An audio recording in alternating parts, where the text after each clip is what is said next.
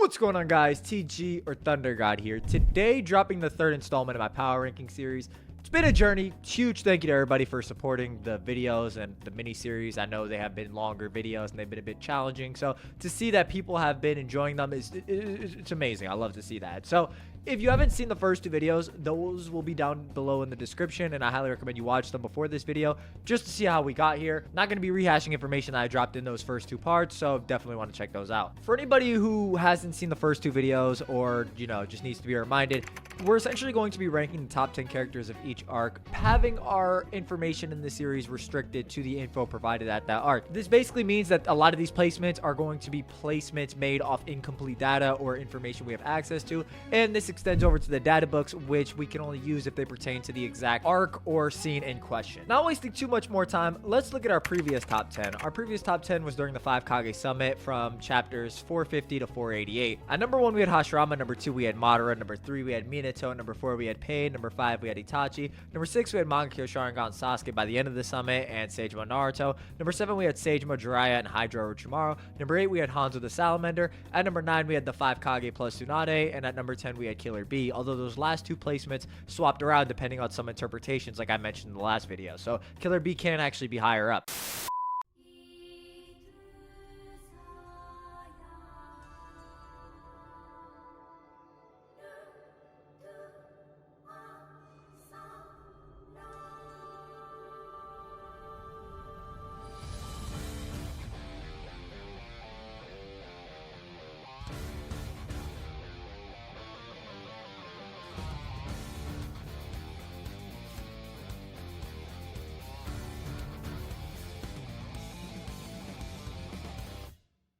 The first arc of this video is the 4th Shinobi War Countdown, chapters ranging from 489 to 515. As a result, there won't be too many ranking changes for this one, only a lot of additional details provided. I will be dropping some characters off after this arc, which I'll elaborate when time comes, since I did that for the first and second video for a couple different reasons.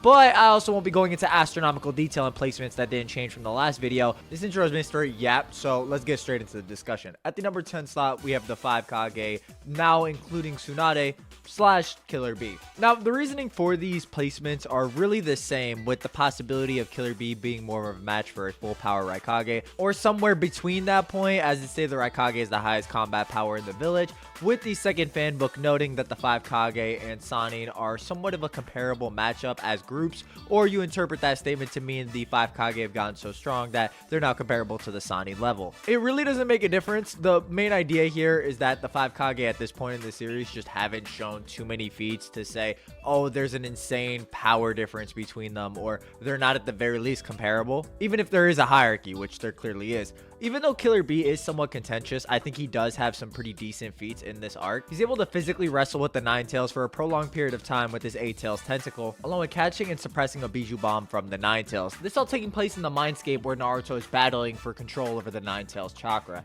I'm not the biggest fan of these feats, because there's logical explanations you can make. Like, B restricting the 9 Tails could partially be due to the fact that he's caught off guard by B as presented in the panel. And even B reacting to the Bijou Bomb isn't that crazy of a feat, since Naruto kind of reacts as well. Like, you see his body and how he's visibly jumping away from Kurama, who's about to fire the Bijou Bomb, and as it's approaching, he's actually able to turn his body, and by the time Gyuki's hand pops up and catches it, Naruto slowly turns towards the Bijou Bomb. Granted, you could say he turned in the time frame the bomb was actually hitting Gyuki's hand. It doesn't really change too much that Naruto wasn't that far off from the Bijou Bomb in terms of speed. So this whole encounter is nebulous at best, at least in my opinion, and isn't enough to justify a solid placement for B, beyond the pre-established limits or arguments that I mentioned in the previous video. Above this higher end Kage tier, we have Hanzo the Salamander and Danzo Shimura. They're both just these higher end Sannin fighters, in that Jiraiya thinks he would need Sage Mode to be an entire tier above an individual who could defeat someone of Hanzo's immense strength. Danzo taking on a much stronger variation of the Sasuke that was able to perform very well even in his weakest stage at the 5 Kage Summit, with the unbelievably broken jutsu Izanagi and hard-hitting wind style at his disposal. At number 7, we have Sagemo Jiraiya, Hydra Orochimaru. Again, very simple reasons for these placements. Sannin plus level fighters, just forms beyond the Sannin or just arbitrarily stronger than the Sannin. In this case, I think Sage Mode Jiraiya is a bigger amp than Hydra Oro, but it doesn't really matter. These teachers of Naruto and Sasuke could only really be dominated by Naruto and Sasuke's narrative boss fight in Pain and Itachi, both of which are regarded as invincible in the series, which in my opinion is just a measure to their strength and is more so just saying these two are so strong, or their abilities make them so strong that they're considered invincible even with the context of Sannin level plus characters like Sage Mode Jiraiya or Hydra Orochimaru. At number 6, we have Mangekyo Sharingan Sasuke and Sage Mode Naruto. Now, I did swap these two, but they're essentially still the same placement. The main reason is just due to Naruto's statement about needing the Nine Tails chakra to fight Sasuke. Now, I think people overblow this statement because Sasuke also self-concedes that he'd need more power to directly fight Naruto, or he doesn't want to risk a close exchange with Naruto, so he needs more power to put himself above that. Obviously, he was blind as well. You know, that did impact Sasuke at that point. But the data book also does directly note Sasuke was going for his EMS, partially due to Naruto, which is represented with him directly contradicting his ideology earlier in the 5 Kage Summit, with him not wanting Itachi's eyes. In Naruto's case, with the Nine Tails power, it is for the same reasons, on top of the fact that Naruto outright states he doesn't want to risk a situation with Pain, to where if Sasuke's too strong for Sage Mode or can't press him hard enough, the Nine Tails hatred will leak out and he'll rampage again. So these two essentially are looking for more power to not run a high diff scenario with one another to where they both die, layered with their character motivations in that Sasuke wants more power to crush Naruto in the leaf, and Naruto, who not only not wanting to risk a situation on the leaf, but has to directly confront the Nine Tails, as if he can't even confront his own hatred, he knows he would never be able to confront Sasuke's, which we do see in the Waterfall of Truth. A big point people also miss with these two is that Naruto is referencing fighting Sasuke at some point in the future. He literally says to Sasuke, if you invade Konoha, I will fight you. Until that day, keep your hate in check and throw it at me. The idea that Naruto is looking at blind, no MS Sasuke and saying, oh yeah, we're gonna high diff each other, is pretty ludicrous, honestly speaking, especially when he's referencing a future fight between the two. You may be wondering why I didn't include Naruto with Kurama Chakra Mode. I don't think there's actually enough feats in this arc to just suggest that Naruto would be outright stronger than Sage Mode. Even though the series has treated the Nine Tails Chakra as like the next power-up or the next stage in Naruto's evolution, the only feats it actually displays in this arc is Naruto not being able to control it, as he uses Body Flicker and pins himself into the wall. If you want to say Naruto not having control of this higher stage of power, or it being so strong and so fast that he can't even control his movements properly, is enough to put it over Sage Mode, I think that's fine. I just think the form is relatively featless, and there's not enough inferences for us to put it above. Like, you could say Cubic Chakra Mode also could be considered stronger than Sage Mode physically, since the raw power of Naruto's chakra arms was so much that he wasn't even able to grasp rocks properly. So you can say the strength and speed of Naruto's new form are beyond what Naruto himself has experienced in Sage Mode, and due to him not being able to properly control this higher power, it is a stronger form than Sage Mode. I would probably agree with you, and I think that's an entirely fair take. I'm more so going with the idea that we haven't seen enough of this form aside from these variables to just place it even in comparison to the rest of the characters on this list. So while it is probably stronger and you can infer that off the chapter range, we're just gonna hold off on it for this specific arc. Naruto's fight against the Kyuubi in the Mindscape is also very good stock for Sage Mode, in that Naruto is able to just throw the Kyuubi, damage him, or at least affect the Kyuubi's hide with a Rasen Shuriken, or dodge Kyuubi tail swipes by hopping over them. Some people might be a little iffy on the Nine Tails fight. I'm gonna talk about that in quite literally my next placement, and why I think you can make certain inferences off these feats, but it's not obviously 100% indicative to what Naruto and Sage Mode can do. It's also not as if Naruto really scales to the Kyuubi 1-to-1 anyway, since he would have lost this fight without Kushina's intervention. So there's really nothing that would just shoot Naruto up an entire tier or just change his placement in this arc. At the number 6 slot, we have Kushina Uzumaki. Now, this may seem like a hot take, but let me elaborate. It's revealed to us that on top of being Naruto's mother, which we did know previously as she has been shown in flashbacks, she was the previous Jinchuriki of the Nine Tails. We see that Sage Mode Naruto, after tapping off the Nine Tails tails while being able to mentally react, can't physically dodge the Nine Tails bringing its arm down, with Naruto noting so fast in response to the Nine Tails movements. So we know that half of the Nine Tails is fast even by Sage Mode Naruto standards. I know it's very easy to dismiss this fight as it happens in Naruto's mindscape, but Naruto is still using a Sage Mode charge here. The main issue is that he wouldn't be able to do everything he does in this fight within one charge of Sage Mode, as he's still staying still, so he's probably in a perpetual state of absorbing nature energy. However, due to the fact that he hasn't absorbed so much that he's turning into a frog, which is exactly what happened to the Preta path when he was absorbing too much Senjutsu from Naruto in the pain arc. The three-way ratio between mental, physical, and nature energies is required for Sage Mode, and Naruto not reaching this threshold or going beyond it would result in him not going into Sage Mode or absorbing too much nature energy. So I think the Naruto that fights the Nine Tails is as strong as Sage Mode Naruto, just not that Sage Mode Naruto would be able to do everything in this fight. So we know half the Nine Tails would just beat Naruto 1v1 in Sage Mode, has the stats to back it up. For Kushina and how she relates to this, we see in the flashback to Naruto's birth, Kushina has an impressive display against the full Nine Tails. For perspective, again, 4 tails of half the 9 tails power could contend with a Sannin in physicality. 6 tails could press the Diva path harder than Sage Mode Naruto, these being fractions made up of half of its power. Kushina, after giving birth and having the Nine Tails ripped out of her, has shown the ability to restrain the Nine Tails before it can even react, with her adamantine shooting chain shooting out. This also being relevant to the Mindscape, as the Nine Tails is also mentally and physically reacting to Naruto's movements there. So this is linkable, and this is a stronger version of the Nine Tails. Kushina is not only locking the Bijou down in its movements before it can react, but restraining it for a long period of time. Long enough for Minato to seal half of it inside of Naruto and himself, only faltering due to fatigue, which is understandable considering what she just went through. The adamantine sealing chains are an A-ranked sealing jutsu, a characteristic of the Uzumaki clan. These chains boast an overwhelming firmness that even the Nine Tails itself can't destroy really easily, and if you're questioning their capabilities, even a more prime version of Hiruzen wasn't really able to get past the barrier that Kushina created with her chains. This same version of Hiruzen that was able to push the Nine Tails out of the village in the anime, whereas in the manga it's more of a group effort by the entire village, but this still should just be a more prime version of Hiruzen.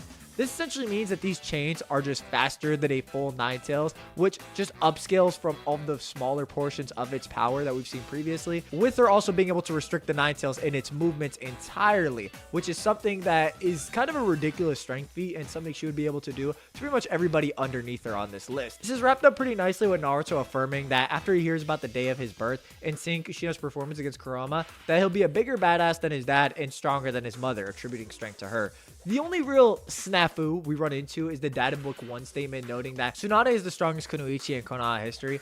I'm gonna be honest, I think this is just a blatant retcon, or you could just argue that the knowledge about Kushina is rather esoteric, in that even the Great 3 or Prodigal 3 didn't even know about certain events with her, like her being the Nine Tails Jinchuriki, although they have heard of her prowess. This is one of those examples, in my opinion, where the statement was made before Kushina even existed or had displayed these far better feats. And on top of this, this is made during Fanbook 1, and Kishimoto or Naruto as a series hadn't fully written out every character. I mean, for example, there's a Naruto novel, Innocent Heart, Demonic Blood, that isn't on the Naruto canon timeline, but was written and has a different sequence of events for what happened 16 years ago. So changes were being made. I much more favor Kushina's stronger narratives here and her blatant feats above Tsunade than this Part 1 Fanbook statement. She doesn't have an official rank even in Data Book 4, with only Data Book 3 noting she's a red-haired kunoichi who could rival a man. I think Kushina's feats against the full Nine Tails really speak for themselves, and the fact that even half the Nine Tails is comparable to Sage Mode Naruto, who is above the Sannin tier, are a very blatant display of this. I will also say that Kushina also being the one to teach Minato all of his sealing ninjutsu is pretty ridiculous, and if you really want to get into it, if you want to argue she's a kunoichi and has fought on the battlefield, Minato quite literally notes when she's giving birth that he's never seen Kushina cry out in pain, which is kind of ridiculous if she's a shinobi, because it kind of implicates that she's never taken damage or cried out as a result of that, or maybe she just has a high pain tolerance. Who really knows? The only thing that stops Kushina from being higher is lack of information. Her lore of being above Sage Mode Naruto and being able to combat the full Nine Tails in terms of stats isn't something that can just shoot her up way higher, because A, we don't know how strong the full Nine Tails is at this moment, only that it is stronger than the variations we have seen previously. At number 5, we have Itachi, and at number 4, we have Pain. Itachi stands here for a lot of the same reasons provided previously. He just scales some area above Sage Mode Naruto and 5 Kage Summon Sasuke, but to the exact extent, not too measurable due to his numerous restrictions. I think his placement here is just reaffirmed by him just being noted to be invincible at his peak, which is a term the series treats as really strong, whether it's by characters, data book, or chapter statements. The invincible metric is important when you consider it just cliffs Pain and Itachi above every Kage at the summit, or characters introduced during this time frame like 5 Kage Summit Sasuke, Sage Mode Jiraiya, Sage Mode Naruto, whereas Pain and Itachi are the only ones who really get this diction, which to me speaks to just how strong they are. They're so strong that they are seemingly invincible. With Pain, there's numerous statements, and for Itachi, there is the Black Zetsu statement. I think Pain being invincible is a more consistent narrative than Itachi, who just has the Black Zetsu statement at this point in the series. For Pain, it's more consistent. It's brought up in chapter statements, the data book, other characters. For Itachi, just has one statement by Black Zetsu of all people, who really shouldn't be that crazy of a knowledge pull at this point in the series. Like, he's just more so noting with the Yadamir and Totsuka Blade, Itachi's at that invincible tier. So both of these characters are just insanely powerful and are regarded as invincible, even when you have these high level Sani plus characters running around. At number 3, we have Minato. The Minato placement is really bolstered, in my opinion, by this chapter range, as he bounces off the previous metric noted before, with Naruto needing the Nine Tails chakra to fight Madara of all people right after seeing Pain. I think this is just a very close fight between them. Minato himself somewhat concedes to the fact that whoever gets the first hit wins. Minato does perform well in escaping Madara's dojutsu that allows him to suck people into that alternate dimension. We see Minato perform well, being able to body flicker and grab Naruto out of the air before Madara can just slash through him, being able to teleport Bijou bombs through a crack in space-time using Guiding Thunder, or being able to use Reaper Death Seal to split up the Nine Tails chakra. Minato notes that the margin for error in this battle is non-existent against someone whose teleportation ninjutsu surpasses Lord Second and his, with him eventually performing a win on Madara by performing the Flying Raijin level 2 and actually taking his arm off. So I think Minato being this high up still stays consistent. I think the only little speed bump in the road, if you would, is the statement where B notes that Naruto using body flicker is just like the yellow flash, but we don't really have too much of a basis for that. He could just be regarding the fact that Naruto just used body flicker, which is something Minato used. We're gonna get more into these interpretations as the war arc goes on, because believe me, you kind of have to. But for now, not too many inferences could be made off that. At number 2, we have Madara Uchiha. Madara Uchiha is up here for the same reasons that he was in the previous video, in that it's noted that he's not in a complete form. He makes this note in the 5 Kage Summit, with the second fan book noting that he still retains his injuries from the first Hokage. So the version that fights Minato is some husk or lower version compared to the full power Madara that fought Hashirama. The only real addition for Madara here is his fight against Conan, which I'm going to be 100% honest. This is not a good fight to A, downplay Madara, and B, upscale Conan. Now, I will say this. Conan being able to perform as well as she did with Intel is insanely impressive, because most characters probably wouldn't be able to do as such. It's only hindered by the fact that Madara outright says he underestimated her, with Conan planning to blow herself up when she tries to take Madara down with her, with Madara actually saving her life. There's also the fact that Conan had perfect intel on Madara's abilities at this point in the series. Now, this is something I kind of want to deep dive into another video, but when Kishimoto wants a weaker character to have a fighting chance or compete with a stronger character, they essentially provide him with, oh, if they knew everything about me or knew my secret, they could have won. You see this with a lot of characters. Madara makes this in relation to Itachi. If he had known everything about me, I would have been dead. Pain making a similar sentiment in the aftermath of his Jiraiya fight. If we didn't have this secret of ours, we probably couldn't have won. With this being displayed more outright in Sage Mode Naruto's battle with Pain, where full knowledge on his abilities allowed Naruto to have a fighting chance against this nerfed version of Pain. It really is a way for Kishimoto to allow weaker characters to have a good shot or fight more confidently against stronger characters, which a lot of people forget in the series of Naruto. Fights don't last long. 10 minutes is considered a long fight by the standards of Leaf Ninja and the Chunin exams, and a 1 hour conflict, as we see with Hiruzen or Orochimaru by Leaf Anbu, is almost unheard of. Village and Shinobi secrets are treated so seriously that there are Undertaker squads that have a sole purpose of destroying corpses so thoroughly as if they never existed. So the point I'm making with all of this is that intel actually matters a lot more than a lot of people think, because a lot of Naruto fights are shorter than a lot of people think, because we get used to these high stamina juggernauts that fight for a prolonged period of time. So intel is kind of used as a way to circumvent any power differences and allow the weaker side to have a fighting chance, which I think is present in this fight. And it also makes Conan's scaling a lot more ambiguous, and harder to apply to Madara of all people. Conan is also considered a bit of a counter matchup since her Dance of the Shikigami is also noted to counter dojutsu, such as the Sharingan, which makes it very difficult to place her confidently. Madara also reveals that he has a 5 to 10 minute Izanagi range, which is pretty ridiculous, as we previously saw with Danzo and what he could do at 10 minutes, whereas Madara could just accomplish this with one eye. While I think this is important, it doesn't change too much since it's also revealed to us that Madara obtains the Rinnegan by the end of this arc, so he'd be even stronger, even though it's not measurable, and I'm not going off that version of Madara, mainly everything else. But the point here is that I don't think Conan 1000% scales to Madara at this point, although I do think she is very impressive in that she could blow off Madara's arm, which is a feat only really performed by Hokage Minato with a larger than normal Rasengan, so I don't think she's a slouch by any means. I'm more so saying the nature of this fight makes it extremely hard to place. At number 1, we have Hashirama tree throwing Senju. Now, this should be pretty clear.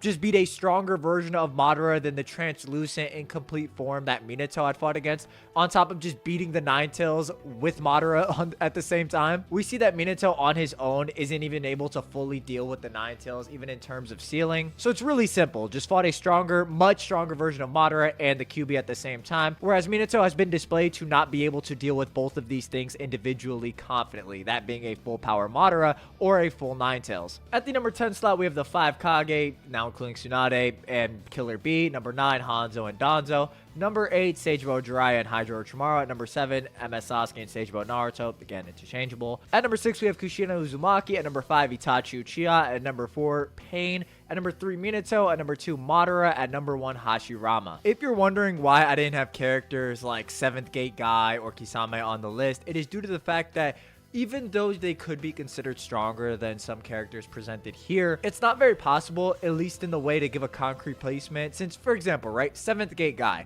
Okay, 7th Gate Guy is pretty strong. He fights Kisame, who's amped off the topography. The problem with this is that Guy doesn't fight anybody else in Shippuden up to this point. He only fights a portion of Kisame's chakra earlier in Shippuden. So the only reference for 7th Gate Guy is that it would just be stronger than 6th Gate Guy that we saw earlier in Shippuden. So it's a bit circular in that Kisame and Guy only really scale off each other, or you could at max say Kisame scales above the version that fought B by some arbitrary amount, which you could maybe say puts him on the same caliber or in a similar range to the 5 Kage, which I think is fair. Again, we just don't have any confident placements to make for them at this point in the series. We also have someone like Kabuto at this point who has access to the Akatsuki and Edo Tensei form, but we don't know how strong Kabuto himself is, just that he reacts to a dash from Madara and is able to summon the Edo Tensei, which Madara reacts to mentally anyway, so it's not even that great of a feat. So with all this in mind, it's very difficult to place these characters. I think you can make a case for them. I'm just not placing them due to it being almost impossible to gauge them in comparison to other characters on this list, which makes it impossible to make a coherent ranking.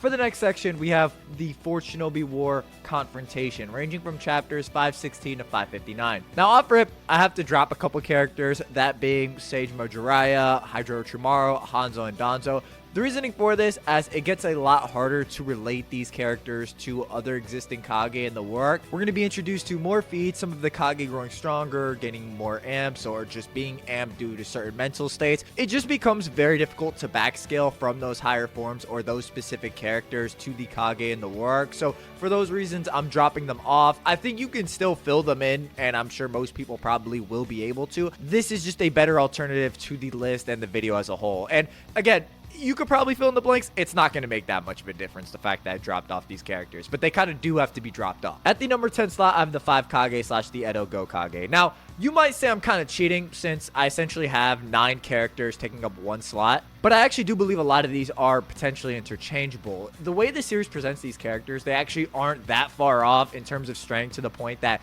they wouldn't be able to fight one another. Let me give you like a little summary to explain. Characters like the Raikage are shown to be able to stonewall somebody of KCM Naruto or QB mode Naruto, which I'm just going to refer to as KCM1 for the sake of this video. in speed, requiring Naruto to respond to the Raikage's body flicker with his own. More on that when we talk about Naruto. Tsunade believes she's capable of fighting the Raikage even when he powers up to a higher stage of his lightning cloak, with her being capable enough for the Raikage to ask her for assistance in stopping Naruto. Onoki is directly on par with Mu in that they can clash their particle styles against one another on and off screen repeatedly at the same speed. Mu can keep up with, or believes that his own particle style is faster than the likes of KCM Naruto's clone of sensing and avoiding the clone's movements. Mu only really being taken down by Naruto's chakra arms that are faster than he is. I'll touch on that more in a bit when we get to Naruto and all that stuff, but moving past that, Mu and Gengetsu killed each other with Gengetsu Speed Imp, a mini chibi water clone that is capable of just blitzing around the battlefield, known to be fast by the likes of Gaara post-Rasa encounter, even with his own personal sand in use, which is also noted to be faster than his desert sand by Deidara. Mind you, Gaara got stronger off the Rasa encounter, so this isn't even the same Gaara at the beginning of the war, with also the same KCM Naruto clone that's comparable to all of this, also fighting the third Raikage, who's a difficult opponent that Naruto can't just raw power through with a Rasen Shuriken, has to rely on the Raikage's own arm and Hell Stab to take him out. All of these dudes are fighting each other and fighting the same people. It really is kind of interchangeable up to a certain point. Now, I'm not going to cheat. I could cheat. I'm going to let y'all know. I can cheat here. Am I going to? I'm not going to. I'm going to give y'all my little 5 Kage to Edo Kage tier list inside the power ranking video at this number 10 slot. So this is really like a top 16. I'm going to be honest with you. I just don't really want to just drop this at Edo Kage and Edo Gokage. So let me give my hierarchy. At the top tier, I would have the 4th Raikage and Tsunade. 4th Raikage A has a very strong case, actually being comparable to a full power KCM Naruto compared to the fragments of strength used against the other Edo Tensei. We'll touch on that more when we get to KCM Naruto. It's also possible A4 is stronger than Jonin Minato, as the databook notes his lightning cloak boasts a godlike speed not inferior to the Yellow Flash, which is a title more commonly associated with Jonin Minato as opposed to Hokage Minato. While I think this can be debated depending on how you glaze Minato, I lean towards the Hokage interpretation due to A4 noting he did not believe anyone could surpass Minato, with him also viewing Minato as the savior. An individual in A's mind can only be granted this title if they are faster than him or can dodge / outrun his maximum speed outright, like KCM Naruto or Minato. The fact that he views both these individuals as the savior even now does paint a pretty clear painting that both characters are faster than him or faster than A's current speed. His overall power and chakra reserves are obviously enormous, having Bijou-like chakra reserves. The chapter statement and Kerin both note this, with his raw power also being impressive, being able to take out singular ribs of Sasuke Susanoo defense, with his supercharged punches being something that Naruto makes note of, being super strong and deadly to someone, not Naruto himself, but strong overall. Basically, A4 has the best arguments in terms of speed, although I think it isn't to the point where he's just eclipsing everybody by like 4 tiers. Tsunade should be in the same tier as I mentioned previously, with her chakra enhanced strength, this being pretty impressive along with all the previous mentions of her lore and strength. That stacks up to the Kage tier. Stacked with her knowledge and believing she can fight A4 is pretty good stock for her being up here. This being A4 when he's powered up into full power and believes he's going to kill Naruto. The only way this doesn't work is if you say A, Tsunade's lying or egotistical, which she isn't, or B, she's flat out dumb, which she also isn't. Just stands to reason she can combat A, or he isn't so much faster that it's impossible for her to fight against. I think A4 is a little more impressive at this point and does have higher implications, but if you think Tsunade with Katsuyu at this point could be deadly to him, I think that's entirely fine. Underneath this, I have Gaara. Now, the reason I have Gaara below is that, like I mentioned before, Gaara just really fights people who are fighting fragments of KCM Naruto's power, and he's able to keep pace with this. For reference, he's able to respond in real time to QB Naruto's movements and create a launch pad for his chakra arm that actually is faster than QB Naruto's own physicals, evidenced by the arm actually allowing him to outspeed a Mu who thought he was faster with his particle style than Naruto's own physical movements. Now, even though Gaara is impressive, you don't want to just go crazy with his feats in the desert, because he does have the topography advantage, which makes it so his arsenal is not limitless at this point, and it allows for him to form infinite combinations or have infinite sand for him to use. Even in the fight with Gengetsu, he mainly won that fight, or was able to stop the seemingly unstoppable Steam Imp via utilizing Rasa's gold dust and turning the Steam Imp into solid gold. The databook also noting that Gaara had gotten even stronger post his exchange with Rasa, visually demonstrated with his Mother Sand defense, which Gengetsu, for example, was able to blow up with his Steam Imp. Again, a lot of these characters just having stylistic advantages, or a lot of these fights coming up to matchup. For example, Gengetsu counters Gaara's Sand with his oil-like water, so he's overall a bad matchup for Gaara. Under that, I would have Onoki, Mu, Gengetsu, and A3. Onoki and Mu are very self-explanatory. I mean, they're quite literally on par. Onoki noting that Mu's particle style is as strong as ever, with the duo clashing with equal speed on screen and off screen. These two obviously having some different hacks and abilities. Onoki with his lightened and weighted boulder technique, and Mu with his sensory capabilities and being able to null his chakra signature. Now, Tsunade does make a note that Onoki is the only one capable of stopping Mu, who has a Keke Toda just like Onoki, with Onoki making a similar sentiment when he's next to Gaara and faced with Mu, but this is more so in reference to Mu's ability to take out widespread shinobi with his particle style, which is clarified by Mu himself, and not really a reference to Mu just being stronger than everybody else.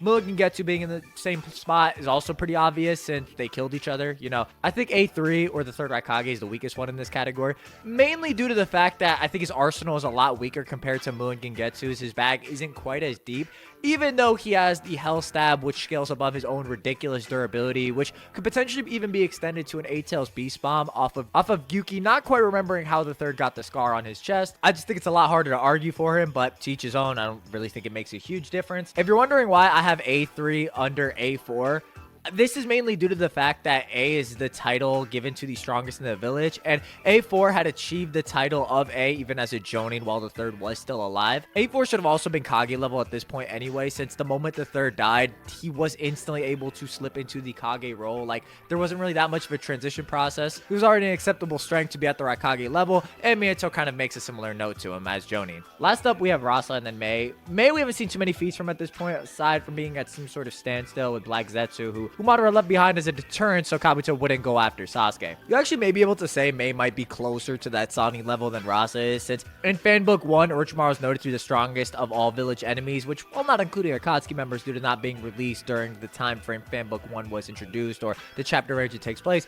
does include the Kazekage and the Sand Village as a whole, as both are noted in this section. Gaara being able to move at comparable speeds to Rasa with his Gourd Sand, which obviously disconnects from later scaling since Gaara gets the Your Mama Loves You amp. Gaara winning this exchange as a whole due to the Edo Tensei being programmed to defend against any jutsu automatically, even if it isn't the most optimal option. They're kind of going off the jutsu's programming and not what they may potentially do or what would be the best option in that scenario. This is not in taking into account anime material, but it is possible to argue Mei over Rasa if you do take the Fanbook 2 statement at face value, like I mentioned previously, with all of the 5 Kage being close to that Sani level, which Rasa isn't at, or just weaker than Orochimaru. That's a brief overview on why I have these characters in this order. You know, you maybe have a different order. Again, I tried to mention that earlier, that I think these are a bit more stylistic, and I feel like everybody could kind of fight everybody, at least in this specific tier. We're 10 minutes in, man, and I'm talking about the number 10 slot. I'm talking about guy who's wrapped up in Charmin Ultra Strong versus guy with no eyebrows, Gengetsu, who wants to be Super Saiyan 3, but ended up being Super Saiyan free. We don't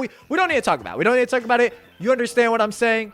If you disagree, bro, we're at number 10. Let's keep it moving. Stop it. The voices are getting louder. I can't do it no more. At the number 9 slot, we have version 2 Kinkaku and or Ginkaku. These two are rumored to have hailed from the Sage of Six Paths himself and wield the fabled Six Paths ninja tools. A bit of a threat level is established with these two. With the third Raikage being introduced, there isn't really any notable reaction besides anger from A4, whereas when the Gold and Silver brothers are introduced to the battlefield, this convinces A4 that he has to join the ranks on the battlefield himself. It's revealed that Kinkaku and Ginkaku have beaten, quote unquote, beaten the second Hokage, which, if you're taking that at face value, could be interpreted to be a Sani level feat off of part 1 Tobirama showings. There's two main examples this could be in reference to. It's more than likely in reference to when Kinkaku and Ginkaku jumped Tobirama and the second Raikage, who, by the way, isn't on this list, even though you could maybe interpret him potentially being a rival to Tobirama due to the chapter statement noting that the third Raikage is the strongest past Raikage, meaning stronger than the second. It's either that incident or when Tobirama decreed that Hiruzen is the new Hokage and they are surrounded by the Kinkaku force, in which case it's also vague since we don't even know if Kinkaku or Ginkaku showed up or if the duo showed up later or anything to that extent, but at best it would just be a Sani level feat if you took it at face value. We'll touch on the details of this when Tobirama's scaling becomes a lot more clear later on in the series. Now I'll mainly be looking at version 2, Kinkaku and Ginkaku, the ones who required the entire first company along with Kitsuchi's company to take down. These two were able to achieve Nine Tails chakra by feeding on the interior meat of the Nine Tails, which allowed them to return alive, and they took a part of the Nine Tails power for themselves. The data book will go on to note that those who exceptionally demonstrate their power surpass even the 5 Kage. However, this usage expends enormous amount of chakra. It also further clarifies on what happened between the second Raikage and second Hokage, where Kinkaku and Ginkaku, using this power in the Nine Tails chakra, inflicted heavy injuries upon the second Raikage and second Hokage. So even here, it's already established that you can't even quite scale them to Tobirama and the second Raikage, since their full capabilities aren't really really as known since they don't have access to all 5 ninja tools in the war arc, nor do they use all 5 ninja tools in conjunction with their version 2 cloaks in the war arc. Kinkaku only even going into version 2 because Ginkaku is heavily weakened. Basically, if you assume the Raikage statement is in reference to base, it just means that on their base they could be considered a greater threat with the ninja tools in the 3rd Raikage, which is why the 4th Raikage needed to pull up. The Daorui fight, I will mention, is kind of a bad look for them, but I will say there are moments in that fight where Daorui would have just lost if he didn't just change his most used word mid-fight, along with the fact that he's potentially men-slammed via thinking about being the Raikage's right arm in that exchange. This obviously isn't insanely relevant as I'm gauging these two individuals as when they're in version 2 and have access to the ninja tools that they use independently. With the group not even sealing Kinkaku conventionally, they actually had to seal him in the amber sealing pot, which was utilized to actually seal the full 8 tails itself. Basically, these two could just be above Daorui and potentially the 3rd Raikage if you think a statement is in reference to their base forms, and you stack on a version 2 of 9 tails chakra on top of that, and you get someone who's pretty ridiculous. I also want to put forth that the Gokage in question should be the current Gokage, as this is taking place during Data Book 4, and the fact that both of them together are what's rivaling the Gokage with all 5 ninja tools means that individually with the amber sealing jar, and depending on who it goes to, or maybe the two utilize it together, they should be stronger than any individual Gokage on this list. And I could get into the brass tacks of the Daorui fight, really, but at the end of the day, in version 2, these two really weren't stopped. They didn't take any external damage. Even Kitsuchi wasn't able to physically damage Kinkaku in their bout. There's something that required 2 company commanders, a bunch of extra shinobi, and the Inoshikacho to actually take down. And even then, it's highly unlikely Kinkaku would have been able to be sealed by conventional means via them having to use the amber sealing jar, which is pretty ridiculous. And the fact that Kinkaku would have had access to that, it's just overall really strong stuff. You also can say that Kinkaku and Ginkaku would be stronger than the likes of Kakuzu, Dan, Asuma, Hizashi, off of Ao's statement of each chakra or Edo Tensei being stronger than the last. I obviously don't think any of these fighters are above like any of the Kage at this point in the series, but I did want to mention I think they're stronger than all of those fighters as well. Next up, I have Kushina Uzumaki. A lot of the same reasons I mentioned earlier, a lot of the same rationale, her just being able to contend with the full entirety of the 9 tails in terms of speed. Kinkaku and Ginkaku using fractions of that power and being able to perform such extreme feats, although they are aided by other aspects of their arsenal. Being above Sage Mode Naruto, who quite frankly would still be very relevant in the war, as even a shadow clone of the original Naruto strength in Sage Mode was able to contend with the Raikage in speed, being noted to have even faster reaction times than KCM Naruto. I know some people like to argue this is referring to base. I'm gonna be honest, I think that's kind of a bad take. I don't really see how you could possibly infer that since Naruto is switching between the 2 forms. And for him to be referencing base, it would have to be him using the form for the first time, or that's the implication. Like, why would he make note of him having a form that has superior reaction time to his base form if he's used the form already? It makes much more sense that he's comparing it to the newer form that he just used against the same opponent. But that's just me, do what you want. So being stronger than Sage Mode Naruto or above him is still very relevant even at this point in the series. I will also say Kushina's narratives are pushed a bit more, being noted to be one of Naruto's twin sons, which on its own isn't concrete scaling, but the fact that Naruto views Minato and Kushina equally in his eyes, especially off his previous statements, does kind of further push the idea that Kushina was pretty strong. Even if you don't think she's as strong as Minato, she's always in the conversation or just compared to him or on a similar note narratively. And again, being stronger than Sage Mode Naruto is very relevant, as Sage Mode Naruto is extremely relevant even in the war arc. If you do think he got stronger, I think that's a fair take, as B makes a note, and something we're going to see, that fighting is kind of a shortcut into a power-up, meaning that fighting kind of grants you more of a strength increase than training ever will, which is something we're going to see with other characters in the war arc. And Naruto only really uses Sage Mode once before he actually arrives to the battlefield. So if you think he clipped his previous version of himself previously, that's fine. Then Kushina still has her 9 tail scaling. If not, and you still think it's comparable or it's kind of circumvented by the idea Naruto's using a shadow clone here, her placement is still just as solid. Either way, I think overall she still just belongs here. At the number 7 slot, we have Killer Bee. Now, the reason Killer Bee is shot up so much as opposed to previously when he's just weaker than the Raikage is due to the disparity in feats that he presents in the war. The most blatant showing of this is him overpowering a full power Raikage's lariat, compared to earlier on, like in the 5 Kage Summit, when he needs his version 1 cloak to actually match the version 1 Raikage's lariat. This is a pretty extreme difference since a full power Raikage is what's compared to those Killer Bee 8 Tails levels of Bijou power, and B is just able to clip that entirely in his base form, along with being able to keep pace and actually intercept the Kaguya Strikes on Naruto when he's prepared to kill him and Naruto goes to make a shadow clone. This is also exemplified a bit more in the Itachi Nagato fight, where Killer Bee is able to keep pace even in his base form with Itachi, Nagato, and Naruto. The chapter statement also remarking that all 4 of these shinobi are top tier shinobi. So Killer Bee just has a lot better feats to where he needs his Bijou power to compete with the Raikage earlier on in the series, but now he can just compete with these Raikage levels of speed or power in his base form. It's pretty ridiculous. If you're also questioning this notion, keep in mind Taka Sasuke could keep base with B and parry him off 18 times in his original fight with B, mainly losing to B's swordsmanship as opposed to just some physical stat disparity, although I do think B was physically stronger as well. Why do I bring this up? Well, Sasuke is notably stronger in the 5 Kage Summit with his hatred and base Sharingan being fully recovered and having his hatred mature, with this version of Sasuke also losing to a lower version of the Raikage. So if you argue that B doesn't get stronger retroactively, you're kind of saying, okay, Taka Sasuke would also be able to perform these feats against a full power Raikage, which doesn't work, obviously. The only way this works is if you argue B got stronger or A got weaker. I don't think the A got weaker stance off of him losing an arm is crazy relevant, I'm not gonna lie to you, but let's talk about it some more. I will say some people use Killer B traveling alongside Naruto as a feat for him.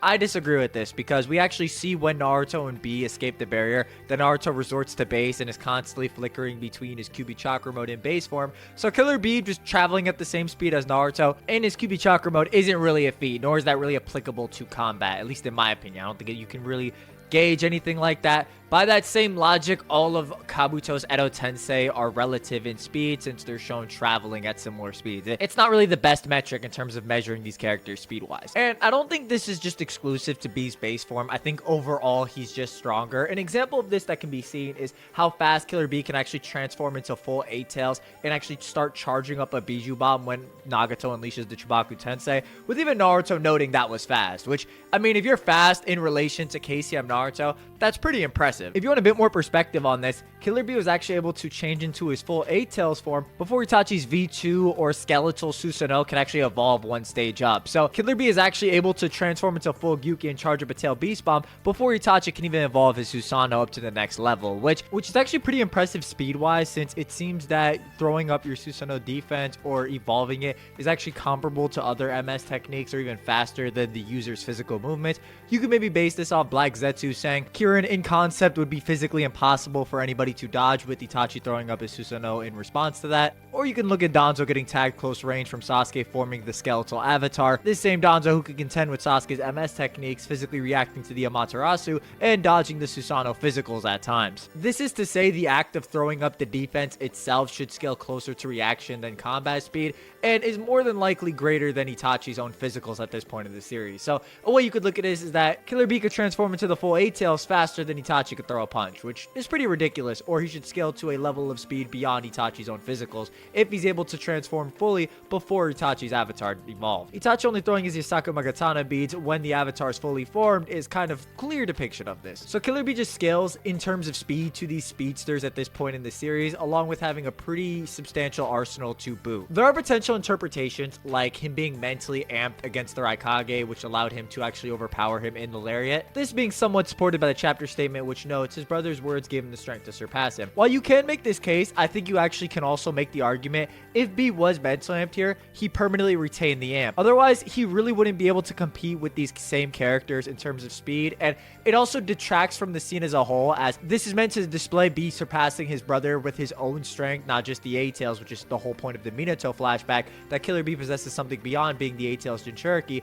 But if he only temporarily surpasses his brother, it kind of defeats the notion of the entire scene. You could also interpret the statement, his own powerful words gives his younger brother the strength to surpass him, as a general statement where the Raikage's words eventually allowed B to surpass him, as opposed to just being in the moment, since Killer B is reflecting on words the Raikage had spoken to him in the past, which he would have kept in mind going through his journey of mastering the 8 Tails power and becoming a full-fledged shinobi. I think there's a couple different avenues you can interpret this scene, but the overall idea is that Killer B does scale to these levels, and he has the feats to back it up. And even if you wanted to say he's not exactly full power Raikage, Raikage level or doesn't scale to the Raikage and body flicker, it still would put him above the Raikage and a bunch of these other fighters, as this is base B. B overall would just scale to these levels of speed in base or with his lariat, which honestly should make him faster since chakra is noted in the data book to be loaded at the arm. Very similar in principle to the Chidori, where chakra is focused on the arm and it being regarded as flesh activation, with some translations knowing that the Raikage even approaches the speed of light itself with this technique. So I think to say it's a linear moving speed amp, which is consistent with other lightning techniques in the series, is also fine. Bottom line is Killer B just fights stronger people, and the fact that he's comparable to a full power Raikage in base puts him a pretty distinct tier above the people below him, with his higher end feats being more comparable to the likes of Kyuubi Naruto and Edo Itachi. So his placement here is pretty cemented, and just keep in mind this is all base B I've discussed. This isn't talking about version 2, version 1, or a full 8 Tails form. At the number 6 slot, we have KCM Naruto, and I'm gonna be honest, KCM Naruto, or Kyuubi Mode Naruto, I'm just gonna call him KCM1, is kind of an animal in the work, and I'm tired of pretending he's not. It's pretty ridiculous. Naruto at this point in the series has a much greater grasp on the Kyuubi power and can now control it and use it in combat, with the form almost outright being noted to be stronger than Sage Mode, as Naruto notes to Nagato, "I'm much stronger than when I fought Pain." Now, I do think Sage Mode is fundamentally just a different skill set than KCM, even if you think KCM is holistically a stronger form. But both forms are useful against the same caliber of opponents. Like, Naruto can switch between the forms against the third Raikage, and both are able to combat and deal with those levels of speed and the Raikage's arsenal. They more so just have different skill sets. And you know, to go back a sec, I think KCM1 is holistically the stronger form, but Sage Mode is more so just a different skill tree compared to what KCM offers. Now, let's work backwards. I want to start with the Raikage fight because I just touched on that with B, and then, you know, we never have to touch on this fight again, thank God. I think a lot of people just slap the Raikage and Naruto as relative, which I can see because, you know, they're keeping up with each other, but I think a lot of this gets lost in the, you know, the encounter itself. Basically, the way the encounter goes, Naruto is just kind of speed testing himself against the Raikage, constantly upping his speed levels to contend with A4 and his lightning cloak. Now, I already touched on the savior point I mentioned previously, and I know I mentioned that mental amp point with Killer B. I think it's a similar case with Naruto, because I've heard the argument thrown around that Naruto's mental amped in this situation because he's thinking of his friends and how he can't fail. While I will say I think this is a fair take, I have a similar opinion of the B example or mental amp argument, in that if you think Naruto's mental amp, he almost has to retain that strength or go up. As B notes, you kind of get stronger the more you fight. So he either has to have gotten stronger via the mental amp or this whole encounter with the Raikage, and Naruto shouldn't go back down in strength afterwards, because if he's temporarily faster than the Raikage, then he's temporarily a savior, which really doesn't work in the grand narrative of the, you know, scene. It would just mean he's temporarily somebody that could be considered a savior, and then he just gets weaker or goes back down. So I think the idea that he either just retains the mental amp or just is not mental amp, both interpretations are fine. I just would know I think Naruto is just faster than the Raikage post this encounter, and I think a lot of people get this encounter kind of mixed up. Basically, the way it goes is towards the end of the fight, the Raikage uses Body Flicker to run at Naruto. Body Flicker, in essence, is just a travel speed boost to get you from where you are to your opponent, but you can't really just throw punches with Body Flicker. It doesn't really work like that. As we see in every example, Sasuke versus Deidara, Minato versus Madara. How many, what are we at with that? I need a counter. Can we get a counter on that? I need a counter on how many times I'm doing that. Sasuke versus Deidara, Minato versus Tobi, technically at this point, since, Madara is introduced during this chapter range. Sasuke versus the Raikage part 1, and even in this encounter we actually see the Raikage materialize before Naruto. Essentially what happens is the Raikage uses Body Flicker to get close to Naruto. Naruto is able to react to the Raikage and then use Body Flicker on his own to respond and outrun the Raikage, which the Raikage notes Naruto's the only one to outrun his fastest punch. This doesn't even matter in the grand scheme of everything, but more so is just to say Naruto can lap the Raikage with his own Body Flicker variation via actually being able to react to the Raikage's max speed. And I'm going to get into why I think it's his Body Flicker when I talk about Minato, because, oh man, we're going to get on Minato, man. He's fallen a little bit. I'm not going to lie. This chapter range does not do him any favors. Let me tell you something. Now, going past all this, I want to make it abundantly clear. If Naruto and A4 fought, Naruto would wax A4 so bad. Send him to the Cloud Village in the sky. VIP pass next to his pops. The reason I say this is because following this encounter, we see Naruto can make 13 shadow clones that can fight Kage level opponents on every battlefield, meaning that there are 14 Narutos present. And Naruto can technically make one more clone as he does so after his fight with Itachi. However, this is the limit that stretches the Kyuubi chakra mode too far, making the clone lose his chakra cloak, along with Naruto himself. Although I should note that the other clones don't lose their chakra cloaks. Naruto had to have split his chakra up between 13 clones, meaning he had to have been operating on less than 8% of his maximum chakra between each clone. And these fragments of Naruto's power can all fight Kage level opponents. Imagine if A4 got jumped by 13 Narutos. What's he gonna do? He can't even damage him. A4's physical blows aren't enough to even guard break Naruto. And Naruto's note about A4's strength is, oh, this is good. This is a heavy punch. He notes it's a heavy punch. You know what he says? Oh, this could hurt somebody. Who says that? Imagine you punch a dude and he's like, wow, that could hurt somebody.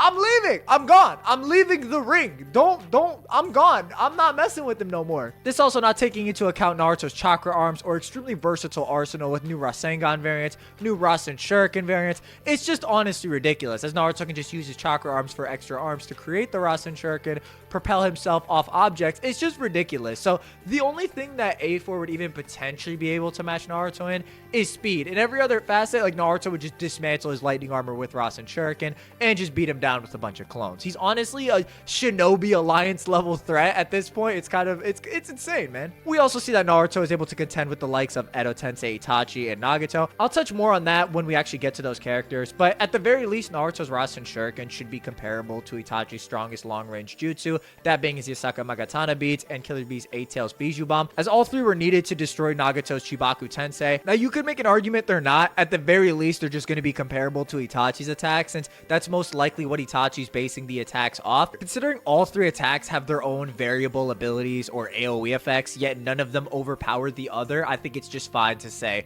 you know, Naruto's Rasen Shuriken at this point can be comparable to 8 Tails Killer Beast Bijou Bomb and Itachi's Asaka Magatana beads, or triple bead, I should say, 3 bead, whatever. So Naruto actually does fight nerfed in a lot of battles during the work, and I think Naruto's strength is pretty ridiculous. Like, not enough people just talk about how insane KCM Naruto is at full strength. There's even glimpses of this when Naruto and B escape the barrier on Turtle Island, where Naruto's actually able to hold up and shrink the 8 Tails Bijou Bomb and hold it, which is kind of impressive if you consider how Bijou Bombs earlier in the series are presented to have a lot of weight to them, or that's supposed to be high density chakra. So the fact that Naruto could just carry it around is kind of a feat indicative of like 6 Tails Naruto or full 8 Tails Killer B, and Naruto can just hold it, shrink it down, and do, you know, whatever he wants with it. Use it like a Rasengan. Shouldn't be too surprising considering the Rasengan is based on the Bijou Bomb, and Naruto actually is practicing to perform that, only not really being able to perform it as a shadow clone. In short, Naruto's just kind of an animal. He can compete with a full 8 Tails Killer B in terms of power and could just clone himself multiple times. I want you to keep in mind too, Naruto being this strong is actually kind of noted in the series. Itachi kind of reprimands Naruto for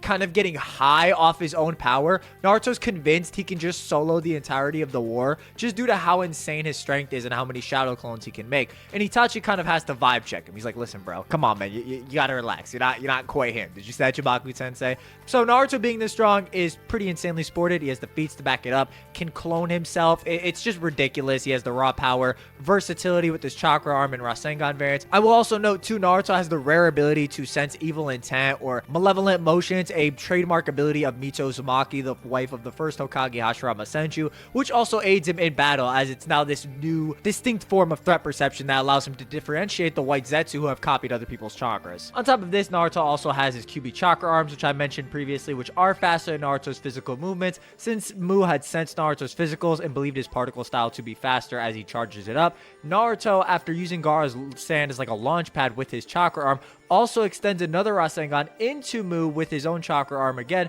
before Mu could really react. So Naruto is able to tag an opponent who could dodge his physical movements and believes himself to be faster off those physical movements with his chakra arms in play, which does give off the idea that they are faster than Naruto himself. How much faster at this point is a little arguable, since Naruto does use 2 chakra arms, one off the launch pad and one to push his Rasengan into Mu.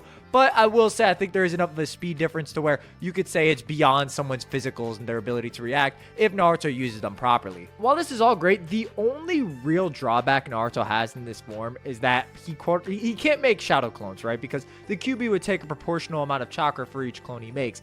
The difference is that the Kyuubi isn't doing this for some reason at this point in the story, so Naruto is able to make clones. So that drawback isn't really present. The only other thing I could think to mention is that KCM or Kyuubi Chakra Mode has somewhat of a time limit. However, we don't really see the upper limits of it. We only really see Naruto at this point burn out when he attempts a techniques like that he's not capable of doing yet, like the Bijou Bomb, or when he just expends himself too far by making 14 clones total, which is kind of ridiculous. So yeah, Naruto's just kind of ballistic at this point in the series. At the number 5 slot, we have 3 characters, that being EMS Sasuke, Edo Itachi, and Minato. Now this tier is very weird because all of these people have scaling or ways to suggest that they're stronger than KCM Naruto, whether in their hacks, their abilities, their stats, but the exact reach of that is now somewhat vague. All we know is that they just should be above KCM Naruto. Starting with Sasuke, since I think he has the weakest case here, essentially this is based off him finally awakening his Eternal Mangekyo Sharingan, displaying the same armored Susanoo variant as Itachi,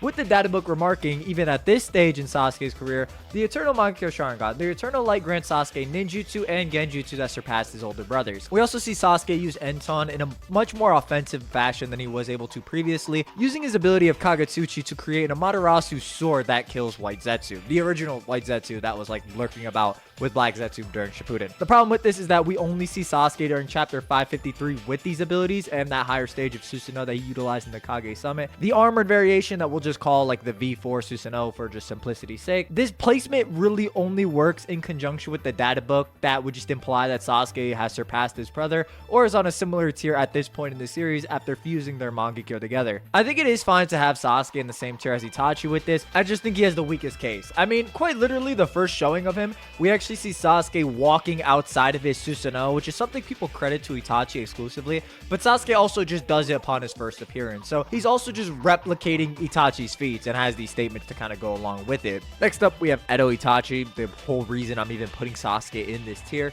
Now, Edo Itachi has a pretty good performance against KCM Naruto, but before we do that, we have to talk about Itachi as a whole. As an Edo Tensei, Itachi basically has an Eternal Mangekyo Sharingan.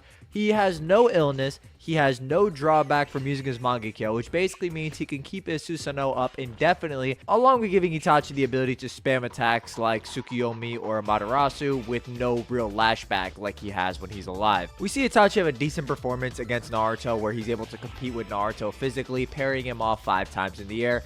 I'm not the biggest fan of this encounter since I think you can make a valid case that Naruto is holding back to just talk to Itachi, but I think the fact that Itachi in terms of physicals can just compete with this Naruto in terms of close quarters combat is pretty impressive. And even if you don't like the whole Naruto aspect, Itachi also is able to compete with B in close quarters combat, completely avoiding his 7 sword style entirely, or when Naruto and B both attempt to box in Itachi and he's able to avoid both entirely. Even if you went with the idea that Naruto wasn't going all out here just to probe for intel, it still would be consistent that Itachi would be comparable to this range, as he's competing with B, who doesn't have this sort of reason for holding back. It would previously just established a lot of base B scaling. Itachi's techniques are also at this caliber, as Naruto directly notes to B that if he gets hit with either Amaterasu or Tsukiyomi, it's over, which should include Naruto himself in that assessment, or Naruto should be including himself. Otherwise, it's just a weird statement. Like, it makes sense that he's more so discussing that if either of them get hit by these techniques, it's just game over, which is true, honestly, at this point in the series. We further see Itachi actually break out of Tsukiyomi with the Kodo Crow that was programmed to respond to his Mangekyo Sharingan, leading to him breaking out of the Tsukiyomi and attacking Nagato. Now, Itachi actually does have a lot of impressive feats against Nagato, and I think that's where he really shines, and you can make a much more solid case for him being here.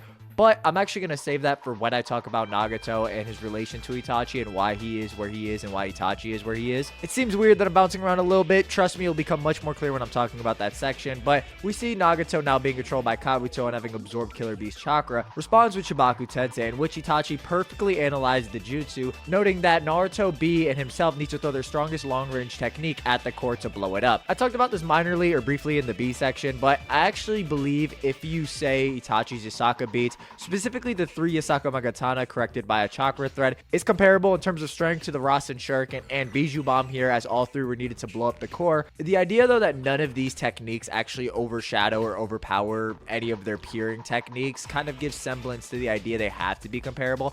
Otherwise, for example, if the Bijou Bomb was that much stronger, it just would have been a Bijou Bomb explosion. If the Wind-style Rasen Shuriken was so much stronger, it would have been a Wind-style explosion. But the fact that neither of those effects really take place implies to me that they are very comparable in terms of strength. So I think giving Itachi this feat is entirely fine. I'm not super opposed to it. I think it's just a good feat. We then see Itachi seal Nagato with the Totsuka Blade, leading to the conclusion of the fight. Pretty much all of his MS techniques are still very effective against the caliber of shinobi we are seeing at this point in the war, so it really shouldn't be a surprise. There's also the chapter statement that remarks Itachi and Nagato as the top 2 Edo Tensei. And honestly speaking, I don't think there's a single person who read the manga and didn't think these two were the top 2 Edo Tensei at this point in the series. It's just like pretty blatant, you know what I mean? There's not, you know, I don't know how else to say. Itachi will be continued in the Nagato section, so we're gonna put a pin on that and go back to this in a second. The last person in this tier and the top of the tier is the 4th Hokage, Minato Namikaze. Now, this might seem painfully low for Minato, but you have to understand, Minato's statements at this point in the series aren't quite as good, or maybe there's some potential narrative shifts that Kishimoto's painting, but he's now just very comparable to KCM1. Now, there's a couple different ways you could interpret this. The way it's portrayed is that Minato and Naruto being compared only comes about when Naruto actually uses body flicker, which essentially means that Naruto's absolute top speed is the only thing that allows him to be comparable to Minato, or that's when the comparisons are made by Killer Bee, by Tsunade, and by the Raikage. There also is the idea that Naruto is being compared to Jonin Minato, which is what the scene of the Raikage implies. But then I put forth, why is Hokage Minato really stronger than Jonin Minato at this point in the series? There's not a lot of quantifiable ways to say there's a huge difference, only really that it's presented that A still thinks Jonin Minato, or Minato as a whole, is still faster than him, or that he's still the savior, which Naruto is now on the same level as he performs a similar feat. Minato scaling to Madara, or him being presented as a greater threat than Pain, doesn't really work because A, Nagato is stated to be stronger than Pain, or the 6 paths of Pain, and B, Naruto directly notes that the power he's using is meant to fight the masked man, and controlling the Nine Tails chakra is what Minato had intended. We'll touch on the specifics of that as they become more relevant, but it should become very clear that it's very hard to place Minato concretely, aside from, oh yeah, he's probably just above KCM1, but we don't know exactly by how much, which is kind of what this tier is. Just stronger than KCM1, but not by like an entire tier margin. Like, you're still comparable. You can still fight him while being stronger. I will say though, people do try and downplay Minato off the A and B encounter, but this is pretty asinine, I'm not gonna lie, because it just kind of ignores a lot of context. For example, some people believe that B actually reacted to Minato when he pulls the kunai and reacted to Minato's flying ThunderGod technique, which is ridiculous because if B was actually the same speed as Minato, who was just faster than the Raikage's top speed, who should have still been stronger than B would have just eventually tagged Minato in their cat and mouse like encounters, but the duo never does. And the fact that A4 says that Minato was unsurpassed and B only surpasses him in the war arc should kind of give you an idea of that it doesn't really work. That's not really a logical line of consistency. And while we're on the topic of B, it also seems fair to address the Taka fight, where the Viz version is a mistranslation. B actually notes that Sasuke is among the top 2 strongest opponents he's ever fought. And if you're able to do basic math, you'll probably be quick to throw Minato into that assessment and put him below Taka Sasuke or in a similar tier. But I don't really think that's quite legit because the way Kishimoto phrases it, after the first Sasuke fight, Yuki notes that shinobi are still evolving and progressing, where B also notes that Sasuke is the first person to dodge his lariat since his brother, with C making a similar note after Sasuke performs extremely well against the Raikage, about shinobi evolution still progressing off of Sasuke's performance. I think it's much more implied that B's directly comparing Sasuke to the Raikage, as he does it multiple times, and both C and the Eight Tails make similar statements. Short answer is that Minato wasn't written into the story, or this encounter wasn't written into the story, but also B might just not be considering Minato in this assessment since he's been dead for almost 2 decades at this point. It doesn't really matter though since we're taking Hokage Minato, but back to what I was saying earlier, it just seems that he's more so compared to body flicker Naruto, or that's only when Naruto can be compared to Minato, so that's kind of where Minato lies. If you have Edo Itachi above at this point due to more discernible feats, higher hacks abilities, I think that's fair enough. Minato's scaling at this point is extremely vague. It doesn't do him any favors at this point in the series, and his scaling to Madara, air quotes, doesn't really get him a pass anymore. Even though that's above Pain, Edo Itachi at this point should also be above Pain. At the number 4 slot, we have Edo Nagato Uzumaki with red hair. Now, this is going to set off a lot of red flares in the comments. Now, it's going to set up a lot of red flares in the comments, but I'm going to be real with you. Edo Nagato gets some of the worst representation in the community. I don't know what it is. I just never see people drop good arguments for him.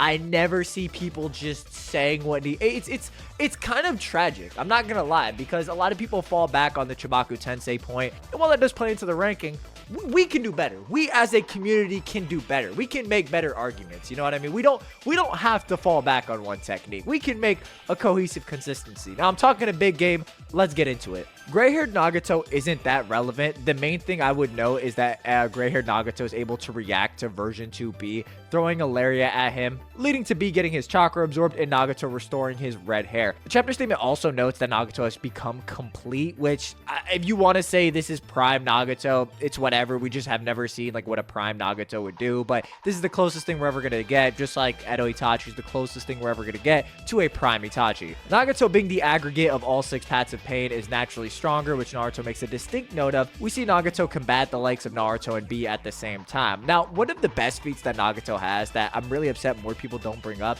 is he's able to react to Naruto's chakra arms, which we established previously are actually quite a bit faster than he is at close quarters, which is important because it directly puts his reactions above Naruto's own physicals. This is already great stock, but considering that Nagato now has access to all of the Rinnegan abilities and shared vision, it's honestly ridiculous what he could do, and this is obviously demonstrated when B tries to come down on him with a right tone enhanced blade, and Nagato just catches him and utilizes Shirado to restrain him and is about to launch a laser at his face. This is a side note, but am I the only one who thought his Storm 3 ultimate was like the coolest thing ever? You know when he like shoots a beam through Chibaku Tensei?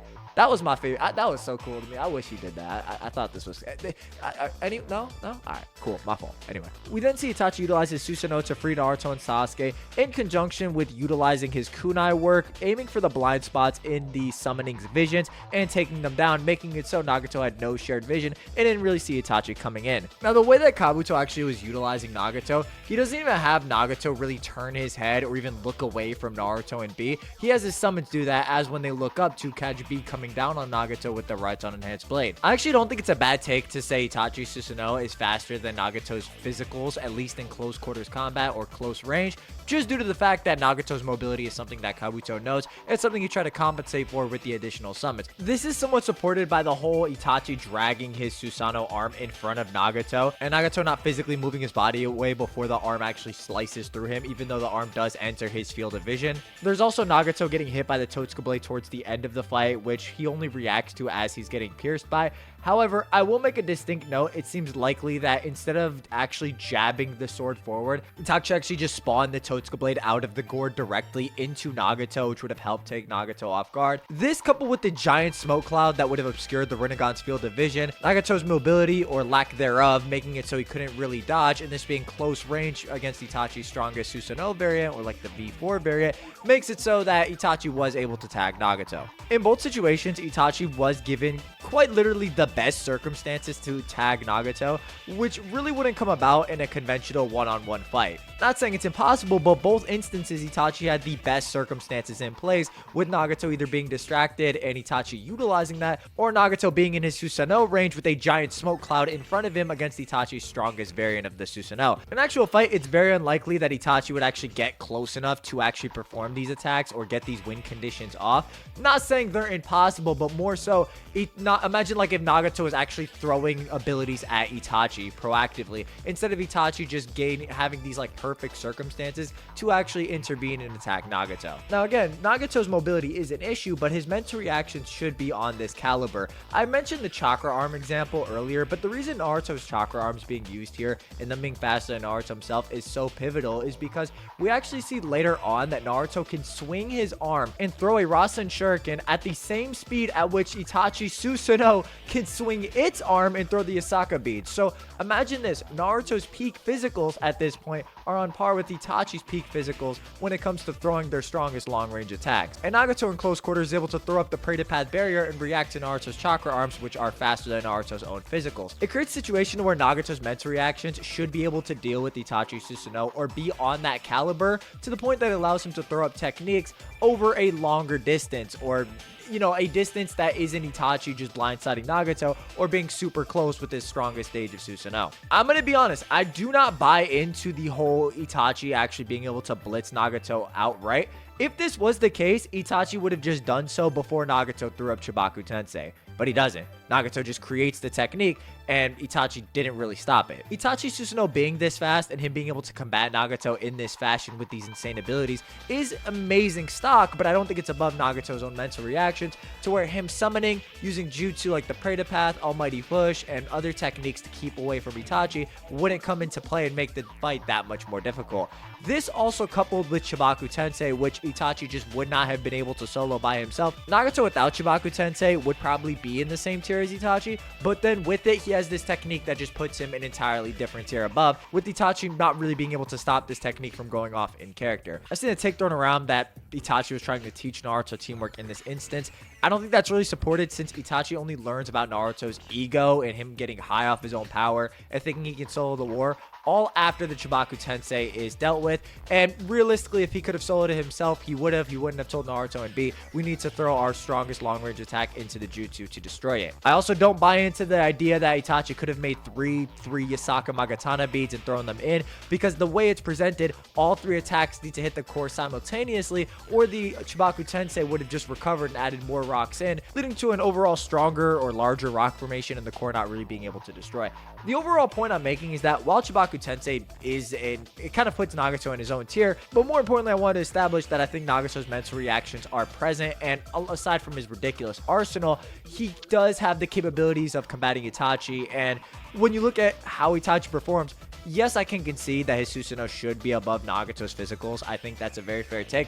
More often than not, even if Nagato isn't moving, he would just have summons and all these ways to keep Itachi out of that close quarter Susanoo range, which is really where he's strongest. Is it impossible for Itachi to win? No. If it wasn't for Chibaku Tensei, I would actually have Nagato 1 tier lower and at the strongest end of that tier. But with Chibaku Tensei, I think Nagato just is in his own tier, as nobody really below it would be able to deal with it on their own. That's actually cap. Naruto would...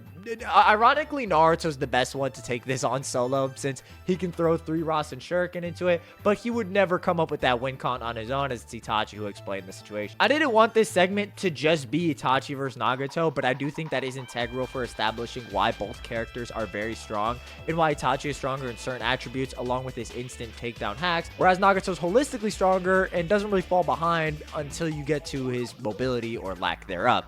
If you think Itachi can win off his merits, his intelligence, and his jutsu, ball out, have a field day. But I'm gonna be honest, Naruto moving at a similar speed to Itachi's Susanoo is better stock for Naruto actually holding back earlier in the fight against Itachi physically, and Itachi not just being as fast as a full power Naruto. Regardless of what we say though, these two are just unbelievably powerful shinobi at this point of the series, and just deserve to be this high up on the list. At the number 3 slot, we have Tobi, who's revealed to not be Madara, as Madara is revealed during this chapter range. Now, on one hand, you have Tobi no longer bouncing off the Madara lore that he was previously, but on the other hand, he's still strong enough to where he can still be believed to be Madara, and he still does have the direct scaling off Minato to where he can still be placed on this list. On a baseline, Naruto makes note that controlling the Nine Tails chakra is what's key to defeating the Masked Man, so at the very least, this Masked Man does upscale from QB Naruto at this point in the series, and Minato himself.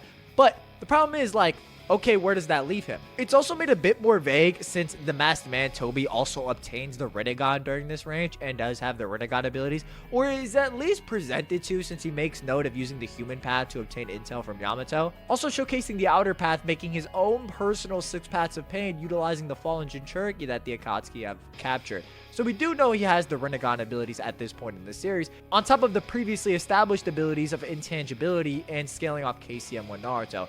So this whole point basically presupposes that Tobi can still use everything Nagato can, and still has all that KCM Naruto scaling that has previously been established. Even if he doesn't bounce all the way back from the Madara and Hashirama stuff, he still does gain like a lot of stock off Minato. And in this point in the story, there's no real reason to doubt that Tobi doesn't have all of the Rinnegan abilities, because he also summons the Geto Mazo against the first company, which is a feat only Nagato has done himself. So we have 2 abilities we know he can use, and he summons the one thing that Nagato himself could summon. So at this point in the story, it's very safe to assume he can just do everything Nagato can, or has access to that entire skill set on top of the intangibility in KCM1 scaling. Aside from what I just mentioned, Tobi in the white mask and with the Rinnegan doesn't have any real tangible feats at this point in the story, and I'm not including the Edo Jinchuriki, since we have no idea how strong they are, and I don't include Edo Tensei for fighters, so I'm not going to include the Edo Jinchuriki for Tobi at this point in the series. If you go with the idea though that Naruto's full power is what's required to fight Tobi at this point, with his absolute top speed that potentially is even being compared to Jonin Minato of all people,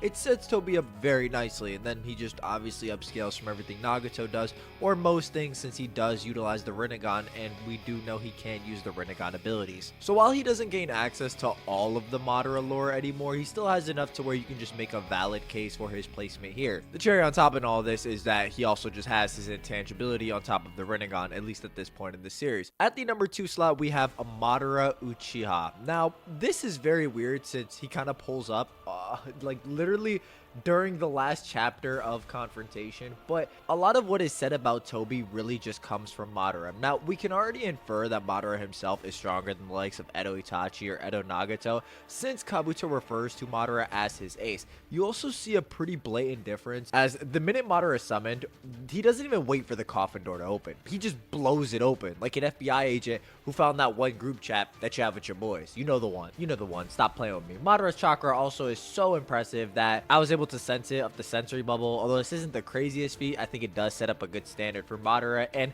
the best way I can describe Madara and Toby's relation is that Toby's feats are impressive in that he was strong enough for people to believe he was Madara, but these still are feats that Madara should have been able to perform, like controlling the Nine Tails for a short period of time. There's no real objective way to put Madara above Toby, in my opinion, other than the idea that this Madara would logically be stronger than the guy using his name, since Toby kind of plays into this by saying he's not in a complete form when characters like Onoki questions why somebody of Madara's caliber would need to use roundabout tactics. So I think Toby and Madara actually benefit from the Madara lore, with Madara himself actually just gaining the most of it, and Toby also does gain a bit off of it in the fact that he's so strong it's actually believable that he is Madara. And then at number 1 we have Hashirama Senju for the same reasons I described previously. I mean, Yamato himself, off of having Hashirama's toe hair follicles in his body, was able to power up the White Zetsu army as a whole. It's just kind of a trope at this point in the series to get a power up off of injecting Hashirama's genetic material into your body. But again, him fighting Madara and the full QB and beating both those opponents just sets him up as being above pretty much everybody else here,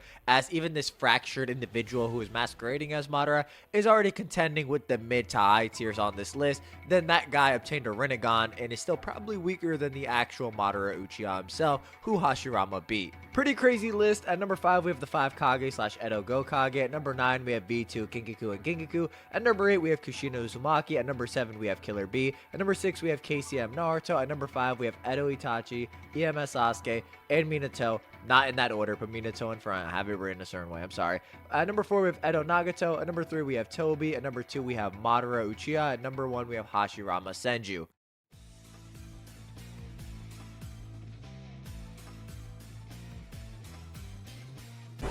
Now, normally, what I would say is we have For Shinobi War Climax, which ranges from chapters 560 to 639. Now, I'm not going to lie.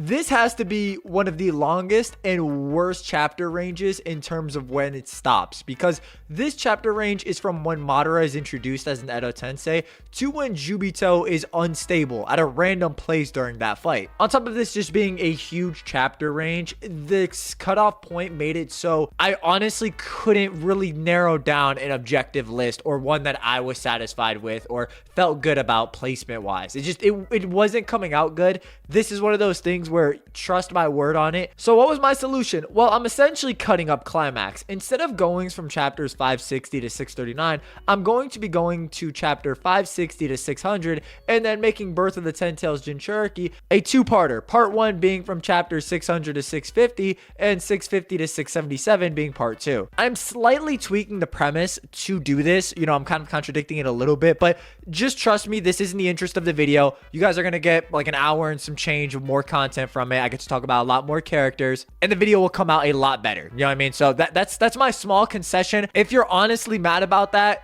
which I don't know who on this earth would be mad about it when there's only positives that come out of this. But if you're like, if I really ruffled your jimmies, I don't give a fuck, man. You know what I had to deal with, man. Let's get into this. At the number 10 slot, we have Onoki and Tsunade. Now, I'm actually dropping Kikaku and Ginkaku off the list because it's much harder to extend their lore, especially when we have a higher form for Tsunade, and Onoki just displays some ridiculous feats now that he's like amped via the Will of Stone during the Madara fight, which is the version I will be using here. I believe these two have standout performances. Starting with Tsunade, she's obviously stronger than her Sannin self, as her Byakugo seal is stated to make her stronger and power her up. The data book directly noting this, where her adopting regeneration without weaving signs via her 100 healings, which Madara notes is just like Hashirama's ability, which he kind of cites to Tsunade earlier in the fight. Tsunade also showcases incredible raw strength with her Byakugo seal, being able to crack Madara's ribcage, which in terms of raw strength, none of the other Kage are able to do, requiring Onoki's particle style, Mei's lava style to really affect or take down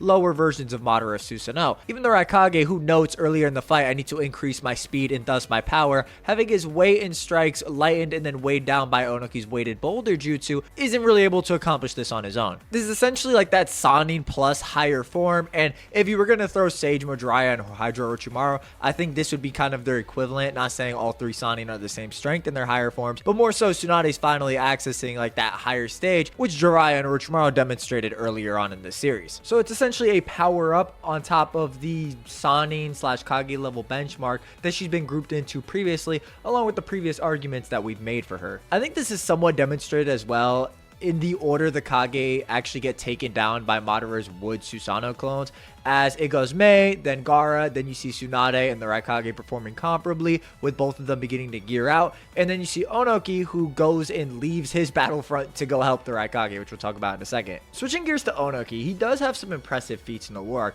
One of the bigger ones, even before the Madara fight, is actually just surviving the Tengai Shinsei on his head, which is kind of a ridiculous feat. Obviously, he gets healed post this encounter, but it still is a good feat. We then see versus Madara, Onoki is just progressively getting amped. We see him overpower one of Hashirama Senju's jutsu, that being the Deep Forest Bloom, which none of the other Kage could do. Even the more physical juggernauts like the Raikage and Tsunade just dropped at it. The data book note, whoever inhales it kind of has their body's movements taken away from them, with Onoki just gaining this Will of Stone sort of amp and being able to power through it. With the chapter this takes place literally being noted Will of Stone. A side point people might bring up is that Onoki has A4 reactions because he's weighing the Raikage down in real time, but the Raikage's lightning armor, which enhances reaction times, actually does extend over Onoki, so Onoki's own reaction times are getting amped. So I don't want to use that as a feat. However, Onoki actually tagging 5 of Madara's wood clones with the weighted boulder technique without dying or getting tagged in response, and then leaving to go save the Raikage, with Madara directly crediting Onoki is the problem, with his wisdom in battle showing through, which is evident as most of the strategies used against Madara, which were hindering him, were Onoki's strategies. He literally tells the Mizukage to use the hidden mist technique in order to block the Rinnegan's field of vision, and has the idea to use the Raikage and make him lighter and heavier in order to do more damage to Madara Susanoo. So I would also point out too, Onoki's Wood Golem is actually what makes Madara use Deep Forest Bloom, as Onoki makes a much larger variant than the one that was on par with Gaara's Sand Shield, which forces Madara to actually use the Deep Forest Bloom against the Kage. And we know they were fighting off screen because Tsunade is healing Mei, who was at full HP from the start of the fight, so there was some off-screen fighting. This is more important when you consider the fact that they're choosing this strategy over a weighted Raikage, and Onoki making the Raikage heavier is kind of important, since the data book notes that the cooperation of a fellow Kage overpowers the previous generation. So this essentially puts them an entire tier above the previous gen, and Onoki's Wood Golem is a stronger technique in response to that. So basically, Onoki just performs better than the other Kage against the Wood Golem and is directly credited by Madara the most. This also being partially due to his Will of Stone and him being able to rally the Kage as well. But his performance against Madara is just kind of ridiculous, as he's just getting this ridiculous Will of Stone amp, and it's kind of due to him having this ideological clash with Madara, which Tsunade kind of taps into later on. But just look at it like this, Onoki's just kind of amped off the Will of Stone and is just performing all of these crazy feats during the fight. Tagging and stalling 5 Wood Susanoo clones, it's just kind of ridiculous stock in my opinion, and if he's able to do that, I could just see him doing that to any of the other Kage with his wisdom in battle, large scale Wood Golem constructs that are probably stronger than any of the Kage if Madara has to respond to a stronger technique to use against it. I think Onoki's placement here is pretty self-explanatory. And again, this is like an amped version of Onoki, but this is the one I'm using for the sake of discussion. At the number 9 slot, we have the Edo Tensei Jinchuriki. Now, the Edo Tensei Jinchuriki are very strong, but they're also kind of weird. Let me explain. I think there is a hierarchy to the Edo Jinchuriki, but just talking about them individually, they're essentially just on par with Naruto and B.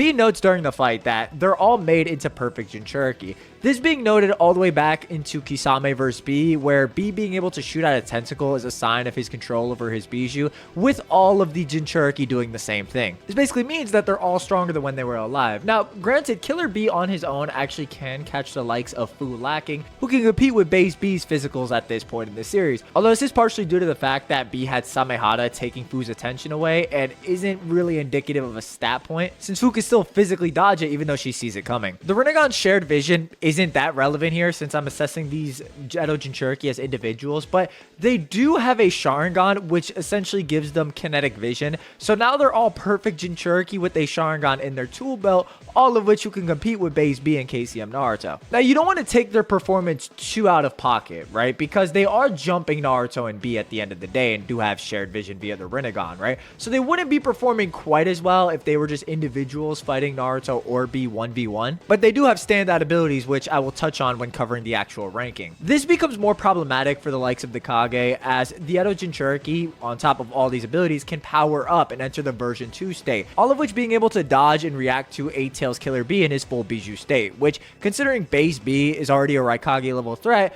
8 Tails Killer B should be above that as he gets faster and stronger with each subsequent Bijou transformation. In some ways, this actually makes the version 2 Jinchuriki superior to the full Bijou, in that even though they can't do Bijou bombs, obviously the Bijou's ace move and strongest weapon, they do retain the previous abilities of the Bijou, like the Coral Palm, which I'm going to talk about in a second, or retaining the kinetic vision offered by the Sharingan. I think the ranking does somewhat change depending on what form these Jinchuriki are in. If they're in their like human forms, even when they have the Bijou tail, my personal order would be Yagura, Han, Roshi, Utakata, Fu, and Yugito. Backscaling, Yugito is probably the worst since she doesn't really have that many discernible AP feats or do anything that notable compared to the other Bijou. Compared to the likes of Fu, who at least has blinding dust that has to be countered by B's sunglasses and Naruto's ability to sense hatred or evil intent. Next up is Utakata, whose water style bubble jutsu was strong enough at least to elicit pain from Naruto when blowing up on his shoulder. So at the very least, the jutsu is strong enough to actually hurt Naruto, even through his cloak. After that, we have Roshi, who with his lava style is able to burn Naruto's cheek, so it's actually able to breach through Naruto's chakra cloak, even damaging him when Naruto goes to Rasengan him in close quarters. After that, I would have Han. The reason I have Han is mainly due to Boil Release, which is a short-term taijutsu boost that the databook notes makes him comparable to the best in the world, which, even assuming he had this when he was alive, makes him comparable to both A's, but if you take it currently, that's even greater stock. And at the top, I would have Yagura, who has some pretty absurd water jutsu in his water mirror, which can just create a duplicate of you that responds with the exact same attack with equal strength. This coupled with his Coral Palm, which was so strong that Naruto was unable to break it with his chakra arms, which are physically stronger than Naruto himself, is pretty good stock, considering Naruto couldn't even move after getting tagged by this palm, so imagine what repeated strikes could do. But honestly speaking, the Edo Jinchuriki are more so about abilities at a base level because they all just perform relative feats, even in their version 2 state, so it's more so just whose abilities are kind of stronger. In terms of full Bijou, it's a little bit harder to determine, especially since Kurama and Yuki have conflicting statements about Bijou power in reference to Tails. Kurama just thinks, oh, more Tails equals more power, and Yuki kind of reprimands him for that line of thinking. When Fu goes 7 Tails, she actually tanks the most damage compared to the other Bijou, as Naruto in the Kurama avatar jumps in the air and like WWE suplexes her down compared to the other Bijou. Or you can look at things like the 3 Tails being able to escape B's tentacles, which were restraining and stopping his roll, which is kind of relevant since B was able to restrain the likes of 4 Tails or Roshi, or Son, whichever you want to say, earlier in the fight when he was attempting to swallow Naruto. I don't want to get too lost in the sauce since this obviously isn't a Bijou ranking video, but if you wanted my opinion on the Tail Beast power, I think it's more apparent when they're using the Bijou bombs against one another, since more Tails would just equal more chakra in their case. But there is something to say that the ranking could shift up depending if you take their full Bijou power. I also don't want to mention them having the Rinnegan abilities because we just don't know which abilities the 6 Jinchuriki can use, as there's 6 Paths of Pain, 6 Edo Jinchuriki, so if you assume an ability is allocated to each of them, we just don't know which one would have the Diva Path, for example, so you would never really be able to make that argument. Essentially, one-on-one, these guys do have good feats against Naruto and B, the same ones that were running a gauntlet earlier on, and have great hacks to boot on top of it and abilities, and the fact that they could power up further and get stronger stronger with each subsequent transformation. So basically these guys can fight KCM Naruto and Killer B and power up to higher stages of strength to match the likes of Killer B, who should be strong at any of the 5 Kage, at least at this point in the series. And their performance against Kakashi and Guy also gets bolstered by their later performance, which I will talk about when I get to Kakashi, Guy, and Killer B. At the number 8 slot, we have Kushina. Now, Kushina's arguments really stay consistent, but they get bolstered if you go under the idea that the full QB, that being it has an entire extra half of chakra and is much larger than Naruto's Kurama avatar when he enters Kurama Link mode, which is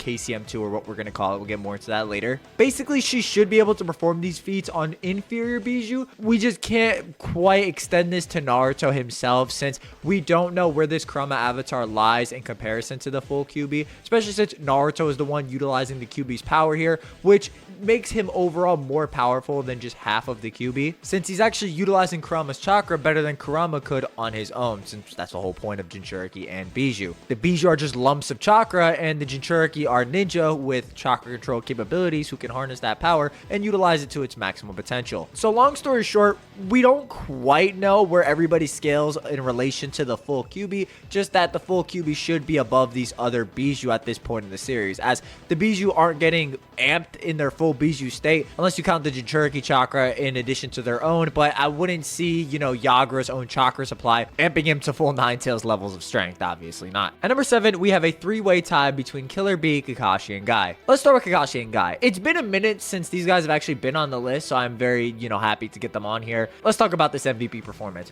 In the case of Kakashi and Guy, they're able to combat the likes of the Edo Jinchuriki in their version 2 state. Guy, for example, is able to counteract the Six Tails ninjutsu, the Wisdom Wolf Decay, which is a poisonous gas, in which Guy is able to clear a path through there. Kakashi, on the other hand, is able to use his lightning cable to cut through 6 version 2 Jinchuriki tails. The duo showing the capability of exchanging blows with the version 2 Jinchuriki in close quarters combat, along with parrying off or blocking their strikes. Kakashi even at one point fighting 4 of the version 2 Jinchuriki at the same time, which is obviously very impressive. So these two were able to fight and damage the Edo Jinchuriki in their version 2 state, who were previously just fighting with Naruto and B. Very impressive stuff. As far as Gated Guy, him also breaking the coral palm that made it so KCM Naruto couldn't even stand up, this being so strong that even with his chakra arms, Naruto was unable to break the palms. The chakra arms, even in their raw strength, are stronger than Naruto himself, evidenced by Naruto during his training session on Turtle Island. Pretty much makes it that Guy's physicals at this point are off the charts, and you could actually make a valid case it'd be beyond any of the physicals of the 5 Kage or a lot of the characters we've seen at this point in the series with his gated form, at this point in time at least. This carries over to their fight against Obito, where Guy,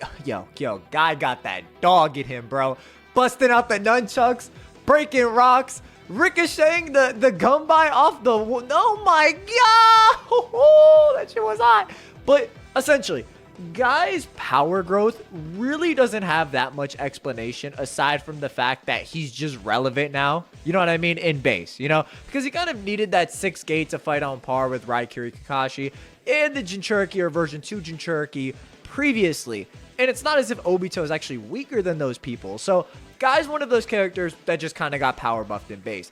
Not too much of like a thought out reasoning for it. He just performs the feats he does. It's not as if Obito is holding back either in this point, since he doesn't really have incentive to. Like, why would he not just take out Guy with a gunbai swing? And we also see Guy move on par relative to the likes of QB Naruto himself and his chakra arms. Kakashi, on the other hand, also gets buffed because he's using Kamui a lot more frequently. It's not just this one-off jutsu. An example being, he's able to Kamui away the Raikiri enhanced kunai before Naruto's chakra arm that was extending towards Obito actually does fully reach him. So the bare minimum, Kamui is faster than Naruto's chakra arms at this point in the series. Now, the higher end interpretation for Kamui is that it's actually faster than Obito's own perception, as when Naruto got his shadow clone transport into the Kamui dimension, Obito actually thought he destroyed it. I'm of the opinion this is it's kind of contentious. I'm not the biggest on it. It's kind of iffy. Let me explain why. We see that when Kakashi goes to Kamui the head off the Geto Mazo, which takes place 3 chapters before he pulls the feat of transporting the Shadow Clone into the Kamui space, we see Obito is actually able to sense it as there's a noticeable twitch, and he actually cancels it out. So we know Obito can respond to Kamui. We then see right after this, when Kakashi teleports Naruto's Rasengan into the Kamui space, Obito did think Naruto undid his Rasengan and didn't know Kakashi Kamui'd it until after. This is a similar point in principle to what happened with Naruto's Shadow Clone, where Obito shot one of those tail beast restricting rods from the Kamui space, which he thought he used to destroy Naruto's Shadow Clone, which in actuality Kakashi sent to the Kamui space. Now the argument is, well, Obito couldn't see the breach there, so the Kamui would be faster than him. On top of Obito having this giant rod in his face, we actually see that when he uses his fire style bomb blast dance at the end of the chapter, he actually closes his Rinnegan eye. So we do know occasionally in character, Obito does close one of his eyes, that being the Rinnegan eye, when he uses Kamui offensively. So potentially Obito had one of his eyes closed and had a giant rod in his face obscuring his vision. So I'm not the biggest fan of just saying like Kamui's faster than Obito's own perception at this point in the series.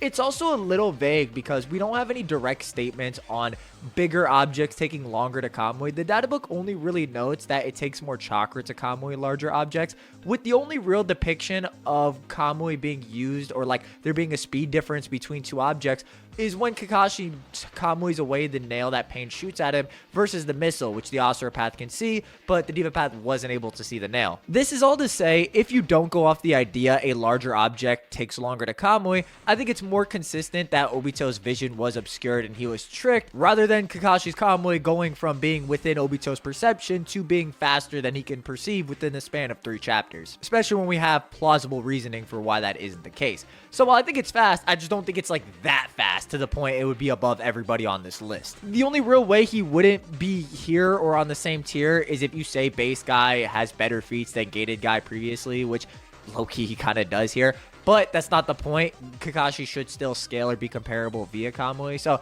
I think he just kind of has to be here. You know, there's no real other place he can be. He's fighting in the same front. He's enacting these strategies with characters on a pretty high speed tier. And he could shoot 4 Kamui out faster than Naruto's chakra arms. So his Kamui speed is pretty cracked at this point in the series, along with all the previous feats and scaling he has. Now, the reason I have Killer B above Kakashi and Guy here is because he performs better against a full Bijou than Kakashi and Guy. He's actually able to throw the 5 tails and physically restrain the 4 tails, whereas Kakashi and Guy don't really have an answer once they go full Bijou. You know, they're just kind of sidelined. Guy opens the prospect of opening the 8th gate, and Kakashi plants to Kamui all of the Bijou Dama, which he probably wouldn't have been able to do. Killer B's jutsu at this point is also really cracked. He has a ceiling octopus hold, which is a ceiling jutsu that was actually able to physically restrain the Edo Jinchuriki, who are comparable to Naruto and Ko in strength. And B's Ink Doppelgangers run the hands of the Edo Jinchuriki. They're able to run up on Utakato, for example, who is on guard, even though some of them are on the floor, and just absolutely restrain him physically and in terms of speed. Keep in mind, too, these Ink Doppelgangers are what force Obito to power up the Jinchuriki. If the Edo Jinchuriki couldn't use Bijification and power up, B actually would have soloed them here, which is really funny. When B isn't being off-guarded by the 5 tails either, he can swat it away casually, backhanding the 5 tails onto its back. So he clearly shows dominance over the other previous Jinchuriki, even in their full Bijou states, and I mentioned him holding the 3 tails and the likes of Roshi previously. He obviously upscales from the previous transformation speed and Bijou Bomb speed that we discussed previously. And even though B kind of gets pushed to the side a little bit during the Obito fight, partially due to the fact that, you know, large tail beast bombs don't really do anything on Obito, so B's not the most useful in that confrontation. This is being more impressive because Obito is avidly fighting with the Geto Mazo at this point. He just doesn't perform quite as well versus Obito, which Guy kind of notes we can't use big attacks, we have to go for counter attacks, so he just doesn't get that opportunity. So from what's presented, Killer B has the 2nd best performance against the Edo Jinchuriki, even staying relevant when the giant Bijou Slugfest comes out. And this, coupled with his Bijou Bomb and other hacks that he shows along with insane stats, I think points to him just being at the top of this tier, which is also pushed even further if you actually go off the idea Killer B never left the full 8-tail state, which you can honestly make a valid case he never did, because at the end of the fight when Naruto defeats the full Bijou, he's in his 8-tail state. When we cut back to the fight, every time we see him, he's in the 8-tail state. And even when we see him fighting White Mask Obito towards the end of their confrontation when they break Obito's mask, he's in the full 8-tail state. Killer B has never left this state. His stamina reserves are insane coupled with all of this. Granted, he could have gone back and forth. I just think it's a fair take to say he never left it, which is another layer on him being at the top of this tier. At the number 6 slot, we have Edo Itachi, EMS Sasuke, Edo Nagato, and Sage Mode Kabuto. This tier, honestly, is more so about abilities rather than any of these characters being so much stronger they can just run down whoever they come across or just, you know, big body belly their way through. Let's break it down. Let's start with EMS Sasuke and Edo Itachi. We obviously have the previous databook statement for reference to discuss these two, but their performance in the Kabuto fight should be pretty evident as to why they're next to each other. They're shown reacting to pretty much everything on par with one another, whether it be in their Susanoo attacks, Amaterasu activation in response to Kabuto's attacks, perceiving Kabuto's physical movements across the battlefield, and so on. There's only one real example where Itachi outdoes Sasuke, that being when Kabuto utilizes the inorganic reanimation. However, Sasuke had previously taken down his Eternal Mangekyo Sharingan, reverting it to his base Sharingan, while Itachi still had his Mangekyo out. Considering these two react similarly to every attack during this fight, except this one when Sasuke lowers his dojutsu, it's fair to say that this probably isn't indicative of Itachi being an entire tier above Sasuke, and more so Sasuke just lowering his perception capabilities. Why he does this, I couldn't really tell you. I also wouldn't say Itachi taking the lead in the fight with the Izanami Wincon is indicative of him being stronger, an entire tier above Sasuke, as this is just kind of a plan he has, and Sasuke doesn't really know what he's doing. Itachi really doesn't bother explaining it to him, and Sasuke just kind of has to sit on defense with Itachi and wait for Itachi to enact this Wincon. An example of the relativity I would bring up is Sasuke chasing Itachi across treetops, and they're literally moving at the same speed when Sasuke is literally screaming at Itachi to wait, or when he uses his Susanoo arm to try and grab Itachi, and Itachi responds with his own, knocking it away, and on and on. A case could be made for Itachi being slightly superior through his use of the spirit weapon, along with some nuanced abilities we maybe haven't seen, like his crow summonings, which are shown pushing back Sasuke when they're hopping across treetops. Although this is base Sharingan Sasuke, the fact that the crows are annoying enough to halt his movements and actually stay alive long enough to follow Sasuke into the cave entrance is pretty impressive. These two on their higher ends in terms of stats should also just be right next to each other, as they both have that armored version, or the V4 version of the Susanoo, that being like the armored warrior, this being the version Sasuke exhibited at the end of the 5 Kage summit before his eyes burned out. Sasuke also exhibiting far more finesse with Kagetsuchi this time around during the series, which makes him that much stronger as a fighter. Now, it's at this time I want to take a moment to cite something from the Road to Ninja Guide. Now, if you're not familiar with the Road to Ninja Guide, it was released at the same time as Naruto Volume 61 and directly cites Kishimoto as an author. You'll actually see this on screen, but this cover page is the same for all the data books, so this is essentially just another data book that was released alongside Volume 61, authored by Kishimoto. So basically look at it as like a mini guide or a mini data book that Kishimoto released that not too many people have their hands on. Now, what I want to cite from this guide is a statement for EMS Sasuke that notes his Susanoo defense, repelling both jutsu and physical attacks, Sasuke's ultimate absolute defense. Now, this is interesting because if you squabble back to Data Book 3, it notes that the Yadomir is a shield that can repel any attack, which is kind of interesting because it uses the word repel for jutsu and physical attacks for both characters and their Susanoo defense. So a weird way you could look at this is potentially the Yadomir is just the EMS equivalent of a Susanoo shield, which would further add to the relativity between Itachi and Sasuke. This being especially prevalent if you're not fully on board with the Yadomir being omnidirectional. So a weird roundabout way you could look at it is Itachi's Yadomir may just be an EMS level shield, which would also help explain why most people in this series wouldn't be able to break through it, which is just kind of a further upscale for Itachi and Sasuke if you do imply their defenses are comparable, which I think you can make that case since all versions of their Susanoo are shown to be, and I think it is kind of an interesting way of looking at Itachi and the spirit weapons themselves. I'm going to touch on how these two compare to Kabuto in just a second, but know that Kabuto is not a entire tier above them. The way I perceive it is he probably just has a slight edge in terms of physicality compared to them, since he has a lot of good feats. An example of what I'm saying is Kabuto isn't so much faster that him and Itachi can't lunge at each other with relative speed and repel each other, or Sasuke can't see Kabuto approaching, just light Amaterasu up and then spin his body before Kabuto even stops moving. So they're really not far off from Kabuto at all, and I'll touch on Kabuto when I talk about him. The next character we have is Edo Nagato. A lot of the same arguments that I mentioned previously for Edo Nagato ring true. I also mentioned how Nagato's performance is somewhat predicated on Kabuto's ability to use the Rinnegan, which he seems to have a very good understanding of since he was preparing to fight it against Obito. But it is revealed to us that he does not have a full understanding of it or Nagato's abilities, as he didn't even know Nagato could sense chakra, thinking that was an ability for Itachi, just believing Itachi had tracked him, which is brought up when Itachi reads Kabuto's intentions to go after Sasuke, noting, "I was never the one who could pinpoint your location. Nagato was able to relay that information. I have no such ability." So, unironically, Kabuto may not have even been using Nagato's sensory capabilities in the fight if he doesn't have knowledge of them to that extent or realize Nagato could have reverse tracked him with his sensory capabilities. Despite the fact that, again, Kabuto actually controlled Nagato and he wasn't really able to use this or knew about this ability. So he potentially wasn't even using it in the fight. Along with all the previous stuff I mentioned previously, I don't want to go through and explain arguments. I'm sure everybody's tired of that. My voice, you look at the video, bro. We're not even halfway. I'm sorry. Yo, I'm a yapper. I'm certified. I'm licensed. What can I do about it? Anyway, moving on to Sage Mode Kabuto. Now, Kabuto is much stronger here in his Sage Mode form, finally surpassing Orochimaru, which Kabuto notes himself, along with this being noted directly to us in the data book, which is also why I didn't have Kabuto anywhere on this list because the Edo Tensei are counted as separate fighters.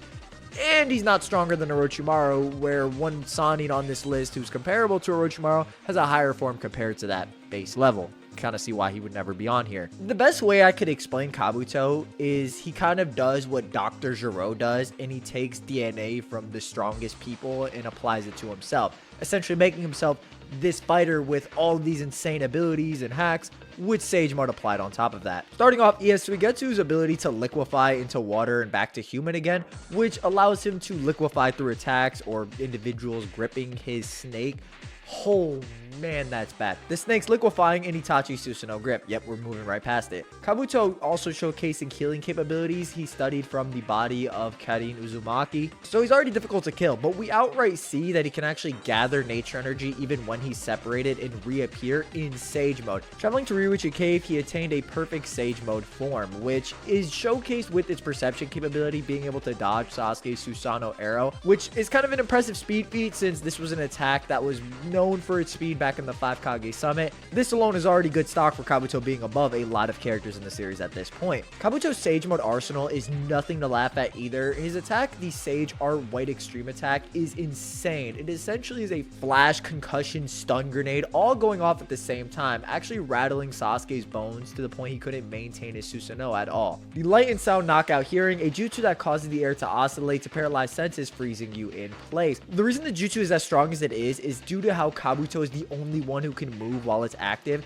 due to the fact that he can liquefy his body to simply flow with the sound and vibration and actually turn off his sight to block out the light. And, it's kind of a countermeasure to Genjutsu. Now, Kabuto isn't so far above Itachi and Sasuke that when they actually take an offensive approach, which they only really do at one point in the fight with their Susanoo, they are able to tag him and initiate the loop for Izanami, which is an ocular jutsu or the counterpart to Izanagi, which creates a loop off a group of physical sensations, as the loop starts with Itachi getting stabbed and cutting off Kabuto's horn, with this being where the loop ends as well. And the in-between sensations are Kabuto stepping on a feather and having water drop on his shoulder. Kabuto's Sage Art arsenal on top of these abilities is very strong, as he has abilities like inorganic reanimation, which even the data book note caught the genius Itachi Uchiha by surprise. On top of this, Kabuto has all of the Sound 4 abilities, or Sound 5 I guess if you include Kimimaru, but the difference this time around is that they're all Sage Art amped, which does amplify the effects of all ninjutsu, taijutsu, and genjutsu,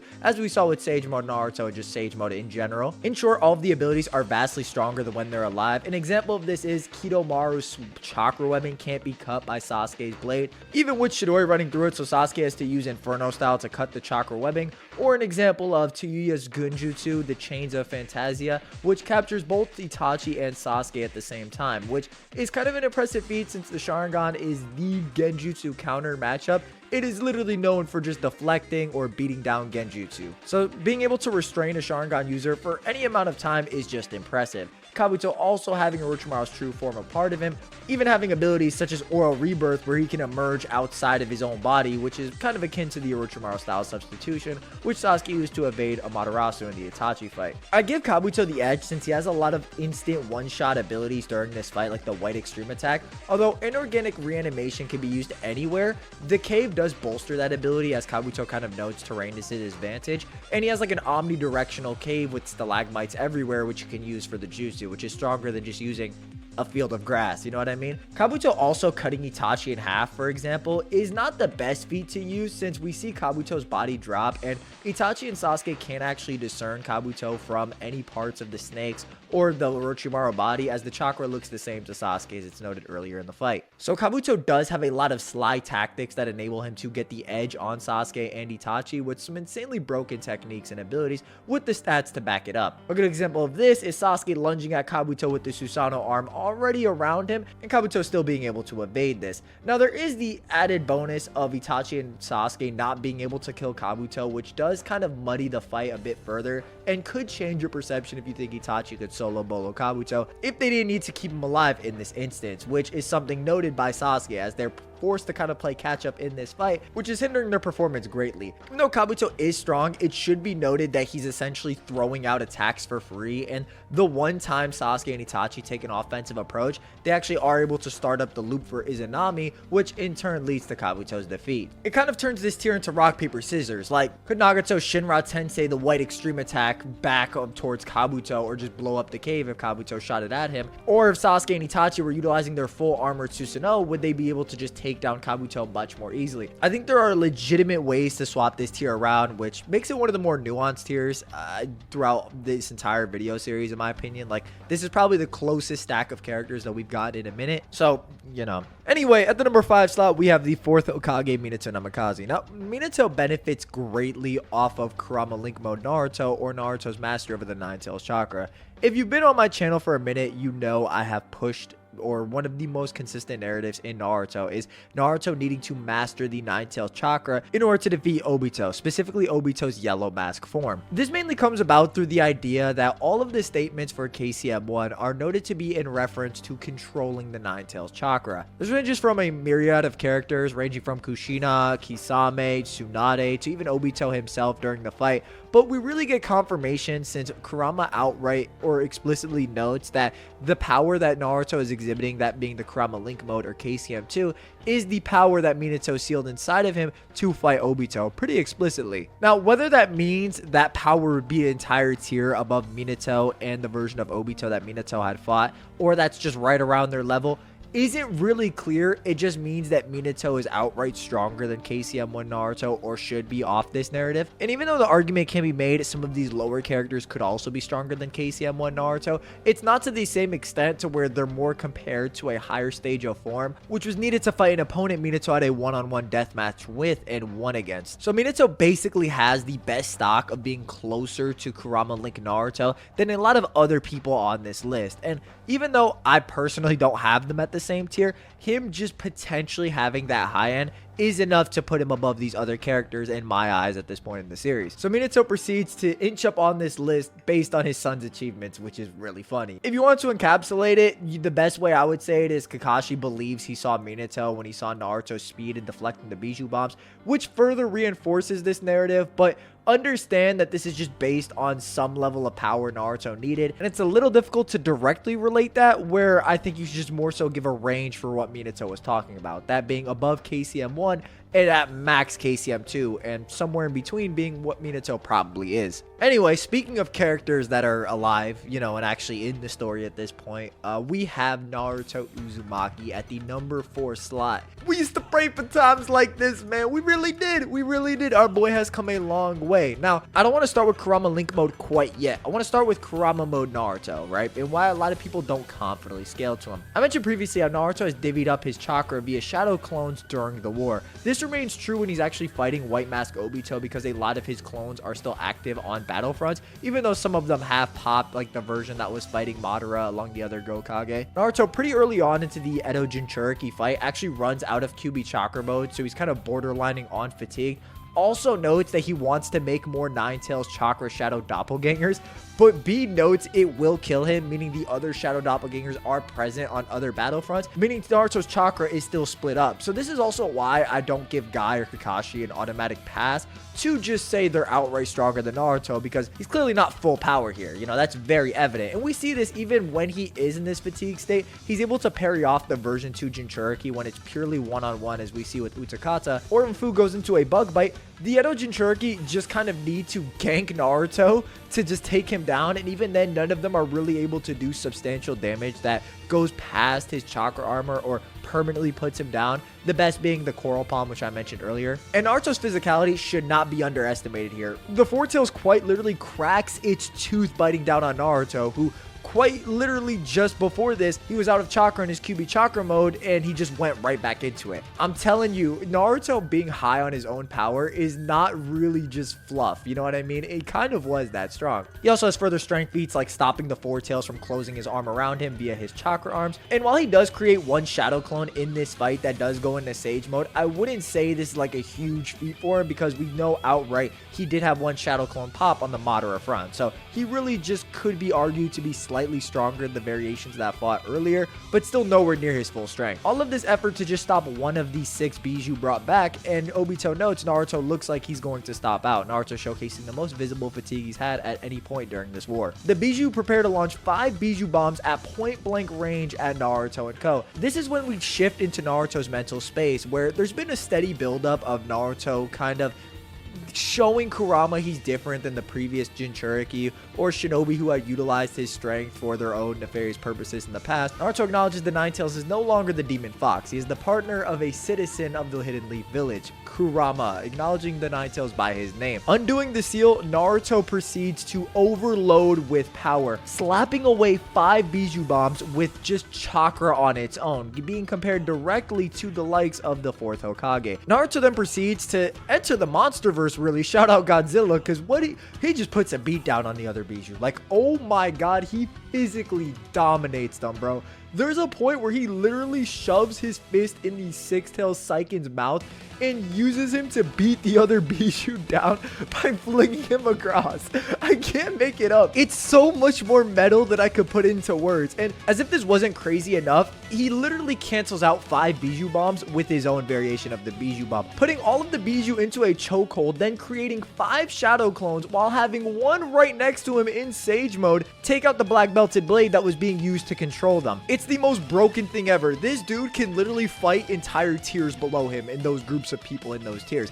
This is also noted in the Road to Ninja guidebook that I mentioned previously, that Naruto overall becomes stronger even in his base stats, which you could probably infer, but it's outright said to us. The extraordinary chakra manifests like a cloak. In this state, every attack becomes overwhelmingly powerful. This, coupled with Naruto's Kurama avatar, just makes him a force to be reckoned with at this point in the series. The only drawback is that he can't maintain this form, but it does seem to rejuvenate Naruto's stamina, as when he reverts back to base, he can continue fighting compared to before where he was just about to collapse. So, you know, keep in mind now, Naruto can just become all around stronger than he was in a full power QB chakra mode, can enter the Kurama avatar, which is just the Nine Tails in a chakra-like state where he can just beat you down and use giant Bijou bombs that are stronger than any Bijou bomb we've really seen in the series up until this point, maybe excluding the full Nine Tails Bijou bomb.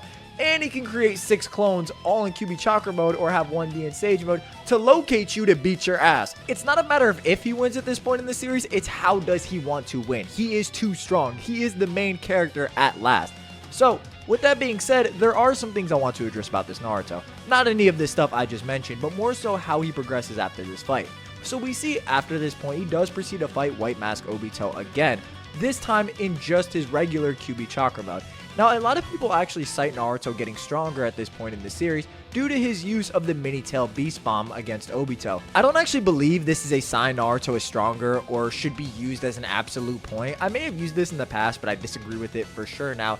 When referencing Naruto being stronger due to using the Bijou Bomb, B notes that Naruto is able to pull off the Bijou Bomb a couple times during training, and he'll know he'll get it right this time. The problem with this statement is that it's actually a mistranslation. The actual translation is he managed to pull it off in training purely by chance, which both work in the context of saying Naruto can't use the jutsu consistently, but considering how Naruto is going around mastering the Bijou Bomb, he was trying to learn it by feeling out the 8-to-2 ratio, which is kind of what he did with the Rasengan. This relating back to the Bijou Bomb, Naruto utilizing it now makes a lot more sense since now he knows the chakra ratio after using it with Kurama. So now he knows the proper chakra ratio to a technique he only pulled off once by chance during training. It adds a lot more overall consistency to why Naruto can just utilize it now, rather than him just suddenly being stronger, even though that's never really noted. Even if you wanted to say he got better with his form, we need some tangible feats or showings to actually say there was some improvement in strength. We also don't know the exact strength level of the version of Naruto that was fighting against White Mask Obito,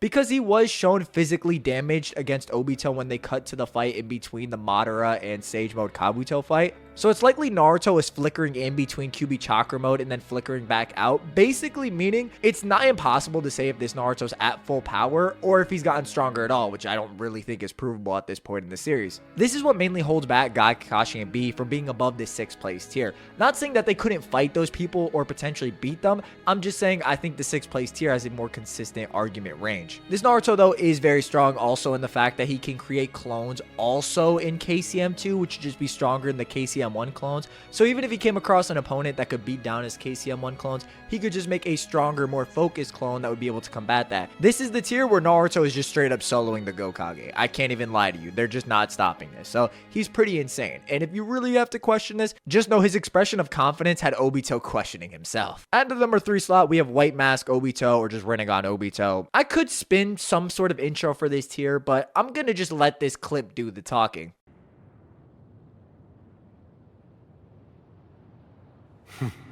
Am I perspiring?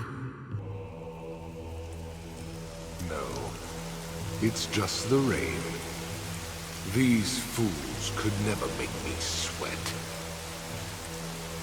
Obito at this point in the series is ridiculous. He sees Naruto perform this feat against the Bijou, and what does he say? Yeah, I'm not sweating. These dudes are nothing. And he also says, like, same old, same old. It's not really an issue for him. So he isn't really threatened by Naruto. This, coupled with the fact that he has the Geto Mazo, which he can fight alongside, he essentially gets amplified off the arguments made from Minato, as that's a weaker form of Obito, and the arguments made off Naruto, as this Obito is shown combating this Naruto very confidently. As a starting point, you may be able to say his Rinnegan prowess is superior to Nagato, since he notes the binding strength of the black belted blades is superior to that of Nagato's pains, which is either an indicator he can use the Rinnegan better, or is just stronger than Nagato as a whole. Both work fine, and I don't really think it makes that much of a difference. Basically, the only real thing you need to know is that Obito can physically overwhelm Naruto. As Naruto notes outright when fighting Obito, he's just too strong, with the group as a whole requiring the perfect counter matchup, that being Kakashi's Kamui Eye or Obito's other eye, to actually transport items into the Kamui space to actually tag Obito. On top of this, they require diversionary tactics and team-up plays to force Obito into the Kamui space. This wouldn't be so bad if KCM Naruto also wasn't part of these plays and was also just firing Bijou bombs or using his chakra arms that Obito could mentally react to and are faster than Naruto himself. So Naruto wouldn't even be able to beat Obito on his own in terms of KCM2, and requires the full support of B, Kakashi, and Guy to create diversionary tactics and fool Obito, on top of having the exact jutsu that Obito is using that transports items into the space where Obito phases into. There's really no way to get around it. The chapter statement for chapter 579 that notes the Rasengan that hits Obito was a life-saving strike, in that if they didn't figure out the Kamui eyes were linked and that Kakashi could send objects into the Kamui space to hit Obito, they would have all just been cooked, which again I think is evident, as none of these characters could overtake Obito on their own and required so much to not even defeat him, to blow his mask off. And it's not as if Obito's a one-trick. He obviously has Madara's Gunbai, which is physically threatening to the likes of QB Naruto, noting he's too strong, but also insanely potent techniques like the Uchiha Flame Formation Barrier, a noted low chakra cost technique which Obito can throw down in the response to the Eight Tails physical movement,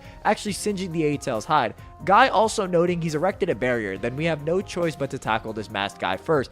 This also could be used as stock to say the barrier would be stronger than 7th Gate Guy, since Guy would be saying inadvertently, yeah, I wouldn't even be able to bust this barrier with Hirodora, we have to take down the masked guy first, which is pretty ridiculous. This couple of projectiles like Shuriken that can slice through the Eight Tails tails, or Bijou restricting rods, to show Obito has a pretty deep bag at this point in the series. There really isn't too much more to say, just aside from the fact that KCM2 Naruto fights alongside these people and needs all this extra jazz to really take down Obito. And I use takedown with my parentheses are up, because he doesn't take down Obito. They just succeed in breaking Obito's mask off. This all coupled with the Geto Mazo that could tank physical barrages from the likes of 6th Gate Guy, Kakashi, Naruto, and B makes Obito's placement here insanely blatant at this point in the series. At the number 2 slot, we have Madara Uchiha. Now, Madara being over Obito is a little harder to determine, since in him being stated the strongest Uchiha in Data Book 4 is in reference to the Warring States era. So this is more so based on abilities and how the series presents the two rather than just some object scaling chain, as these two really don't interact with a lot of the same characters, so it's really hard to determine outright which of them is superior, which is where I kind of lean on Madara holistically just due to his ability stack. We can already infer Madara would be over quite a few characters like Sasuke, Itachi, Nagato, as not only does he have the Mangekyo Sharingan and the Eternal Mangekyo Sharingan displaying the Susanoo on top of that, but he has the Rinnegan as well. We see off his introduction, it requires multi-step plans from Naruto, Gaara, and Onoki utilizing intel they previously garnered on the Susanoo to even get Madara outside of it, which obviously doesn't amount to much as he uses the Rinnegan to absorb Naruto's Rasen Shuriken. Inadvertently, this is kind of credit towards Naruto since Madara's palm is sizzling from the raw amount of chakra the Rasen Shuriken held, which is more impressive when you consider attacks like Particle Style never really garnered this effect. We get a bit of exposition on Madara, what happened at the Valley of the End against Hashirama, along with the fact that the Rinnegan is the natural progression of the Sharingan. Kabuto noting to Madara he made him greater than he was in his glory days, although Kabuto actually doesn't know how strong Madara is. Madara does follow this up with "this is not power of your creation," proceeding to unleash the Tengai Shinsei, dropping a double meteor and clearing out everybody in the area, excluding the Kage level shinobi like Onoki, Gaara, or Naruto himself, who is protected by Dodai. It's also revealed to us that Madara has a sensory boost on top of his dojutsu via Hashirama's face, which we see later on, Madara noting that's why I can see what's coming so well. It doesn't stop there. Madara displays wood-style ninjutsu from the first Hokage Hashirama Senju, that being wood-style Deep Forest Emergence, which causes Kurama to willingly give this Naruto Shadow Clone chakra out of his preference for Naruto over Madara. All of this chakra being used up in one shot just against one of Madara's ninjutsu. It's from this point that all 5 Kage emerge from the prison realm and proclaim to Naruto that they will win and beat Madara. They don't. Spoilers. Madara showcases superiority to the Kage individually in almost every category. This speedster of the bunch, that being the Raikage, even with this max speed and utilizing body flicker, isn't able to overtake Madara on his own in terms of speed and physicality, as Madara just blocks it and reacts to it. The same thing with Mei's Lava Style, which is infamous for melting Susanoo, not nearly having the same effect as it did in the 5 Kage Summit against Madara's version 3 Susanoo. This should also be evident as the Kage need multi-step plans like Onoki weighing down the Raikage and making him heavier to increase the force of his blows, which is a sentiment the Raikage shares as well. This only breaking through Madara's Susanoo when it's actually weakened by Mei's Lava Style on top of this. So the Kage just needs so many multi-step plays to even affect Madara, let alone defeat him. And you kind of get this semblance as Tsunade herself notes, if they don't even shut down Madara's Fire Style, they will have no chance of winning. So on their own, the Kage are honestly Fire Style victims. It's that real. This progresses further into the fight as we see techniques such as the Deep Forest Bloom, which proceeds to one-shot all of the Kage when Madara smacks them into it, requiring Onoki to get a Will of Stone-like amp to overtake it. I will also note Madara does seem to just show superiority to likes of EMS, Sasuke, and Itachi. He doesn't showcase the armored variation that Sasuke and Itachi do have access to, but it's just a full body variation that can walk around, jump, Madara can shoot jutsu while he's running around with it, which is a lot stronger than the half body, as there's no potential for opponents like Gaara, for example, to utilize the sand at your feet and pull you out, or other characters utilizing strategies like that. We see Madara continuously try to crush the hope of the Gokage, also noting repeatedly that they're not on his level. Statements like "this is nothing in comparison to Hashirama Senju," which is pretty evident as Tsunade's ace technique, which she was hoping to catch Madara off guard with, is the noted same ability that Hashirama Senju had on top of abilities like the Deep Forest Bloom or Deep Forest Emergence. Now, to the Gokage's credit, they actually do force Madara to pull off a substitution before he's sealed, but this doesn't really change anything. It's just self-explanatory, right? As Madara is clearly playing around with the Kage and testing them, responding by making 25 wood clones to attack the Kage, and then asking the Kage, would you like these wood clones to use Susanoo or not? A really interesting point, and this is manga exclusive, but all of the wood clones appear with their eyes closed, and we actually don't see any of them have the Rinnegan out when we're like cutting back to the fight. In fact, the only time we see any of their eyes, one of them has the Eternal Mangekyo Sharingan. So you actually can't even prove that these wood clones were utilizing all of Madara's abilities. Like, they could have potentially not even had their Rinnegan out, which is really funny to think about, honestly speaking. It should also be evident that Madara is far above the Kage, as they're not even able to defeat a single wood Susanoo clone. Not saying they're not able to damage or affect any any of these clones, but by the time we cut back to the fight, all 25 are still intact, requiring Tsunade to amp Onoki with her Byakugo seal to one-shot 25 Wood Susanoo clones. Madara, caught in a collaborative jutsu by the 5 Kage, then notes, "I will respond with full power, unleashing the true form Susanoo," proclaiming the Go Kage are nothing compared to him. Madara takes this a step further though by upgrading his true form Susanoo to the perfect Susanoo. A clear power difference as Madara's unsheath just splits 2 mountains and throws the Go Kage back into a previous battlefront. On top of Madara's Susanoo being massive in size and proclaiming what adult goes full force when fighting mere children. I mean, this is Thanos, you know what I'm saying? He's just hitting bar after bar. It's kind of ridiculous. He makes note that a single stroke of this blade contains enough power to smash all things in this universe. It even rivals the Bijou, which is kind of ridiculous considering Madara is already contending with characters who could fight full Bijou at this point in the series, and now he has an avatar that's just on par in terms of power. As Madara goes to finish off the Go Kage, the Edo Tensei Jutsu is undone, but that isn't really a problem for Madara, as he notes, if you know the hand signs to reanimate a dead person, you can actually resign the Edo Tensei summoning contract. Now you've got an immortal body, an infinite amount of chakra, and the ability to move on your own without control or restraint. By chapter 600, we actually don't see the outcome of the fight, but you can probably infer if Madara moved to another battlefield and the Go Kage are not there to stop him. 2 + 2 = 4. It's not rocket science, even though we don't see exactly what happens. I will also make note that Madara's fire style being above the Go Kage individually isn't actually that far off, considering when he uses the fire style Flaming Caterwall, Tsunade chakra enhances her arms, yet Madara is still able to burn her, even though she overall is stronger via the Byakugo seal being unleashed. So it's very clear that none of the Kage on their own are anywhere remotely close to Madara in terms of power, with the only edge they get being that forced substitution they pulled on Madara being a result of Madara holding back.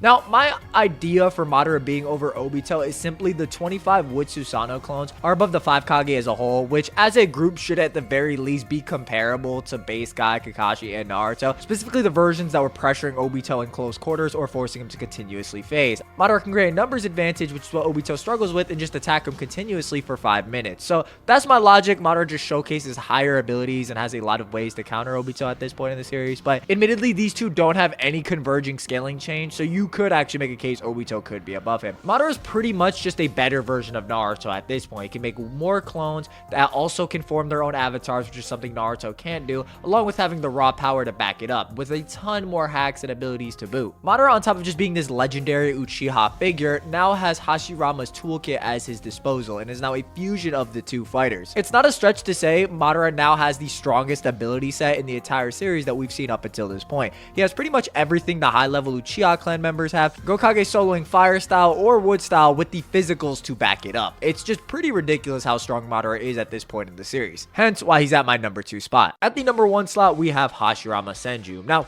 he really just piggybacks off of everything Madara does, especially with Madara utilizing his abilities and Madara making statements even in his strongest form in the perfect Susanoo, saying only Hashirama could stop him. We have other statements like Kabuto noting the first Hokage was even more powerful than Madara, this fusion will be my ultimate weapon, or Dan's statement saying the only one who can stop Madara is Hashirama. Kishimoto's kind of making a clear point to say Hashirama is just that guy at this point in the series, and Madara just makes note of this as the Gokage are nothing compared to him, with Tsunade's Byakugo seal having one ability that is just like Hashirama's, that being the ability to regenerate without weaving signs. The counter to this is that Madara has a Rinnegan now and has some of Hashirama's own jutsu, but I will say the way it's displayed, the perfect Susanoo is above the Rinnegan abilities that are shown and the wood style ninjutsu that is shown at this point in the series, which Hashirama is a direct rival to in Madara's own words. This, coupled with the fact that Madara did have a QB against Hashirama in their initial fight, means that on top of these statements, Hashirama was fighting against Madara with a QB against the perfect Susanoo. That much we know, and we also know off Madara's own admission that the perfect Susanoo is his full power. So it really turns into Hashirama fought Madara's full power.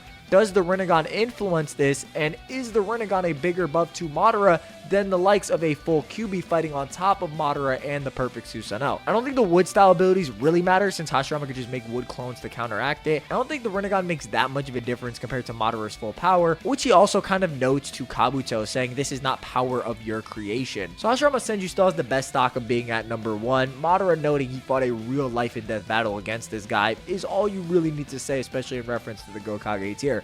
Obito is much harder to mix into all of this, but I would still maintain Madara over him, and I think you could make a case for Madara over Hashirama, especially off the fusion weapon. But again, Kabuto's limited knowledge on characters, even in reference to Madara himself, turns me off from just saying, oh, this fusion of both of them is just stronger than the first Hokage on his own. So for Climax Part 1, our top 10 is Onoki and Tsunade at number 10. At the number 9, Edo Jinchuriki. At number 8, Kushina Uzumaki. Number 7, Killer Bee, Kakashi and Guy. At number 6, EMS Sasuke, Edo Itachi. Edo Nagato, Sage Mode Kabuto. At number 5, Minato Namikaze. At number 4, KCM2 Naruto. At number 3, White Mask Obito. At number 2, Madara Uchiha. And at number 1, Hashirama Senju.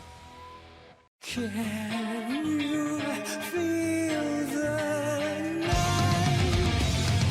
Would it be one? It must be bright, like a raging fire.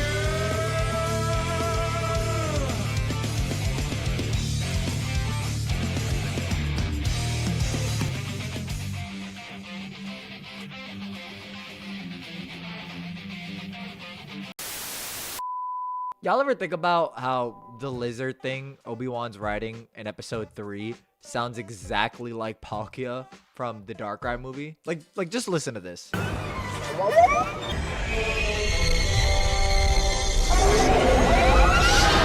No? Nobody asked about that? Just get back to keep talking about anime?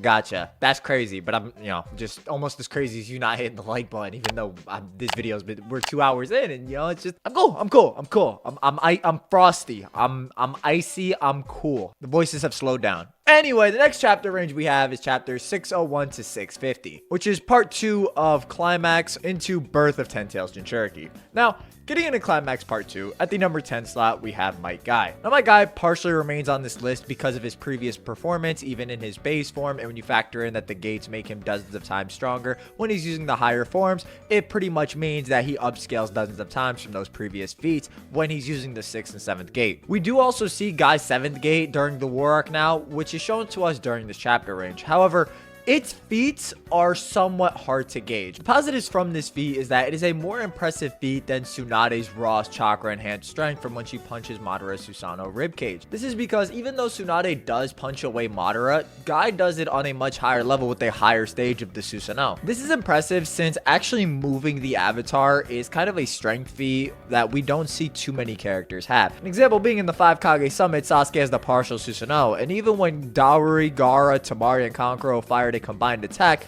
it's not like the Susanoo even budged or remotely moved. It's likely characters like Madara, Sasuke, or Itachi focus chakra on their feet so that they actually don't get pushed back or blown away when characters shoot attacks at the Susanoo. A similar strategy that was incorporated against Pain to defend against his gravitational prowess. So there might be some sort of force threshold needed to actually push Madara back when he's standing in the avatar, or actually push the avatar back, which is impressive. But the big problems with this feat that mainly hold it back are the speed and power department.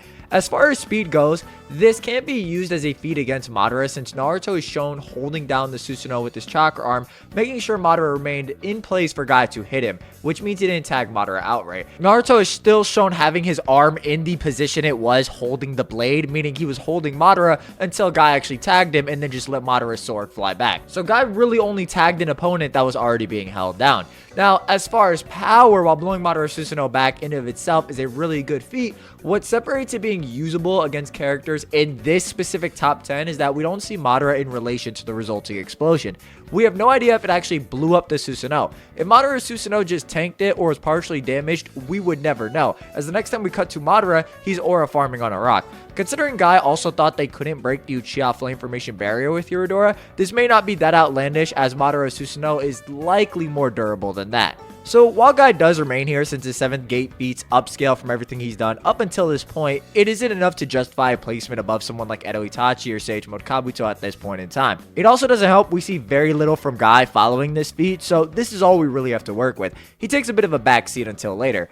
Guy remains on the list simply because of the feats he exhibited previously, but not quantifiable enough to justify a higher placement. You also can't ignore the fact that Guy, and by extension Kakashi, are getting healed consistently by Naruto throughout this fight. Guy simply wouldn't be able to spam the gates in a successive manner like he's been doing, as he's been getting healed by Naruto in the Kurama avatar And, you know, when we cut back to him using the 7th gate, he's dead. He's like cooked in a wood style construct. To encapsulate this point, the fact that KCM2 Naruto, Killer Bee, and Guy were all visibly taking damage and getting beat down by Madara off screen, who wasn't even in his Susanoo. So it's pretty clear that even though Guy has this good feat, it's harder to just kind of put him above everybody on this list off this one showing because there's so much ambiguity around it. At the number 9 slot, we have Killer Bee. Now, Killer Bee remains here for a lot of the previous arguments that I made. The main way you could argue Killer Bee is above the tier above him is just off of his performance against the Ten Tails. We see in Naruto and Bee's fight against the aggregate of all the Bijou,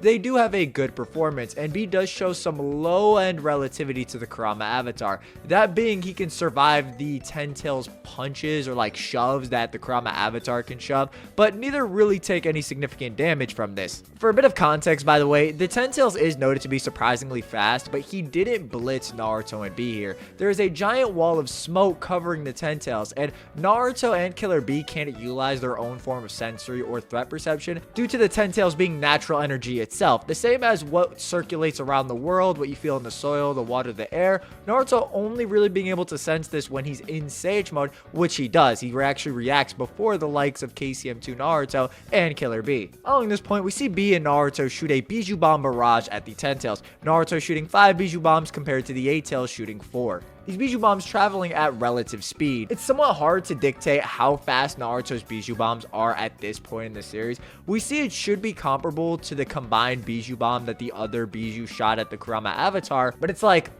you know, Kakashi was planning to Kamui some of them, so they couldn't have been so much faster than Kakashi's own perception at that point. Bijou Bombs at this point in the series haven't even been presented as that fast. For example, the Shinobi Alliance could create stone walls and Killer Bee could weave in front of the Ten Tails Bijou Bomb. So the argument of a stronger tail beast has a faster Bijou Bomb or a bigger Bijou Bomb is faster doesn't really hold up either.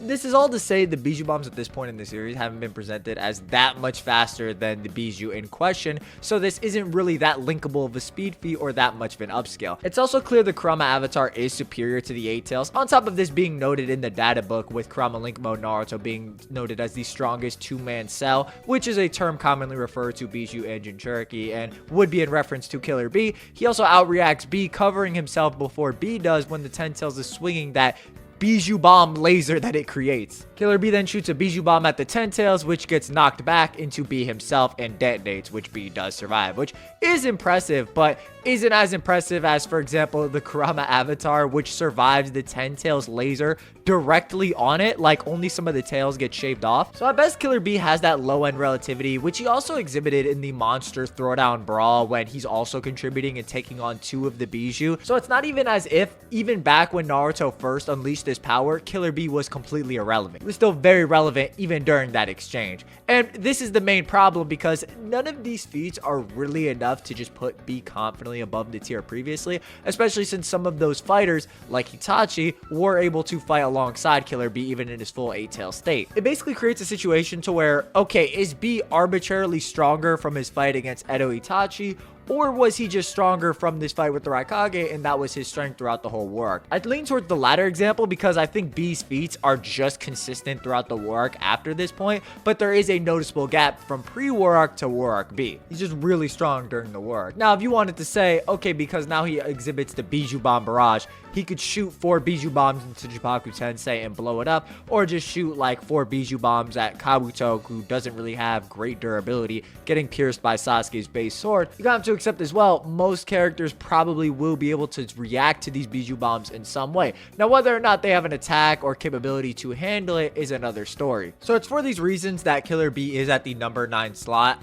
While these feats are good, I don't think they're really inconsistent with his previous feats, or they actually indicate that he got massively amped. I also think the Ten Tails as a whole, at least in its first form, isn't so much faster than them, or there's even that big of a speed gap. More so there's a power difference, as the Ten Tails Bijou Bomb can shred through the Bijou Bomb of the 8 and 9 Tails as they go off and the laser is still able to maintain form, or the Ten Tails is able to flick away a Bijou Bomb from the 8 Tails like it's a straight booger. And to harp home that speed point, Naruto in Sage mode as a shadow clone can visualize and identify the Ten Tails movements or just physically react to it, pushing Kakashi out of the way, again, as a shadow clone, to be weaker than the original Naruto. So in actuality, the Ten Tails probably isn't just massively faster, even though it is fast relative to the Kurama avatar, with disadvantages in its first form being mainly power-based. At the number 8 slot, we have Sage Mode, Kabuto, Edo Nagato, and Edo Itachi. Now, this tier has pretty much no change to it, except for Sasuke moving on.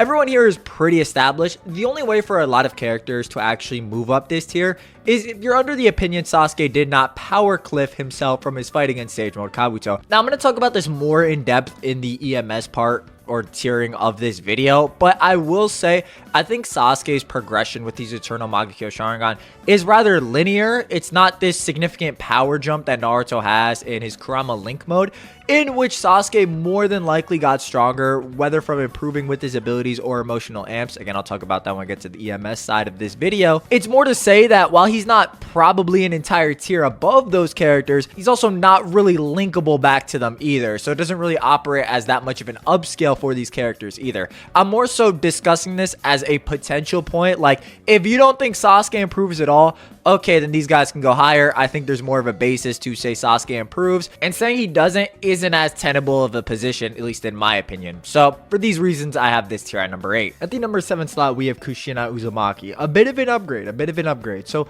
during this chapter range, we do have some additional information on where the full QB scales, which does upscale Kushina's feats of being able to restrain, especially since her chains are never really noted to be strong in terms of chakra suppression. They're just strong. We see in Hashirama's fight with Madara that the full QB is actually able to tear apart the wood dragon. This is important because if you recall earlier on, KCM2 Naruto fought against Madara's wood dragon and wasn't even able to bite through it with the QB avatar. So basically we know outright that the full Nine Tails is physically stronger than the half of the Nine Tails or the Nine Tails avatar that Naruto is utilizing up to this point in the series, which Kushina should scale above in terms of her ability to bind with her chains. This, along with the speed argument with the full Nine Tails actually being faster than this version of Naruto as well, which isn't quite as solid, but I think you can make the case since he has double the amount of chakra, he'd just be twice as strong, twice as fast, and twice as overall powerful. Kushina should just scale above the likes of Killer Bee, who doesn't really outdo that version of Naruto in any sense. Along with this pretty direct strength comparison, it's also noted in Data Book 4 that the Nine Tails was able to fight evenly with Madara's Nine Tails, mainly through utilizing its large size. Now, I don't want people to see this and throw a bit of a fit. I'm going to make it pretty clear. Everybody from this point on can compete with somebody who's fought and reacted to the full Nine Tails, or just has scaling that puts them above the full Nine Tails in terms of speed. Kushina's one of the few people who does benefit off this line of scaling. Most people above here just have better feats to suggest they'd actually be way above the full Nine Tails in terms of speed. So don't really look at this as like a cap out for a lot of characters. Most characters, even Hashirama in his own fight with the QB, is just faster. Like Hashirama's Wood Dragon just wraps around the full QB before the QB can do anything about it. So it's not that crazy of a feat for characters at this speed tier. This also is pretty in line with Kushina's statements previously made and her narratives established, as when Minato is fighting alongside Naruto late into the war, he notes that this feeling is similar to when he's fighting alongside Kushina. So we also know Kushina has fought alongside Minato in actual combat, which ironically, right, going back to when Kushina gives birth, Minato's never heard Kushina give a cry of pain. So ironically, you can make a case Kushina's never even taken damage in combat with Minato, which is really funny. There is a clear cap out though, as obviously Kushina isn't going to scale to some of Naruto's later variations. As Kurama outright notes, Naruto has surpassed the likes of Kushina and Minato quite a while ago. So she doesn't just shoot up to the end of the war. That's pretty self-explanatory. But her speed and binding strength are amplified exponentially off this newer Nine Tails scaling, which gives her much more stock, putting her above the characters below, who quite frankly don't have any sort of scaling to the full Nine Tails. At the number 6 slot, we have Kakashi Hatake. Now, starting off, the reason I have Kakashi above Kushina is that while being able to compete with the QB's physical movements is an insanely strong feat, it's not a feat Minato himself couldn't just perform, who Obito saw body flicker, use FTG, and still thought he could combat. Obito running a one-on-one deathmatch with this Minato, now having a Rinnegan, even assuming it didn't amp Obito physically in any regard, would still be enough stock to put him above Kushina in speed, as Minato would be faster than her. But in Data Book 4, 4, praised among all ninja as the greatest in godlike speed. How does this backscale to Kakashi? Well, when we see Kakashi in the war arc, there is a bit of fluff in between him and when he actually takes on White Mask Obito in the Kamui space. I'll be frank, he's not White Mask Obito level. He's just not. But he is impressive in the fact that he can compete close quarters with this White Mask Obito and even be comparable in terms of Raikiri. Now, I think it's more consistent to say he's closer to Obito's combat speed with Raikiri, as he uses Raikiri to cut the shuriken out of Obito's hand that he was going to use to stab Naruto. Coupled with the fact that when Obito was on the floor in the Kamui dimension, Kakashi was coming down on him with a Raikiri enhanced kunai,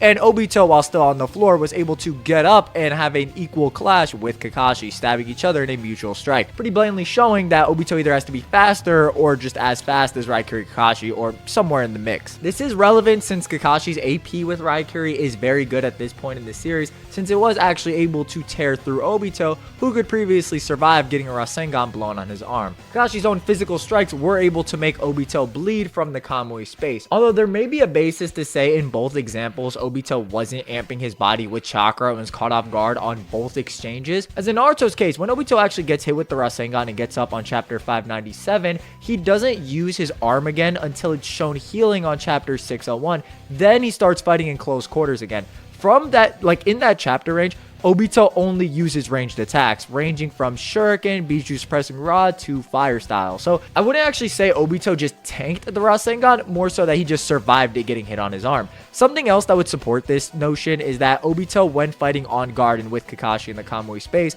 gets kicked and isn't dying, despite the fact that punches were making his gut explode with blood earlier on. This is what makes Kakashi's Raikiri more impressive, since it does stab through Obito, who is on guard, and on top of this, Obito notes earlier, if you really wanted to kill me earlier, you could have with Raikiri. But basically having this scaling with the Raikiri does put Kakashi in a good range in terms of speed and AP, coupled with his Kamui at this point in the series, makes him extremely formidable, as he's shown the ability to actually Kamui the full 8 tails, bringing it in and taking it out of the Kamui space, although this does fatigue him of all his chakra. And I do want it to be noted, Kakashi does get amped because he receives chakra directly from the Nine Tails. So there are reasons for why he is performing better and constantly rejuvenating himself, as there's multiple points in the war where he would teeter out but still doesn't. And for perspective, again, this is the same guy who can compete and catch Naruto with wood style in close quarters combat. So this is all very impressive. Now again, this is just one small aspect of Obito's arsenal. If they weren't fighting in the Kamui space, there really wouldn't be a discussion. But you do have to give Kakashi credit. Like, for example, he breaks Obito's Genjutsu with Raikiri, which was previously controlling a perfect Jinchuriki. So Kakashi's Genjutsu resistance at this point in the series is very strong. And there's even a point when Obito gets thrown into the Kamui dimension, it looks like Kakashi's about to kill him. But this is more so, in my opinion, Obito not being used to being pulled in the Kamui space, which he's never had done to him before, which is why Kakashi was able to get this, sort of feed off, as you can't have Kakashi blitzing Obito here with Raikiri, but also Obito just getting up from such a disadvantageous position and mutually striking with Raikiri enhanced Kakashi as well. It just doesn't really work in that aspect. So Kakashi overall during this section is just overcoming mental obstructions, getting chakra from Kurama, getting more and more acclimated to his Magiya Sharingan, with his Kamui speed increasing, and even gaining the ability to return from the other plane, which he couldn't really do previously, along with being able to send full Bijou in size twice. It's pretty insane, honestly speaking. So the best way I view Kakashi is that he's very threatening to someone of Obito's caliber, but in strict one-on-one circumstance wouldn't really be able to do anything against him. And this is all you can really say for Kakashi at this point in the series, as he's stuck in the Kamui space or doesn't return from there for the entirety of this chapter range, as Obito hits him with a Black Ride derived from Six Paths of Shadow and Light style, which causes Kakashi to give himself stitches and try and recover the damage done to him during that time frame. So we just don't see Kakashi for a pretty big duration of this chapter range, but I think the feats he exhibits are enough to warrant him above the characters I listed previously. At the number 5 slot, we have none other than Tobirama Senju, the second Hokage.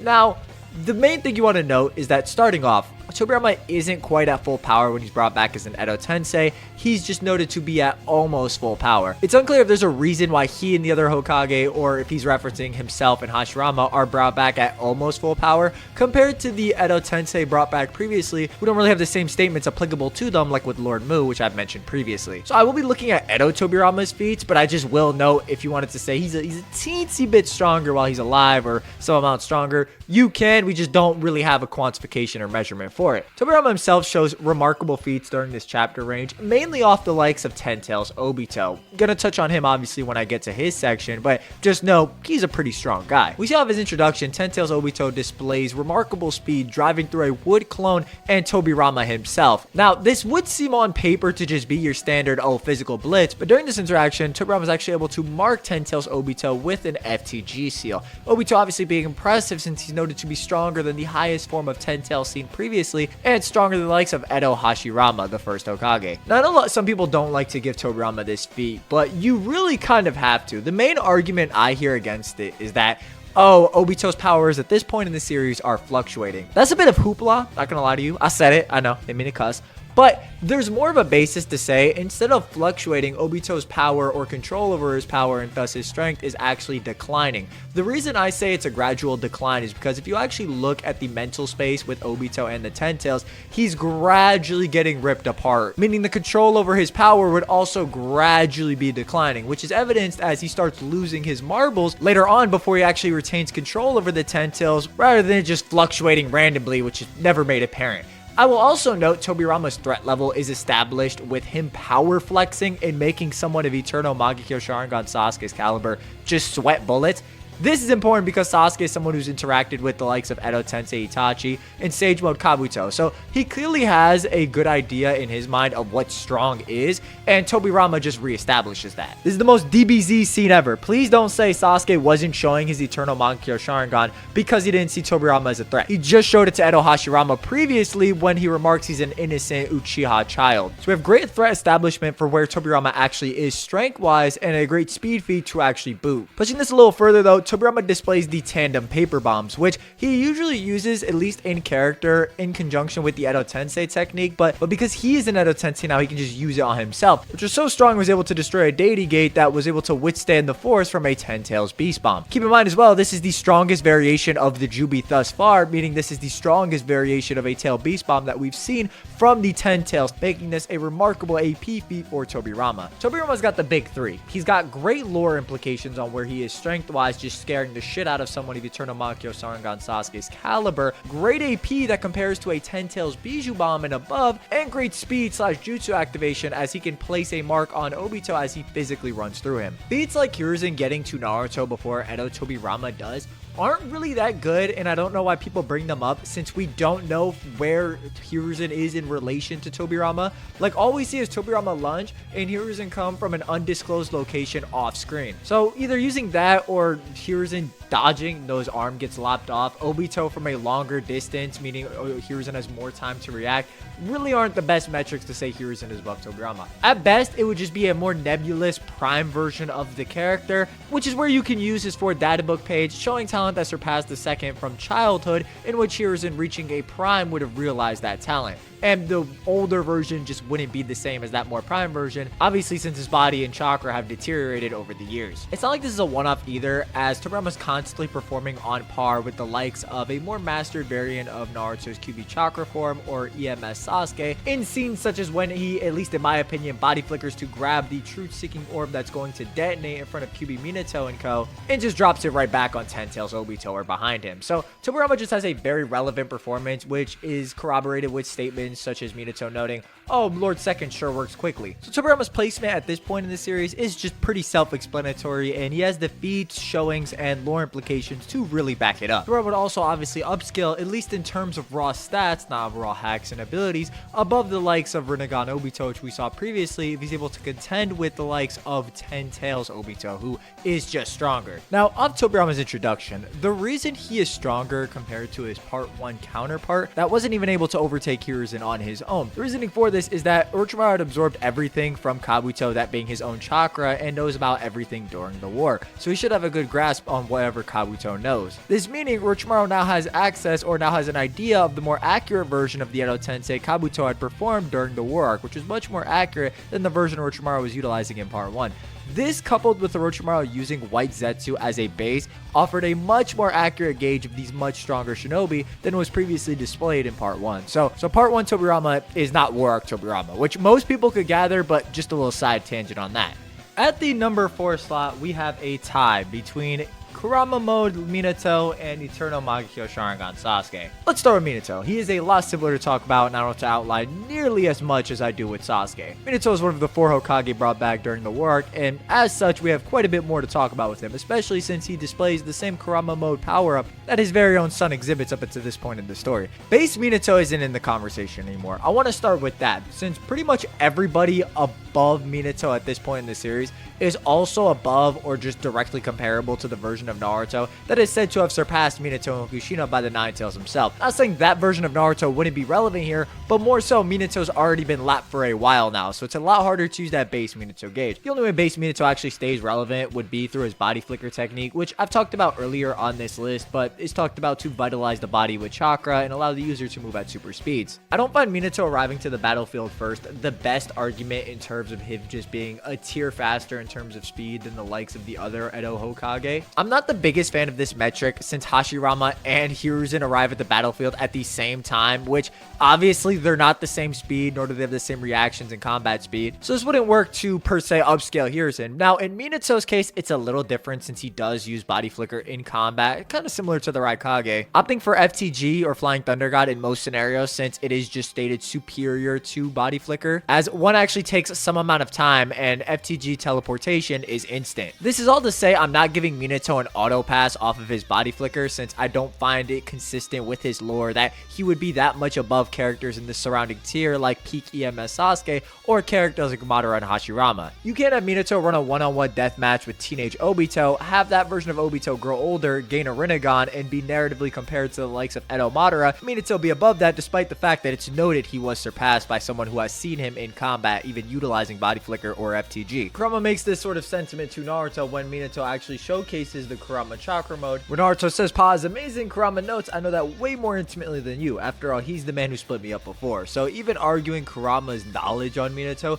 he is probably one of the best sources on Minato as a character strength-wise. I already mentioned body flicker earlier in the video, so I don't want to rehash too many examples, but I would just say another example to support what I was noting earlier in the video, that most characters don't even attack with body flicker or can't as they run the risk of actually colliding with their opponent. An example that kind of shows what I'm talking about is when Naruto uses 2 clones, both of which utilizing body flicker, to intercept Rinnegan Obito and Madara's attack. In the Madara situation, Naruto only catches the blade once he's done sliding past it, and in Obito's case, Naruto grabs the kunai as he slides in. So in both instances, he's utilizing body flicker to get to his opponent, yet doesn't really attack while he's in that state. That's more so afterwards, after he's emerged from the body flicker. Just my 2 cents, but I thought the example was relevant since it is something new that happens in the chapter range, and it is an example of a character utilizing the technique. Now moving on to QB Minato, the main point I would argue for Minato is that number 1, right? We know his performance against Obito isn't really the best since he's noted to have a daze or stupor depending on the translation, with it also being noted that when Naruto fist bumps Minato, he wakes him up from such a stupor. It actually isn't that relevant when you think the stupor starts, as I know some people are of the opinion it starts when Obito is trash talking Minato, or as far back as when Minato actually discovers that the masked man was in fact Obito himself when slashing through him. This isn't super relevant to Minato's placement as I'm gauging Minato when he's utilizing the Kurama avatar. Having access to the yin half of Kurama, Minato dons the Kurama avatar, which is noted to be able to provide powerful support to someone of KCM2 Naruto's caliber in his Kurama avatar. Now this is relevant because Naruto is powering himself up further with Sage Mode, which inherently isn't a huge buff to the Kurama avatar, but more so makes it that all jutsu used are now just effective on the likes of Ten Tails Obito. The Rasengan being used here is actually Minato's, and Naruto simply applies Senjutsu to the Rasengan, which again just makes it effective against the TSO, or Truth-Seeking Orbs, in which case the duo is able to tear through Obito's fire defense that was shielding his back previously, and actually crack one TSO, although it's unclear if they actually destroyed the orb entirely, just crack the extension that Obito used. I also wouldn't say the duo actually destroyed it, since Naruto notes following this that Black Thing sure is solid. He used it defensively this time, which indicates to me that they didn't just break it outright, otherwise he wouldn't have said it was solid. Obito also doesn't lose a TSO or Truth-Seeking Sphere after blocking this attack. He has 7 on his back and 1 being used to block the attack, and after both parties get shot back, we actually do see that Obito still has all 8. So we know outright they just didn't destroy this TSO, which is also blatant as Naruto knows we need to wreck that Black Thing is all, and uses a stronger technique, that being a Senjutsu Bijou Bomb. So Minato just kind of has to be in this tier because he's powerful support to this version of Naruto that is the strongest version of the Kurama avatar, and Naruto at this point in the series. Now, as far as the Gudo Dama strength-wise, we're going to see a bit of a trend in that the more orbs Obito Obito or other characters use, the stronger and faster the attacks become. That being, the more orbs Obito pours into his construct. So a construct with 2 TSO is going to be stronger and faster than a construct with 1 TSO. And we'll get into the differences and how this scales for different characters, but on a baseline, the TSO are described as high density chakra in a condensed state. So each TSO should have its own chakra. Combining them would just mean more chakra to be allocated towards the attack, hence stronger and faster. While I didn't exactly quantify how strong Naruto is at this point in the series in relation to all this, I'm going to do that in literally the next tier. So just bear with me. It makes no sense to just repeat the same explanation twice. Now, sharing this tier is EMS Sasuke. This is going to make a lot more sense when I get to like the peak EMS Sasuke that is fighting against Ten Tails Obito. But this is a pretty significant jump. How did we go from somebody who is a rival to Edo Itachi to being on the same tier as someone in a QB avatar? We see post Itachi fight, Sasuke does begin to question himself. What is he? What is a shinobi? What is a village after meeting with Itachi? He wants answers to how Itachi can consider himself a Leaf Shinobi despite being used and tossed out by the Leaf Village. Through a fortuitous sequence of events, Orochimaru, Sasuke, Suigetsu, and Jugo end up speaking to the revived Hokage. Hashirama lays out to Sasuke the process in which the village was created, along with the fact that he is the one who found these circumstances satisfactory. In Hashirama's mind, shinobi are those who endure for a purpose, but depending on what that purpose is, a shinobi can change just as he and Madara did. This reframing how Sasuke views Itachi, as he had to endure longer and harder than anybody in the series really up until this point. This is what pushes Sasuke to join the battlefront with the Edo Hokage against the likes of Obito and Madara, as he doesn't want everything his brother had worked towards to be for nothing. So while Sasuke's worldview has expanded, is he a different character strength-wise? Well, we do have statements post-Itachi, like him noting his hatred towards Konoha has increased dramatically. He hates it more than ever, with Tobirama noting that strong emotions directly correlate to power with the Sharingan, to the point someone can become unstoppable like Madara. So basically, Sasuke is a lot more emotionally charged at this point in the series and has gotten more time to get used to his Mangekyo, which is why he begins showing off stronger and stronger techniques like Enton Kagetsuchi variations or a full-body Susanoo, which you could maybe say he had access to previously, but I do think that Sasuke is just improving with his new dojutsu, and he is just getting stronger as a result of using it more, along with these emotional amps progressing through the series, which is partially why I believe he shouldn't really be linkable back to his Itachi self counterpart, or there's more of a stance to say that he improved by some metrics, so you can't really make a consistent scaling chain for those characters to be amped up. It's shown Sasuke is on par with Naruto's QB Chakra Cloak, although at this point in the series, which we'll talk about soon, Naruto has a lot more practice utilizing the QB's chakra, and as a whole has just gotten a bit stronger. An example of this is Sasuke is able to throw up his Susanoo arm around Naruto before Obito's TSO goes off, but this may be more of a reaction point, as Naruto's physicals should be comparable or even greater than base EMS Sasuke's physicals, as he can physically throw the Rasen Shuriken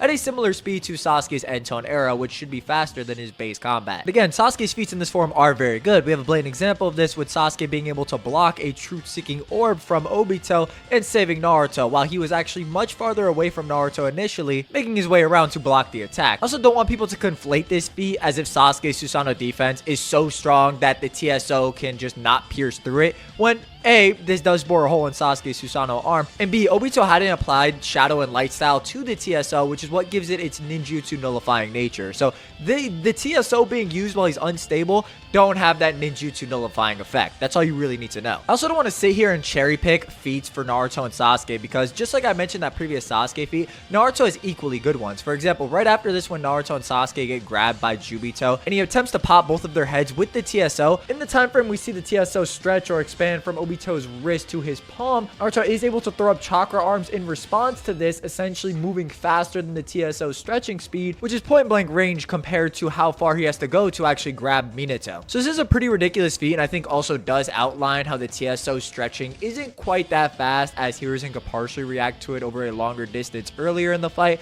and we see Sasuke and Naruto also can react to it in their own ways, although I think Naruto at this point has the best reaction. So this is all to say Naruto does have good arguments, and the two probably are just dead even at this point. The fact that the two are consistently syncing up chakra ratios between the Sasuke's Enton Amaterasu and Naruto's Rasen Shuriken variants. Another example being when Sasuke's Enton Amaterasu and Naruto's Rasen Shuriken both reach the Jubi clones at the same time. Like, every feat these two have are kind of shared, or if one outperforms the other one kind of has another feat outperforming the one who just outperformed them. This also isn't enough to justify Sasuke's placement, in which we have to look at Sasuke's development, where he unleashes the full body Susanoo. This is the full body version Madara is utilizing against the 5 Kage. Side point as well, it's likely Sasuke might have been emotionally charged again, or had some sort of emotional amp, as he did see Itachi and Naruto's flashback flashback when Naruto's memories are flowing into the Shinobi Alliance, just more so noting that Sasuke does have reasons to get stronger, along with utilizing his abilities more. Now, the iffy part comes in, and the reason he shares a tier with Minato is that Sasuke actually performs directly on par with Naruto's Kurama avatar, even while Naruto is in Sage mode. The caveat is that Sasuke's avatar is being powered up by Senjutsu, which in turn just makes it so he can affect Obito and the TSO as a whole. It's here we see Naruto and Sasuke are able to affect Jubito's TSO when they both clash on it with their physical, Sasuke's Susanoo sword and Naruto's Kurama palm. They are able to chip away the TSO, even when firing long-range attacks like Susanoo arrows and Biju bombs, the TSO is further chipped off. Sasuke is outright noted by Orochimaru to at some point be a shinobi who is capable of surpassing Madara. This being demonstrated as Sasuke alongside Naruto proceeds to acclimate to Ten Tails Obito's movements over time, even syncing up a counter strike. And I also will note Sasuke and Naruto's avatars do have directly comparable durability. They both get shattered and destroyed from Jubito slamming them down at the bottom of the God Tree. And we know they have directly comparable durability since Sasuke and Naruto don't really take any more damage compared to one another, even though Naruto's in Sage mode. And Jugo's in the avatar and he's not dead, you know what I mean? So it's not like Obito's arbitrarily throwing one down with more force than the other. I would also note that Obito does use more TSO to consistently block attacks from Naruto and Sasuke, or Naruto and Sasuke individually. For example, when Naruto and Sasuke strike Obito, he uses 2 TSO to block their attacks as opposed to 1 to block Minato's Rasengan earlier on, which is consistent with their physical strikes being able to damage the orbs as they draw chips off of it from earlier in the fight. I do believe the orbs directly correlate to the strength and speed of techniques Obito can use, as we see him when utilizing all of the orbs is able to outright grab Naruto and Sasuke, who only react to being grabbed after it's done, and then slam and proceed to one-shot both of their avatars. So it is presented as the more orbs you use for your constructs, the stronger they are, and in turn the faster they are. What does this all mean? Well, it means Sasuke and his avatar has better AP than the likes of Minato potentially, since he's able to affect the orbs on a more consistent basis, as Minato only scales to 1 TSO. Sasuke also should have better reactions at this point in the series, since he's adapting alongside Naruto and has the same reactions when sensing Ten Tails Obito's movements, so you have a potential AP argument, reactions argument, and potential speed. The main hiccup here is obviously Sasuke's Susanoo is being powered up by Senjutsu. This doesn't detract from Sasuke's Susanoo being strong or Sasuke having the same reactions or adaptation, but it does put into question how strong it would be without that. The best way I could put this section is that we see on chapter 650, which is the cutoff point, we see Sasuke's Susanoo morph and evolve into what looks like the perfect Susanoo, as it has the same nose as the perfect Susanoo, as it begins to morph with the QB avatar. We don't know exactly what they're forming at this time, so you really wouldn't be able to say. It's just presented that Sasuke does have a higher stage of Susanoo present, or he's able to use off of this newer design. So the best way I would describe it is Sasuke's just shown having some different variation of an avatar that is most likely stronger than the previous variation that needed that Senjutsu buff to compete with Naruto's Kurama avatar while he's amped in Sage mode. I would actually make the case off these chapter range Sasuke has better arguments to suggest he'd be above Minato's avatar, but that's just me. It's really just we don't know what that higher version is, and you can kind of play around with how big of a buff the curse mark is, which I don't think it's a tier breaking buff, since most people can combat a curse mark stage 2 and base level fighter and not get blitzed by one or the other, that being the Genin, people like Deidara, or other fighters. The curse mark is an amp, not a multiplier. The only thing it multiplies is chakra level, and the shinobi who uses it does get faster and does get a stat amp, but it never really puts them an entire tier above who they're fighting, generally speaking. Or in Shippuden, it's kind of like diminishing returns, since the people are so strong that the amp it provides isn't enough to actually overtake them. I'd also make a small point that Sasuke being coded in Naruto's QB chakra doesn't really mean anything, since it's presented as more of an amplifier. When Kakashi's relating himself having 3 times the amount of power when receiving Nine Tails chakra, he's talking about receiving chakra directly from the Nine Tails, which powered him up, as he could use the chakra on his own. The chakra coding the alliance actually has to be powered up by Naruto at times to even block attacks. It doesn't just power up the shinobi who's using it multiple times, or if it did, again, it would be diminishing returns. It wouldn't be the same for like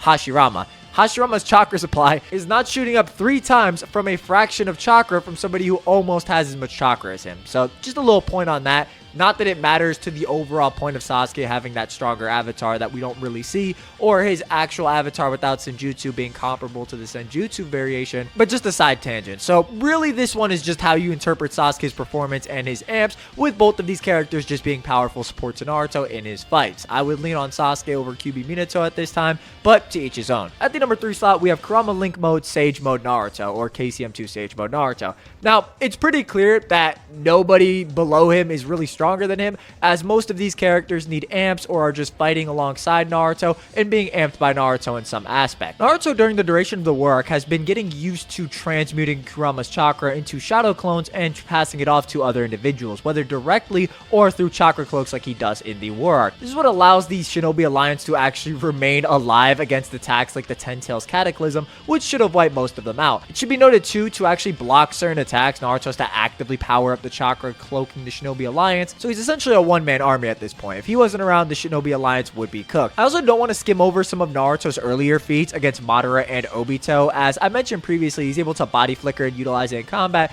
to the point he could intercept Madara's Susanoo strike and Obito bringing his kunai down on Kakashi. What people also don't bring up is that Naruto physically, without the use of the Kurama avatar, was able to blow up the head of Hashirama's wood dragon that was previously suppressing the QB avatar, which is a pretty ridiculous feat. Naruto as a whole is just improving his abilities at this point, as his Kurama avatar timer increases as it goes up to 7 minutes. Even his Sage Mode prowess goes up to the point that his Sage Mode Rasengan could actually damage somewhat of Ten Tails Obito's caliber. And mind you, Sage Mode attacks are just noted to be effective on Ten Tails Obito. They're not really noted to be super effective, they're just able to affect him. So Naruto overall is very powerful at this point, being directly compared to Edo Hashirama in sheer chakra volume. Now, this is with the Nine Tails, and I will make note that chakra volume doesn't inherently dictate strength. You know, like, if that was the case, Hashirama would just always be stronger than Madara, despite the two being very comparable and one being far more noted for his chakra reserves than Madara ever was. Similar point with Sasuke and Naruto.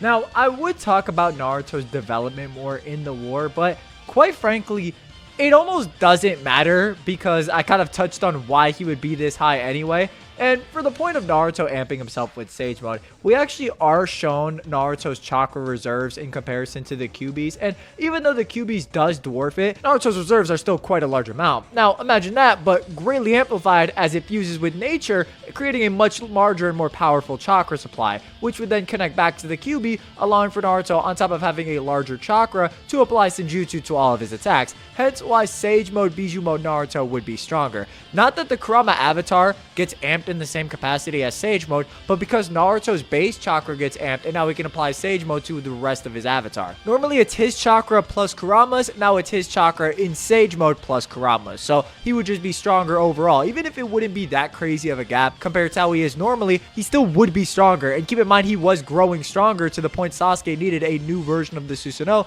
to actually merge with Naruto's Kurama avatar, even if we don't see the new result. Keep in mind as well, Naruto at this point has shown the ability to create 3 KCM2 shadow clones, even while he himself is in Kurama Link mode. So Naruto's strength at this point in the series is just off the charts. There's no real way to describe it. He's the one constantly powering the Shinobi Alliance up, and he's the one leading the forefront against Ten Tails Obito, which really speaks volumes to his strength level. And the fact that he continuously grows stronger is all you really need to say. Whether he's getting better at transmitting the QB's chakra, or just getting better in Sage Mode overall, as we see his Rasen Shuriken limit increase during the Ten Tails Assault, or his Sage Mode Rasengan having the ridiculous AP feat of actually damaging Ten Tails Obito, which is pretty insane. Like, dudes need to bring this up. Naruto takes the number 3 spot very comfortably at this point in time. At the number 2 slot, we have Hashirama Senju and Madoru Uchiha. Now, with Hashirama scaling to the Nine Tails, which is a big point I brought up for other people on this list, I need you to understand.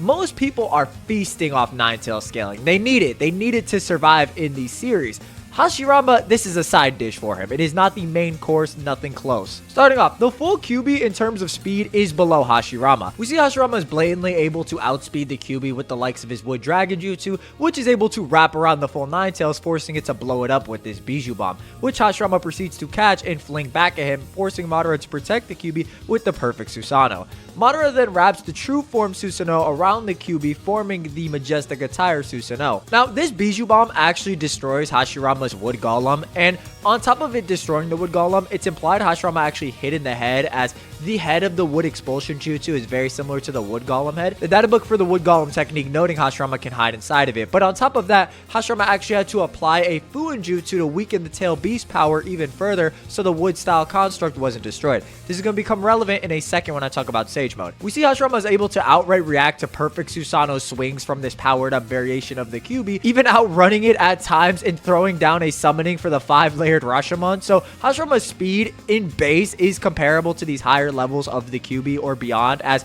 you can't really argue the majestic Tire Susanoo is the exact same speed as the full Nine Tails and have it be on par with a stronger variation of wood style that Hashirama displays afterwards. Hashirama then enters Sage Mode, the databook noting he has the ability to enter it instantly. This being consistent with later in the war arc where it actually seems like Hashirama enters Sage Mode while he's actually talking, or he's able to enter it so fast that he can do it between words or just like in the short span between a sentence, which is actually pretty crazy. His Sage Mode noting to raise the bar for all ninjutsu, taijutsu, and genjutsu. Remember this. Hashirama summons the 1000 armed Shinsu Senju, which proceeds to tear the armor off the majestic attire Susanoo. So in short, Hashirama himself can create an entity that rivals Madara with an entire Kyuubi. We then come back to the fight and it's revealed that Hashirama does trick Madara when they're both fatigued, with his wood doppelganger killing his close friend.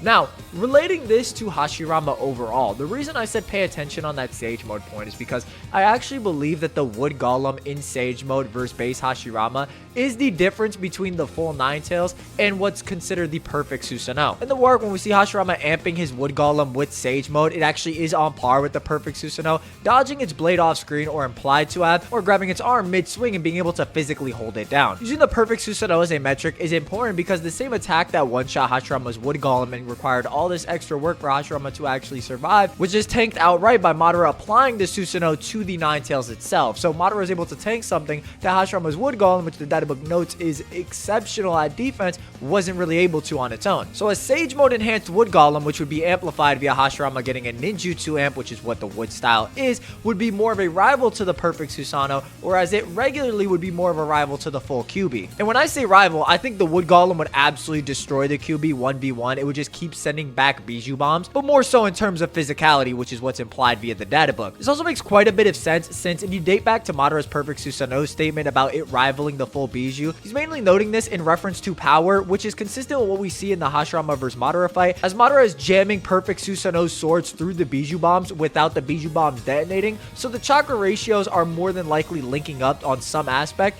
for one attack to not overtake the other. So even if some miracle someone could combat base Hashirama, he can just instantly amp himself to Sage Mode and all his wood style gets a dramatic amp as well. So his Wood Golem isn't just Kurama level if you give him that. It actually gets amplified dramatically with Sage Mode. And we obviously have all of the previous statements known about Hashirama, his wood release ninjutsu, which is what gave him the moniker the strongest ninja or god of shinobi, along with healing ability that allows him to heal wounds without making hand gestures. With it even being noted, there is not a single ninja existing who surpasses this power. All of this rolling back to Madara in the war arc because his perfect Susanoo is on par with Hashirama's Wood Golem while it's in Sage Mode. And Hashirama and Madara do scale to their avatars, Hashirama in base, and we see Madara is able to compete with Hashirama in base only in close quarters in the war arc, as we don't really see him engage with Sage Mode Hashirama. Outside of their avatars, it's far more likely that Madara needs the perfect Susanoo to combat Hashirama's Sage Mode in general or his wood style, and in order to be on par with the perfect Susanoo, Hashirama needs to amplify his Wood Golem with Sage Mode. So this kind of outlines the relativity between the two, with Hashirama being able to put himself above that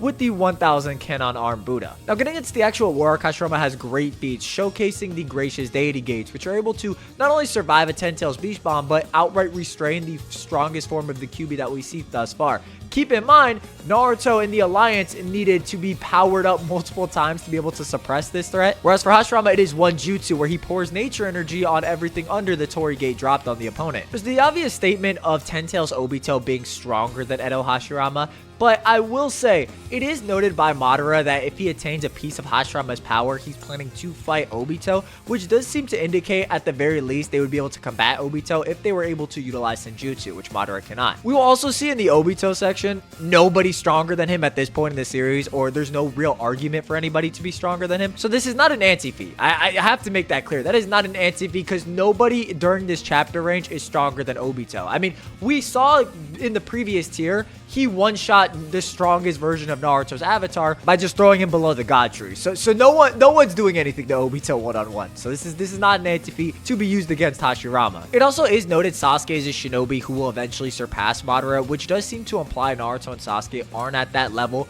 pre-adaptation.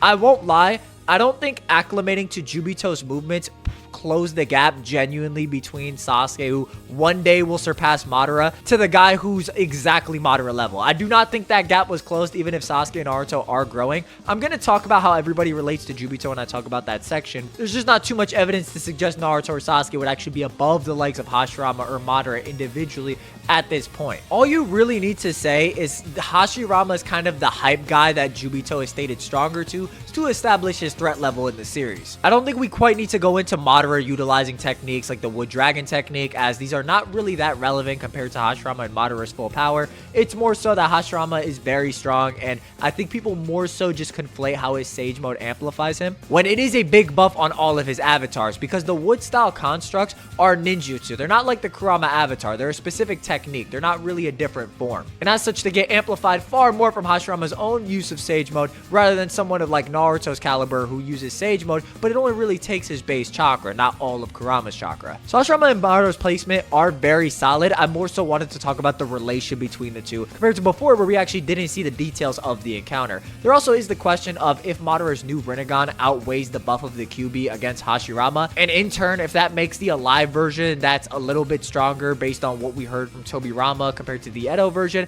However, I will say, due to the sheer amount of hacks that Madara has at this point in the series, that being Wood style, Hashirama enhanced sensory, and the Rinnegan, it's kind of hard to see the Nine Tails making that much of a difference, especially since we've established that Madara can rival that firepower with perfect Susanoo, or just make himself outright more durable than what the Nine Tails itself can tank, as we don't see the Nine Tails in relation to its own Bijou Bomb. Even in Killer Bee's case, when he survives his own Bijou Bomb, he does take quite a bit of damage, so it would probably be a similar point for the full Nine Tails. So these two are at number 2 and are just shown directly rivaling each other as they're fighting off screen while the main cast is just duking it out. At the number 1 slot, we have Ten Tails Obito. This should be pretty clear because we have statements like him being stronger than the likes of Edo Hashirama. Tobirama implies there isn't that much of a gap between their alive and Edo Tensei counterpart. It should also be clear Hashirama is talking about all of his abilities, even Sage Mode, because he comes to this realization after he drops the Gracious Deity Gates on Obito, a Sage Art technique. So to say he would be referencing base after doing this is pretty ridiculous. Obito proceeds to demonstrate his raw power as he's able to shatter or pull apart the 4 Crimson Ray barrier, which requires 4 Hokage level shinobi to create. It should be clear that he's stronger than when he was as a full Ten Tails, as he just shattered something a Ten Tails Bijou Bomb couldn't,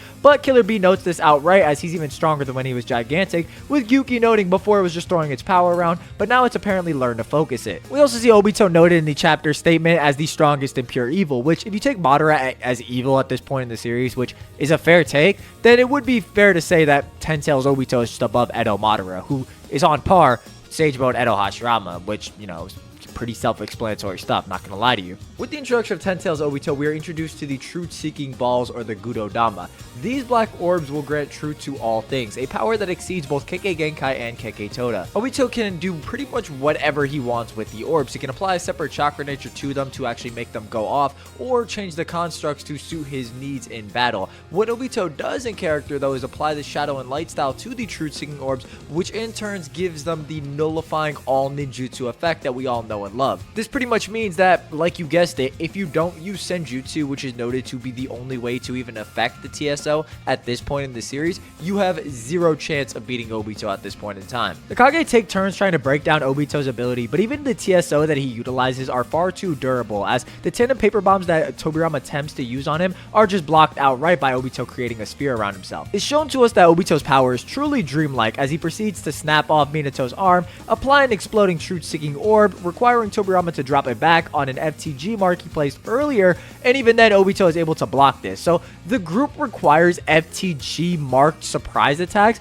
to actually even close the gap on Obito at this point in the series, which is used even when Minato and Naruto sync up their Kurama avatars against the Ten Tails Jinchuriki. It's then revealed to us that Obito is applying the Shadow and Light styles to the TSO, which in turn is allowing him to negate all ninjutsu. This is exemplified with him negating the regen of the Edo Tensei technique or the TSO pulling apart and spreading out the Amaterasu so Obito himself just isn't affected. This is all to say, if you get hit by any of these constructs, you just die. Like, there's nothing you can do, even if you're an Edo Tensei immortal body. It's noted to us that Obito's only real weakness at this point is Senjutsu, which is just effective on him. It's not super effective, it just works on him. On top of the Senjutsu point I mentioned previously, Obito can no longer slip into the Kamui space with the 10 tails inside of him. Not too much of a nerf since Obito's sensory abilities have greatly improved, since he can just slap away Amaterasu or tell Sasuke was building up chakra in his eye. Minato noting Obito has attained truly dreamlike power, with Naruto supplementing it. This guy's even more perfect than I imagine myself in my dreams. So none of these fighters are even able to do any damage to Obito because he has these regeneration abilities along with this one specific weakness.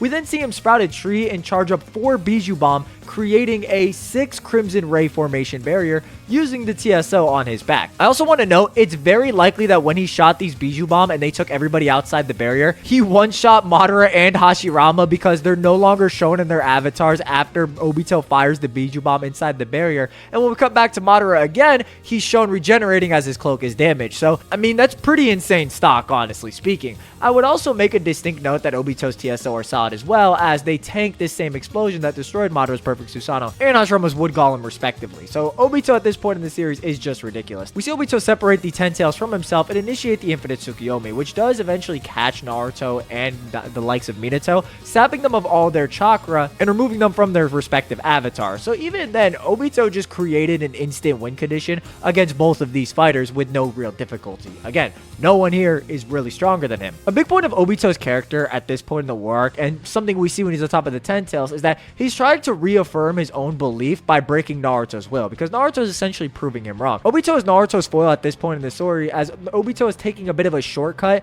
rather than going through the hard road, even when his comrades die or he has these speed bumps in the road to becoming Hokage. Obito's trying to reaffirm his own belief by breaking down Naruto's, because if he can't do that, then it shows that his choice was the incorrect one and that he could have had a better path compared to what he had previously. This is most evidenced after Obito gets done beating down Naruto at the bottom of the God Tree and continues to question him. Why do you get up? What exactly are you fighting for? This is a big point because it shows why Obito isn't just ending this despite having the most ridiculously broken stack of abilities, because he's trying to reaffirm himself. This is a concept that was introduced on the 10 tails, and Kakashi notes this outright, and yet you still search and test everyone and everything to prove yourself wrong, which is why even now you keep pushing Naruto. It's very clear that when Obito decides to utilize all of his TSO, the constructs Naruto and Sasuke display aren't really threatening to him. Every character at this point in the series just needs backup to fight Obito or just can't beat him one-on-one. Obito's physicals at this point in the series are already above everybody's, but the fact that truth-seeking orbs that negate all ninjutsu are thrown into the mix, or Obito can apply a specific nature release to them to make them explode, which is what he does earlier with Minato, and create barriers infused with the chakra for Hokage caliber shinobi, or just initiate the Infinite Tsukiyomi with the tree that sprouted just grabbing your chakra. There really isn't anybody in the series who can measure up to Obito at this point in the series. Physicals, hacks, everything. It's on another level, and this is what kind of introduces us into that 6 paths level tier. So Obito is the #1 character at this point in the series. Free. There's no discussion, no real argument for anybody being above him up until this chapter range. At the number 10 slot, we have My Guy. At the number 9 slot, we have Killer Bee. At the number 8 slot, we have Sage Mode Kabuto, Edo Nagato, Edo Itachi. At the number 7 slot, we have Kushina. At the number 6 slot, we have Kakashi. At the number 5 slot, we have Edo Tobirama. At the number 4 slot, we have KCM2 Minato and EMS Sasuke. At the number 3 slot, we have KCM2 Sage Mode Naruto. At the number 2 slot, we have Hashirama and Madara. And at the number 1 slot, we have 10 Tails Obito. A big plus for Obito as a fighter too is the fact that he can fly, which is huge because his flight speed is very relevant in combat when he's dodging Naruto and Sasuke's avatars. Basically meaning he can cheese out whoever he wants to in a fight if he really wants to. He can just fly away at a speed comparable to what he fights at, which is just insane.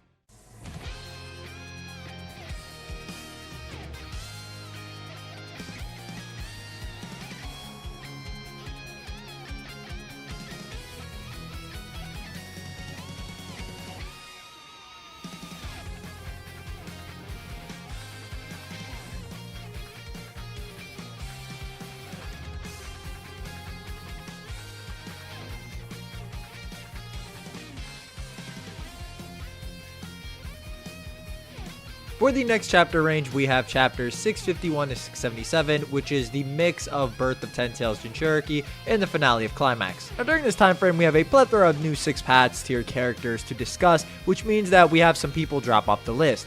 At the number 10 slot, we have Kushina Uzumaki, really just here for a lot of the same reasons I listed previously, and potentially reaffirmed based on the relation between Kakashi, Minato, and how these guys interact off each other's placements, and how you view Kushina in relation to Minato. Pretty much everything Minato does is inadvertently a feat for her, even if I have Minato above, her statements and narratives just coincide directly with his, and you just cannot really ignore how good they are. Honestly speaking, most people don't scale to characters that could fight the likes of the full Nine Tails at this point in the series, or to those higher end levels like Minato and Kushina. So you kind of have to keep that in mind and why she's still able to remain relevant on this list, whereas people below her don't have quite as strong as arguments. Even if they do have hacks or abilities that could potentially put them over, their overall scaling is not quite as high. At the number 9 slot, we have Kakashi. Now, I think Kakashi's just reaffirmed off of the few showings he has on top of the good showings he showed previously. I think Kakashi's relativity to Minato, or the one-armed version of Minato during this chapter range, is a good showing of where he's at, as him and Minato are shown being on par or having an off-screen fight against Zetsu controlling Obito. Mind you, Black Zetsu on his own was capable of combating Mei off-screen for a prolonged period of time, and does showcase greater feats. He pretty explicitly notes this too, as he doesn't want to separate from Obito until Madara arrives. So Kakashi should still be on this tier, and justification for him being above Kushina and other characters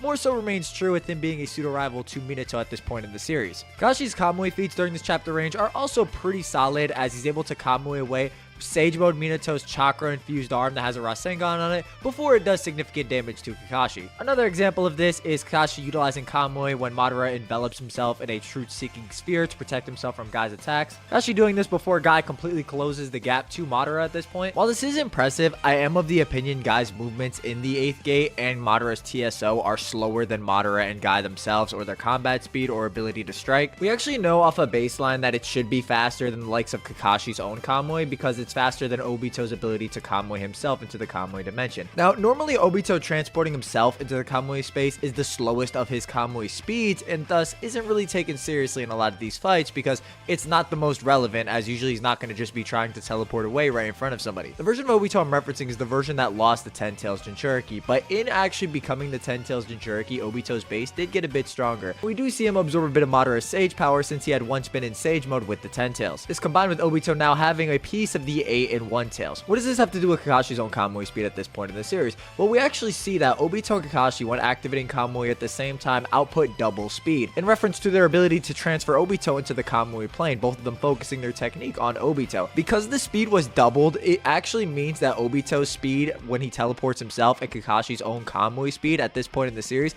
are the exact same, as if one was slightly slower than the other, or there was some discrepancy between the two, it wouldn't be an even double. It would just be some arbitrary number with like decimals following afterwards. So we actually know Obito's own Kamui speed when he transfers his own body is exactly the same as Kakashi's snipe speed. So we know both of these speeds are slower individually than the truth-seeking orbs at this time. Madara also pseudo confirms this, as he says, "I've already discovered that my attacks are faster than their Kamui transfer speed," making no note to differentiate Kakashi or Obito's Kamui when planning out which one will Kamui Obito into the Kamui dimension. So them being exactly the same is actually pretty blatant, and is honestly a bit of an upscale for that version of Obito that is kind of weird to talk about anyway. Mind you, Obito himself can physically react to and parry off 2 of Madara's TSO, along with other characters like Kakashi throwing a kunai as fast as Madara's TSO, or Rock Lee also throwing a kunai after Madara fires the TSO at Might Guy, who I will touch on a bit more, and why I don't think him moving around is quite that fast, or at least in my opinion is quite that fast compared to Guy's movements, but I'm going to touch on that when I talk about 8th gate Guy. But the bottom line is to really just say Madara's combat speed is faster than his TSO being flung. During the scene when Obito's walking, Kakashi initiates Kamui while Madara is standing still, and by the time Minato teleports in front of him and the Kamui barrier has started,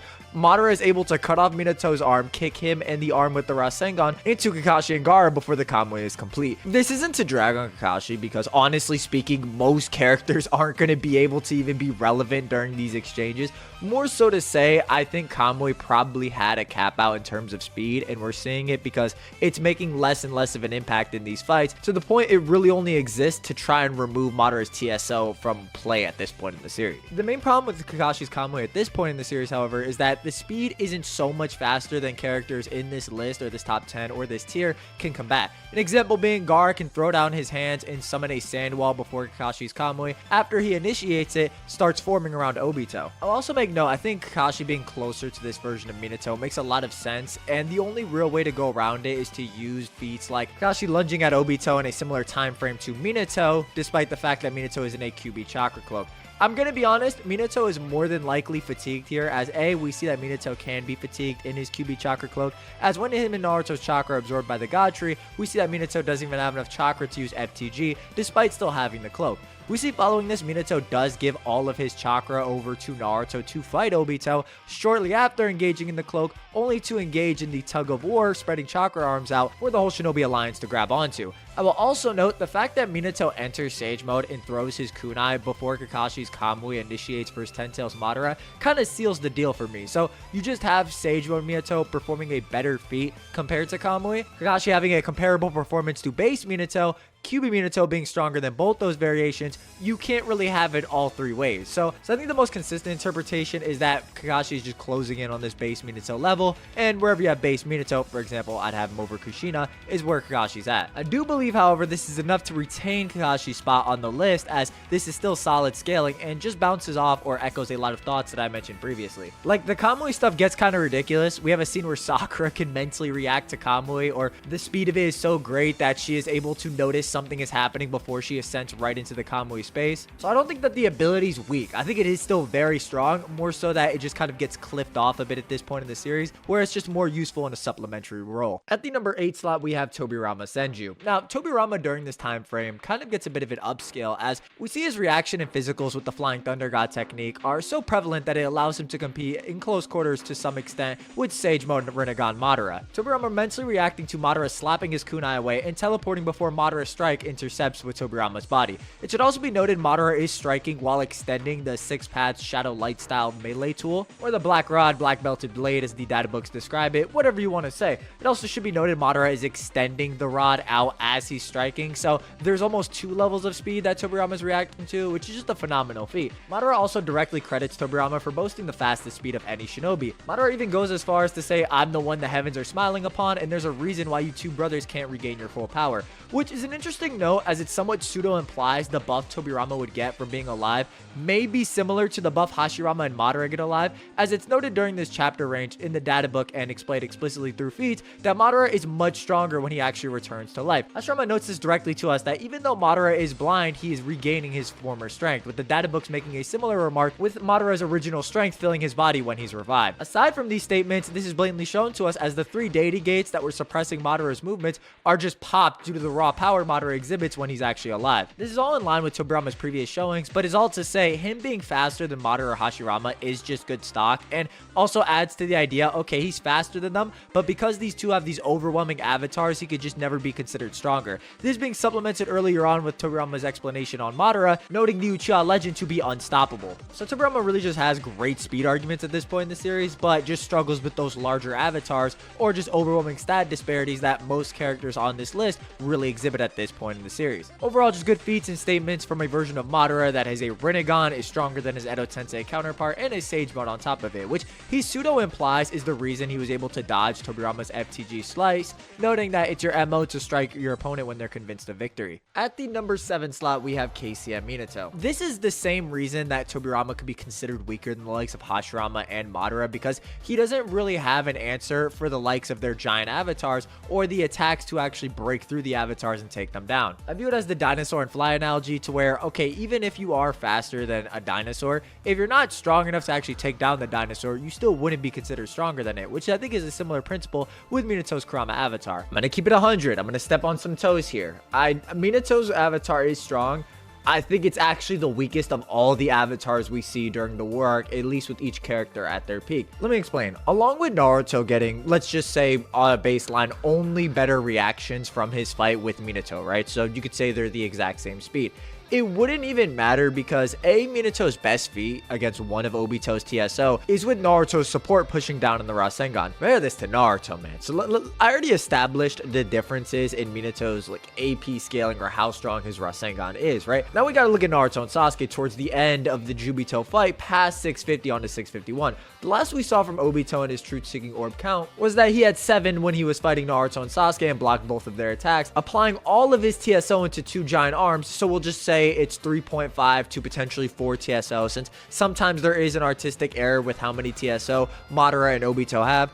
For reference, both Madara and Obito, when they flourish with 6-path Senjutsu, do have 10 truth-seeking orbs. So Obito makes these 2 faster arms that are just so fast they grab Naruto and Sasuke, who only react after their grabs. He one-shots both their avatars, right? Then he shifts the forms of these arms to a more offensive and defensive property. He makes the Sword of Nonoboku in a giant shield to combat Naruto and Sasuke's majestic attire Susanoo. This shield is relevant because it's either comprised of 3.5 to 4 TSO. If you assume there's an art error, then it's 4. But if you actually take the number Obito has when he blocks them, then it would be 3.5 each if he can disperse them like that. We see Naruto's classmates hop inside the majestic attire Susanoo, with Naruto noting, "I'm going to give y'all a Rasengan," giving 9 of them a Rasengan each, giving them QB chakra cloaks as well, which, by the way, this is something he could have done with clones, with these 9 Rasengan actually breaking through Obito's shield, as there's now an opening for Naruto and Sasuke to strike. So keep this in mind, right? Naruto, by himself, just made 9 Rasengan that he could have also had his clones push in, busted open a shield that had 3 to 4 times the amount of truth-seeking orbs implemented into it, whereas Minato couldn't even break one with Naruto's support pushing down. I.e.,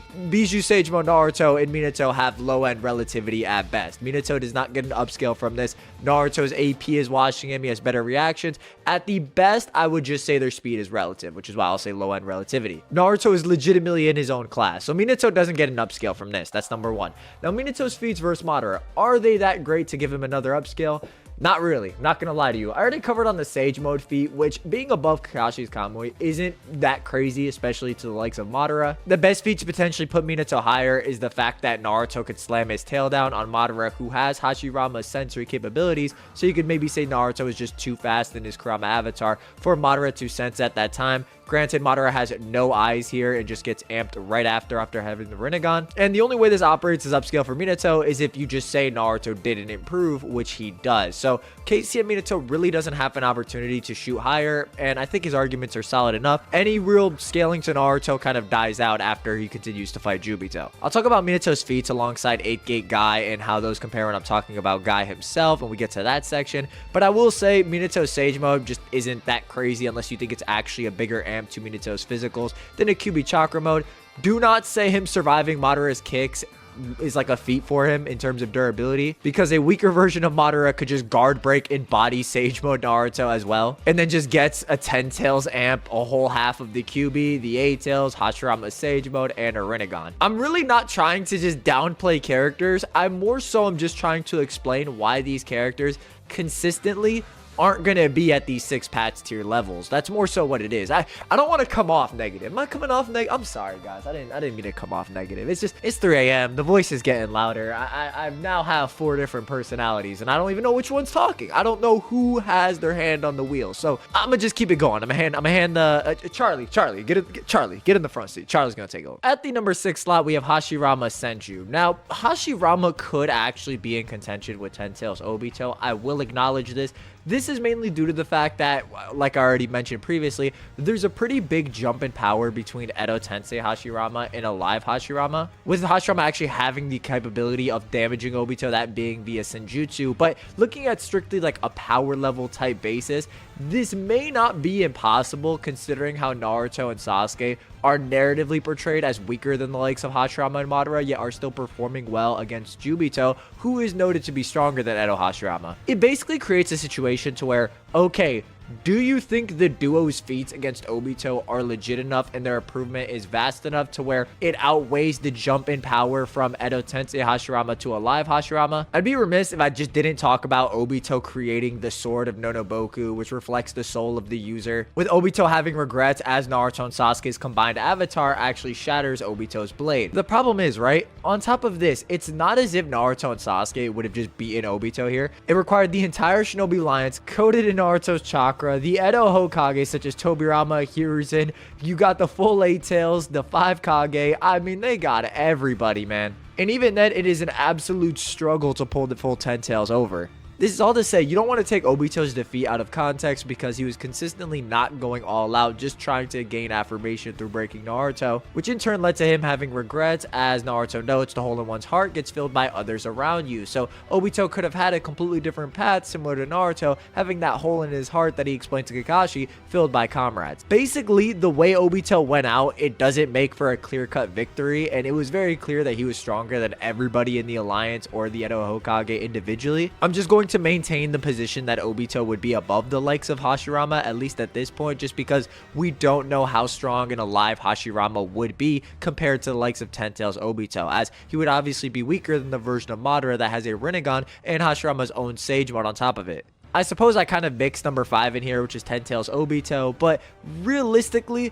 it's just kind of like, okay, Hashirama has the perfect toolkit to take down Obito. Now it's how big of that power gap? Now, how many TSO could Hashirama destroy? Where's his AP at in relation to Obito's defenses? You kind of get into these bigger discussions where you really can't get a solid answer, so I will say I think you could actually make a case Hashirama over Ten Tails Obito. I'm just going to maintain Ten Tails Obito over Alive Hashirama, as that is much more solid of a stand. At least in comparison to arguing Hashirama is way stronger while alive and trying to backscale that to Obito's performance in his fight against Naruto and Sasuke, where we have all these narrative factors coming into play and reasons why he's not going all out or why he lost. At the number 4 slot, we have 8th Gate Guy. Even before I get into this Guy section, I just want to bring your attention to Guy's reaction when he hears that Taijutsu is the only thing that's effective on Madara, since Minato can no longer use Senjutsu.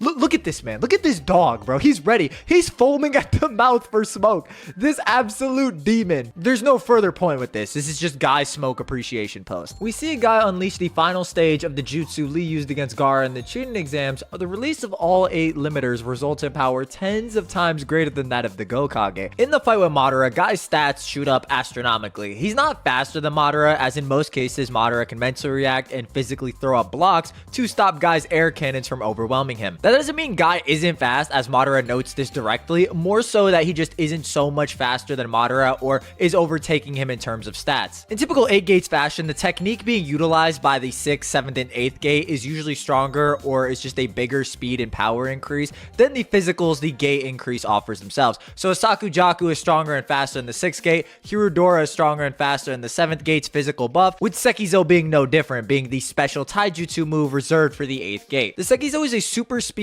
air cannon. Madara notes getting hit by 4 or 5 of those would be bad after one launches him into the ground and cracks off part of his horn, with Madara also noting it would be prudent of him to avoid getting hit by the fists that create them as well. The caveat with the Sekizo is that there are 1 to 5 levels of speed, and raising the gear will increase the power. This is essentially to say Guy gets faster and stronger with each step. As the prowess of his taijutsu increases, taijutsu in the series being defined as speed and power, you can't really have a power increase without a speed increase for a taijutsu strike. Now, while this is the case, I am of the opinion that each step probably isn't a huge speed increase or huge power increase, as the speed and power increase is probably proportional. The reason I say this is that Madara is able to outright react to and throw up his TSO when reacting to Guy's Sekizo first step, but is also able to mentally react to and warp his TSO to Guy's 5th step as well. So we know the gap from the 1st and 5th step isn't so large that it's putting Guy beyond Madara's ability to physically move his TSO in front of him or to mentally react to Guy's own movements. Assuming the increase from each step is proportional to the power it outputs, as again, taijutsu is a mock-up of speed and power, this being a taijutsu blast, it basically means Guy's power also isn't shooting up drastically to the point where it overwhelms Madara or hits so much harder that he couldn't tank an attack he previously got hit by,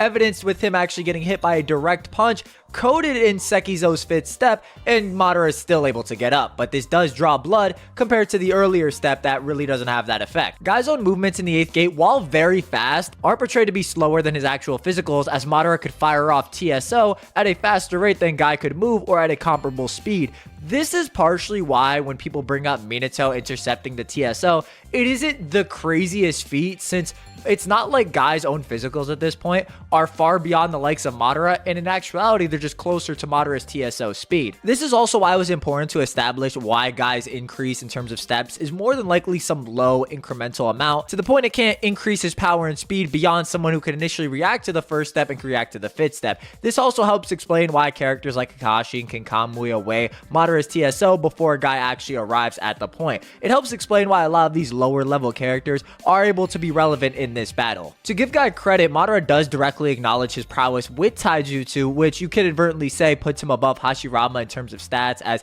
he has greater speed and power than someone of Hashirama's caliber who can consistently compete with Madara when they're fighting in terms of strength and speed. Guy also showcases his ace move against Madara, that being Night Guy, which Madara self concedes almost killed him. Night Guy in the databook is also noted to have limitless power, surpassing any notion of what taijutsu is capable of. So we do know it's outright stronger and faster than any previous technique like the Sekizo, with it being shown that a large-ass chakra dragon on fire appears around the user.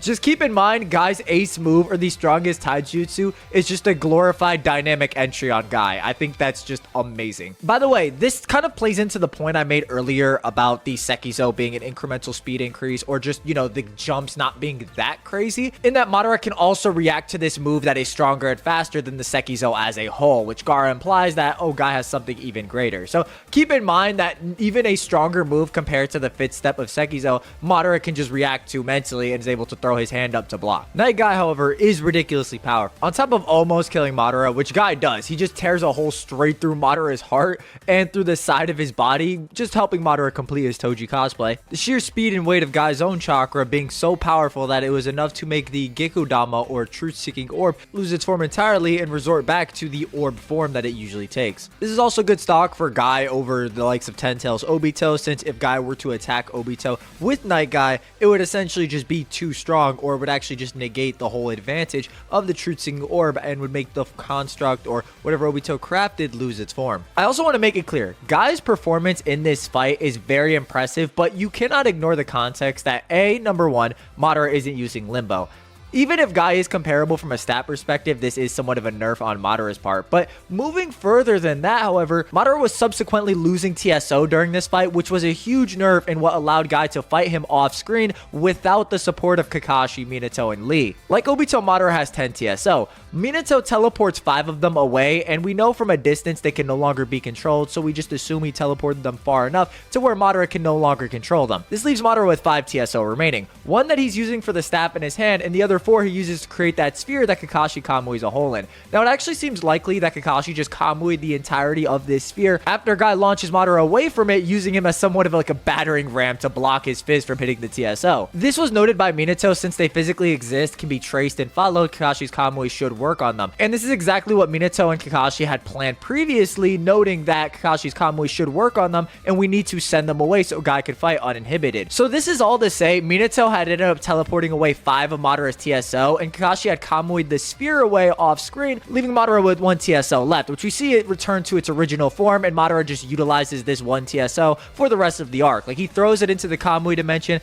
takes it out, like he's utilizing this thing, you know, this is the only one left. So him losing 9 out of 10 of his TSO is an insane nerf against non-6 pats level characters. So while I do want to give Guy credit from a stat perspective and AP, since he's consistently damaging Madara and can harm him, you don't want to slip by the fact that 9 out of 10 of Madara's ace technique or move were just taken away from him. Like, if Guy didn't take them away, he would have no way to break through Madara's TSO, aside from potentially warping them via Night Guy, as none of his air cannons are strong enough to actually break through the TSO used initially to block the first step. Not trying to take this away from Guy, but more so giving a complete context to why Guy was able to fight Madara off screen without support. This is good stock for Guy being above Jubito in like a power level sort of sense, due to the fact that Madara's base should be superior to Obito's base, as even while blind he's superior to his Edo Tensei counterpart, gains a Rinnegan, gains Sage Mode, gains a whole half of the QB, and the full 8 Tails on top of it, which is a far greater buff or far more chakra than Obito had access to as a 10 Tails Jinchuriki, with Madara gaining a bigger buff via the Rinnegan as he's its natural owner, whereas Obito almost went mad initially off transplanting the eye. Not that he was struggling with it during the war, but just when he transplanted it, the distinct chakra from the Rinnegan did almost make him go mad. This being all but confirmed with Minato noting that Madara has far more Sage power than the likes of Obito, so him being stronger than the likes of 10 Tails Obito isn't really a hot take. At the number 3 slot, we have Rinnegan Sasuke and 6-Pat Sage Mode Naruto. I actually have Sasuke in front just due to him having a better performance against Madara, which I'll touch on in a second. Both Naruto and Sasuke, during this point of the story, meet with the Sage of 6 Pats in their moments of near death. It's here Naruto and Sasuke learn that they are the reincarnates of the Sage's children, Asura and Indra. Side note, I did have Asura and Indra on this list in some earlier drafts, but there really isn't that many ways to relate them to other characters during this point in the series. In Indra's case, case, he possessed genes containing Hagoromo's powerful chakra, manifesting in the form of strong ocular powers and senses from birth, and he was called a genius, compared to Ashura, who was not well gifted, and in order to attain the same power as Indra, needed the cooperation and help from others. Only after training, the power of bodily chakra awakened in Ashura, and he attained power rivaling his brothers. The only power sets we have for the two are Ashura having a giant avatar that has 5 giant Gekodama in the palms, and Indra having the perfect Susanoo. This is to say they're both 6 Pats tier characters. Obviously, we just don't know how strong they are exactly, and it makes placing them on this list extremely difficult. It could be 8th Gate Guy level, 10 Tails Obito level, 10 Tails Madara level. We really don't know for sure, just that they are 6 Pats level characters. So they're not making it in the video. Sorry to say, just can't really make a solid placement, but I figured I'd address it. After asking Naruto and Sasuke what they want to do and hearing their responses, he grants Naruto and Sasuke his power. In Sasuke, this manifests in a Tomoe Rinnegan manifesting in one of his eyes, and in Naruto's case, this manifests in his 6-Pat Sage mode. When we're introduced to Naruto, even before he dons his QB Chakra Cloak,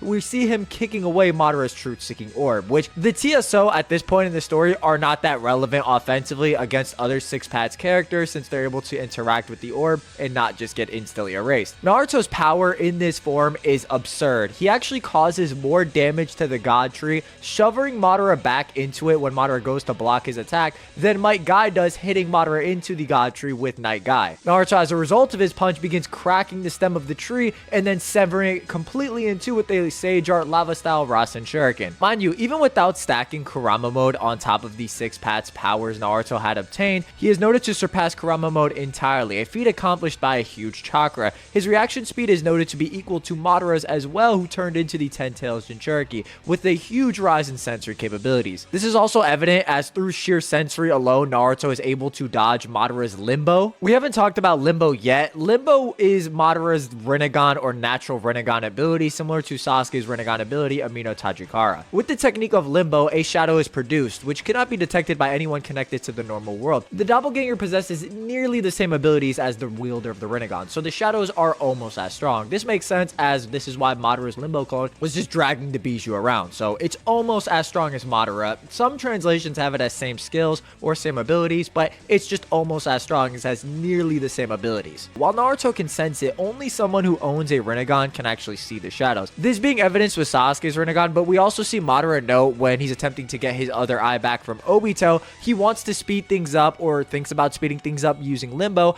but due to Obito having the Rinnegan, he doesn't risk it because he does not want to reveal this ace move. I'll talk about Limbo a bit more when it becomes relevant, but all you need to know is that even in this lower form, Naruto is able to physically damage the God Tree more than Guy could on his own, which is pretty ridiculous. We do see Madara absorb the God Tree, which can be considered a power increase, or at the very least, it does heal his wounds. You could also backtrack this to Obito, as Obito dropped the God Tree from himself, or more accurately, the Ten Tails, which transformed into the God Tree with Obito initiating the Infinite Tsukiyomi. So you could potentially say Obito also nerfed himself during his fight with Naruto and Sasuke, if you go off the idea Madara was amped here. We see on Sasuke's side, he's able to take out the black rods produced by Madara that were restricting Tobirama's movements, with Tobirama teleporting Sasuke to Naruto, hitting the most diabolical "we will take you down." I mean, it's just look at the thumbnail, bro.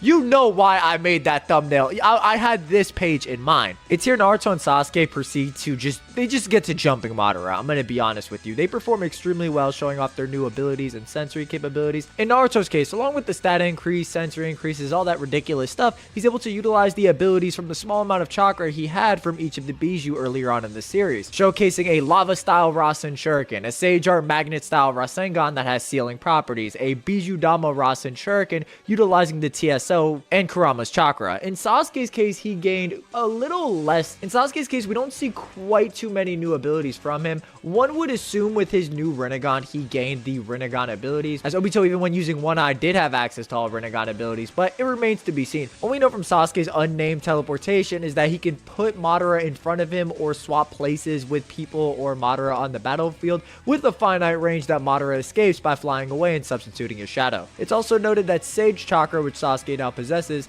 we see this as his Chidori now turns black powered with Sage Chakra, is effective on Madara. Sasuke's base form as a whole has also been shot up via the Rinnegan as he awakened it, meaning he should have gained 6 Pats powers naturally throughout his body as Madara did, which leads to an overall increase in terms of strength. Both Naruto and Sasuke's abilities are able to damage Madara pretty extensively since they both just have 6 Pats power now. Sasuke's able to switch places with his sword, lodging it in Madara's chest, or he's able to cut Madara in half with a Chidori spear. Inversely, Naruto's able to bruise the right arm of Madara with his TSO staff, even being able to pierce Madara's body with his TSO staff, holding down the Limbo clone while Madara's in the Kamui space. Due to how Naruto and Sasuke are pressing Madara, he notes that I have to keep in mind these are two no ordinary brats, and that he should get his other eye back soon. After Sasuke places Madara in between him and Naruto's Rasengan Chidori attack, Madara switches places with his shadow, retreats into the Kamui space, and gets his other Rinnegan. Obito noting, with ocular powers, only both eyes together can their full power be unleashed. Once at this point, Madara showcases his dual Rinnegan and proceeds to take on Team 7 a lot more confidently. Madara's Limbo clones are able to parry off hits from Naruto and Sasuke and even block an attack from Byakugo Seal Sakura. Madara then flies up and creates a group of Chibaku Tensei, shooting them out and dropping them like raindrops,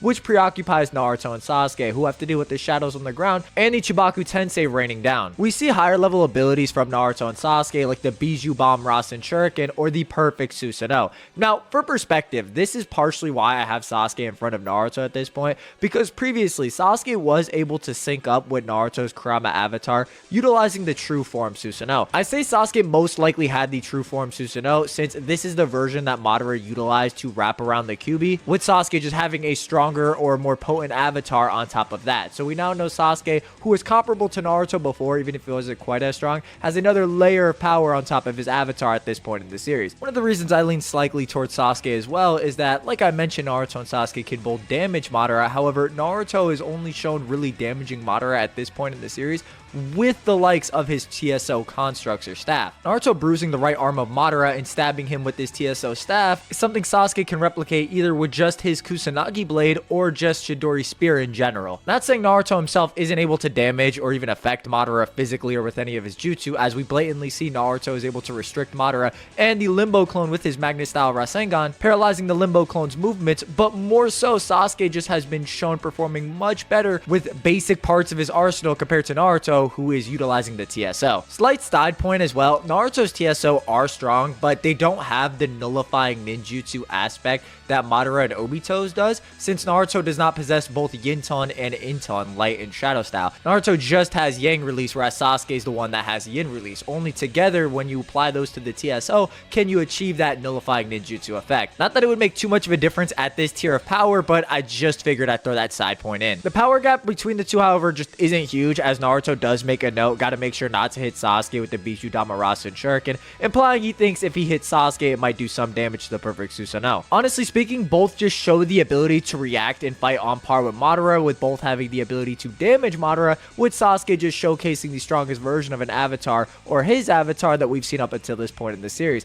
with a lower version being able to sync up with Naruto's Kurama avatar earlier on. So from a stat, ability, hacks perspective, Naruto and Sasuke are just in that 6-pats tier, to the point that 1v1 they would be able to beat the version of Madara before he absorbed the God Tree, if you go off Naruto being equal to him before he absorbed the God Tree, at least in reaction. But Naruto is able to press that Madara physically and cut through the God Tree, along with damaging Madara pretty severely. Together they're able to dominate this version of Madara pretty handily, forcing him into a retreat to gain his double Rinnegan, where he can stand his ground a bit more confidently. I might as well mention the 2-in-1 placements as well, as these are kind of one overarching discussion. At number 2, I have Hagoromo, who is somewhat vague. Off a baseline, we just know he should be stronger than Naruto or Sasuke individually, since he did give them halves of his power. With it being noted strength-wise that he's probably closer to a Madara level, but still stronger by some amount, as Madara is no longer Indra's reincarnate. He has obtained Ten Tails power and is getting close to Hagoromo, and is trying to obtain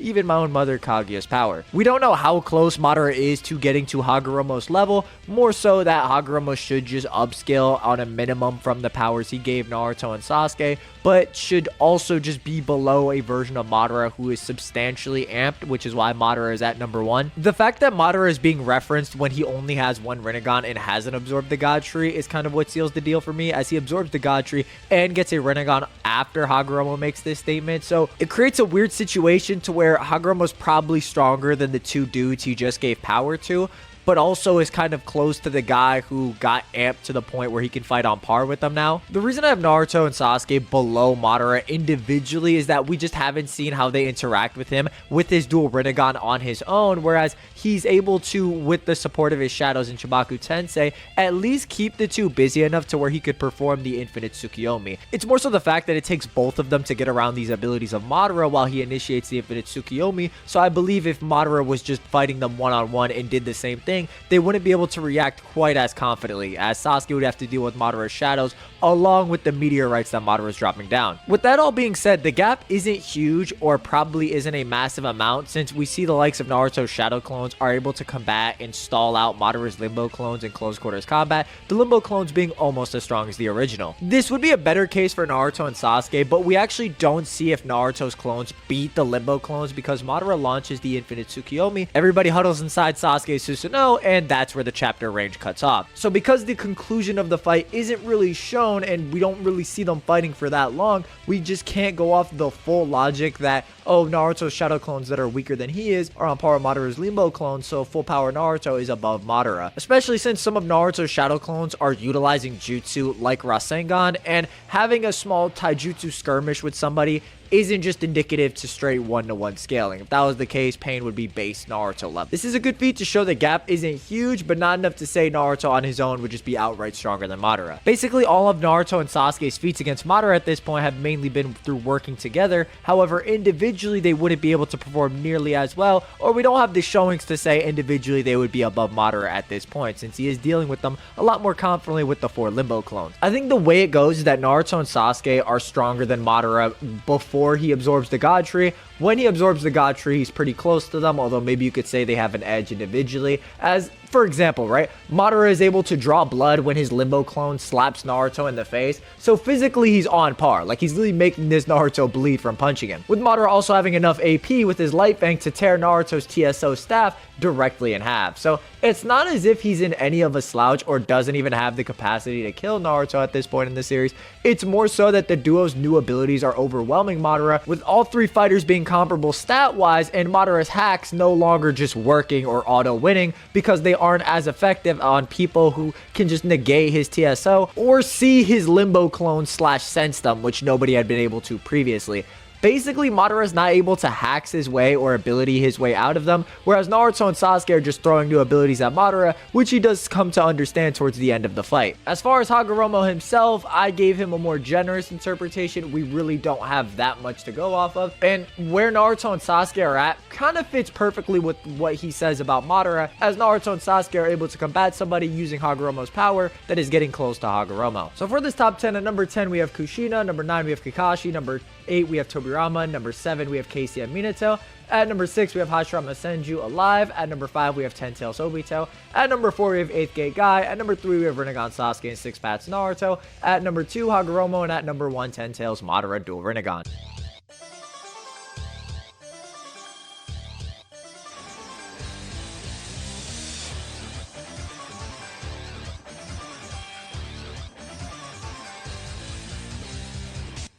For the next chapter range, we have Kaguya Strikes ranging from chapters 678 to 699. Now, slots 10 through 7, I'm just going to breeze through, that being Casey and Minato, Hashirama Senju, Ten Tails Obito, and 8th Gate Guy. I'm not going to expand on these since none of my reasoning really changes, and the main people who kind of shuffle around are all the characters that are above them. Moving on from Guy, who is at the number 7 slot, at number 6 we have Ten Tails Madara. Now, it's rather unfortunate because Madara does get power clipped pretty hard during this chapter range. Madara has the rug pulled off from under him, betrayed by the very will of Kaguya herself, that being Black Zetsu. Madara's body has an influx of chakra that pours into it, almost making him blow up from the sheer volume of chakra, specifically the chakra from the shinobi trapped in the infinite Tsukiyomi, in which Madara is infected with Black Zetsu and transforms into Kaguya herself. Kaguya being noted to have far greater chakra than the likes of Madara, Sasuke noting, "I can't believe such a person existed." And while I would like to bring up points such as Madara's limbo clones potentially beating Naruto's shadow clones, since we still see the 4 shadows surrounding Team 7, granted the shadows could have returned to Madara or Naruto could have just dispelled the clones, there just isn't really too much discussion that needs to be had on Madara anymore, as Naruto and Sasuke simply get stronger and better with their new abilities, along with stronger characters just being introduced, or other characters just having more solid scaling scaling, to Kaguya, which is just stock for being above Madara at this point. Even Madara's relationship or scaling to Hagoromo does change during this chapter range, which again we'll touch on when we get to Hagoromo himself. At the number 5 slot, we have dual Mangekyo Sharingan Kakashi, whose placement may seem low, maybe it seems right to you. Let's talk about it. This is a very weird character that a lot of people can't seem to agree on, so let's see what's going on. Starting off, Kakashi over Madara is just pretty blatant, at least from a stat and hacks perspective, as Kakashi is just performing very well against Kaguya. So the stocks are up to say he is just blatantly stronger than Madara, as Kaguya also is. Kakashi's toolkit at this point is extremely ridiculous, as he has Shuriken that just send Kaguya's chakra arms into the Kamui space, even with the Kamui Raikiri, which is what sends Kaguya's shoulder into the Kamui dimension as well, the databook noting this. So there's some insanely powerful hacks at this point in the series which are effective on Kaguya Otsutsuki of all people. Now, I can't judge it strictly on hacks, since if that was the case, Ten Tails Madara could be over the likes of Naruto just off Madara having the infinite Tsukiyomi in his bag. So we do have to look at how Kakashi's bag compares to the likes of Kaguya, Naruto, and Sasuke in terms of speed and his overall stats. The version of Kaguya that Kakashi and Naruto and Ko fight towards the end of their fight isn't exactly at 100%, but we do see that she absorbs chakra from the shinobi trapped in the infinite Tsukiyomi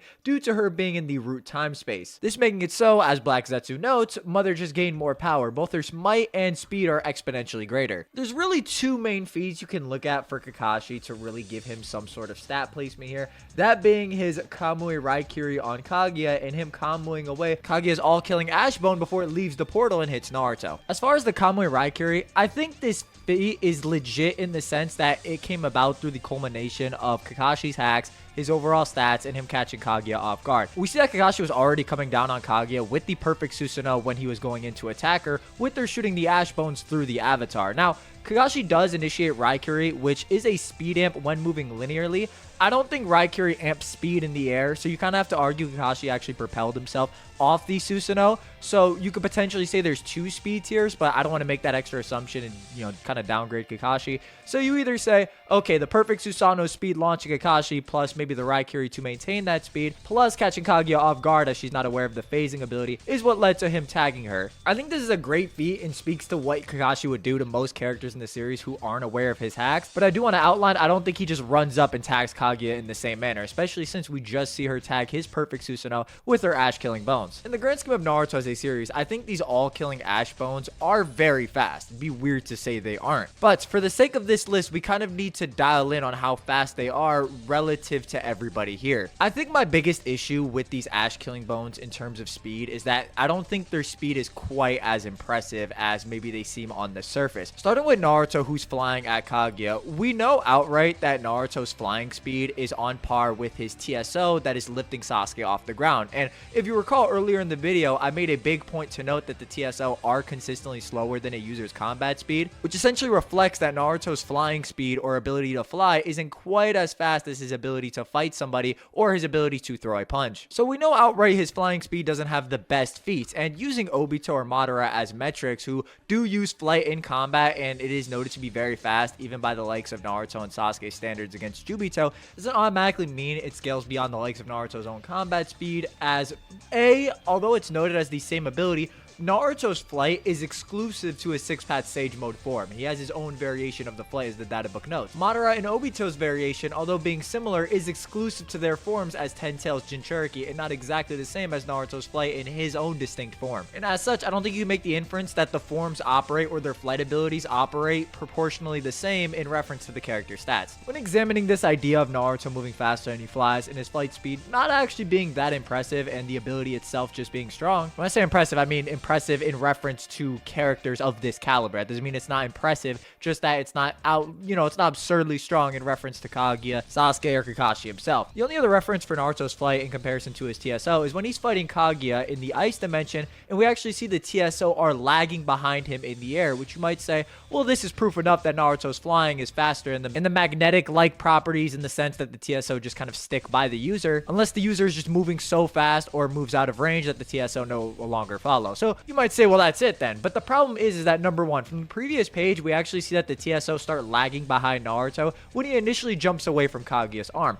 This is relevant because if we go back to that page I just referenced, you actually see that Naruto jumped twice from when Kaguya tried to grab him. He has one initial jump and then one more jump until he jumps in the air and starts flying afterward, which is why the TSO start lagging, with them initially starting to lag off of Naruto's physical movements and not actually his flight. So on top of Naruto physically moving and just having multiple layers of acceleration here, his TSO construct itself doesn't scale the same way that the spheres do when they're behind his back. So taking Naruto's flight speed into account, I don't think it's particularly impressive in this aspect, so scaling Kakashi off of Naruto and where he is isn't the best metric in my opinion. I will also note that Naruto has an outright better feat of outreacting Kaguya's own physicals, which are faster than these bones, as we see her try and grab Naruto through a portal, in which Black Zetsu notes Naruto has nice reflexes. Naruto being able to react to Kaguya physically is a important indicator because Naruto's shadow clones aren't able to react to Kaguya physically, but also are able to react to Kaguya's all-killing ash bones. So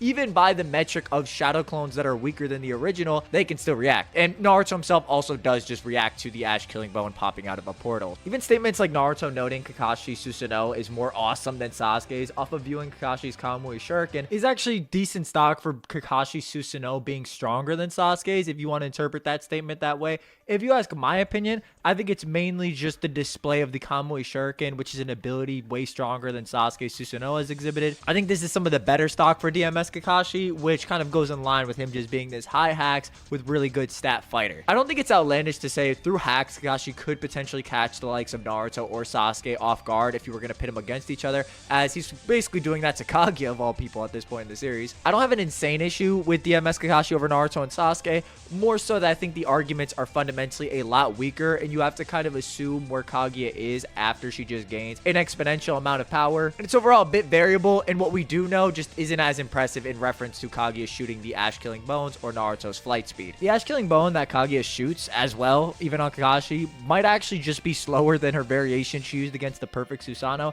This is due to the fact that when she gets amped exponentially by all that chakra from the Shinobi Trapped in the Infinite Tsukiyomi, it doesn't actually translate to the ash killing bone that was fired, since we see that Naruto tears off the arm of Kaguya with Black Zetsu inside of it, with this same arm being pressed down by 2 TSO, which is the arm that shoots out the ash killing bone that Kakashi Kamui's away. So this is an arm that's held down by 2 TSO and is pre-exponential amp Kaguya, so the TSO speed of this arm most likely doesn't even scale to the exponential amped Kaguya, or even more prime variations much earlier on in the fight against Naruto in the Ice Dimension. This isn't to downplay DMS Kakashi, as I think he just washes pretty much everybody under him. You just kind of have to be a little, you kind of have to get into the nitty gritty of the feats to justify him against the only 2 people who he's really in contention for. This will make a lot more sense as well when I explain Sasuke in relation to Naruto and how I think those 2 stack up in comparison to one another and how that relates to their overall scaling. At number 4, we have Rinnegan Sasuke. Now, I have talked about this on the channel before, but I'm going to try and update some of my opinions or restructure it for the sake of this video. Sasuke in the Kaguya fight has a bit of a lackluster performance, partially due to the fact that not all of his abilities are ineffective on Kaguya, with him really just needing to resort to the Susanoo or Mino Tajikara, which is the Rinnegan teleportation he utilizes, which has a short distance, but in that particular range, Sasuke can shift the place in which the target object is with himself. I also can't really talk about Sasuke being at number 3 without mentioning that Naruto is at number 2 and explaining the relation between the two. Naruto's 6-path stage mode is physically superior to Sasuke when they're not in their avatars. This is displayed a couple different points in the Kaguya fight,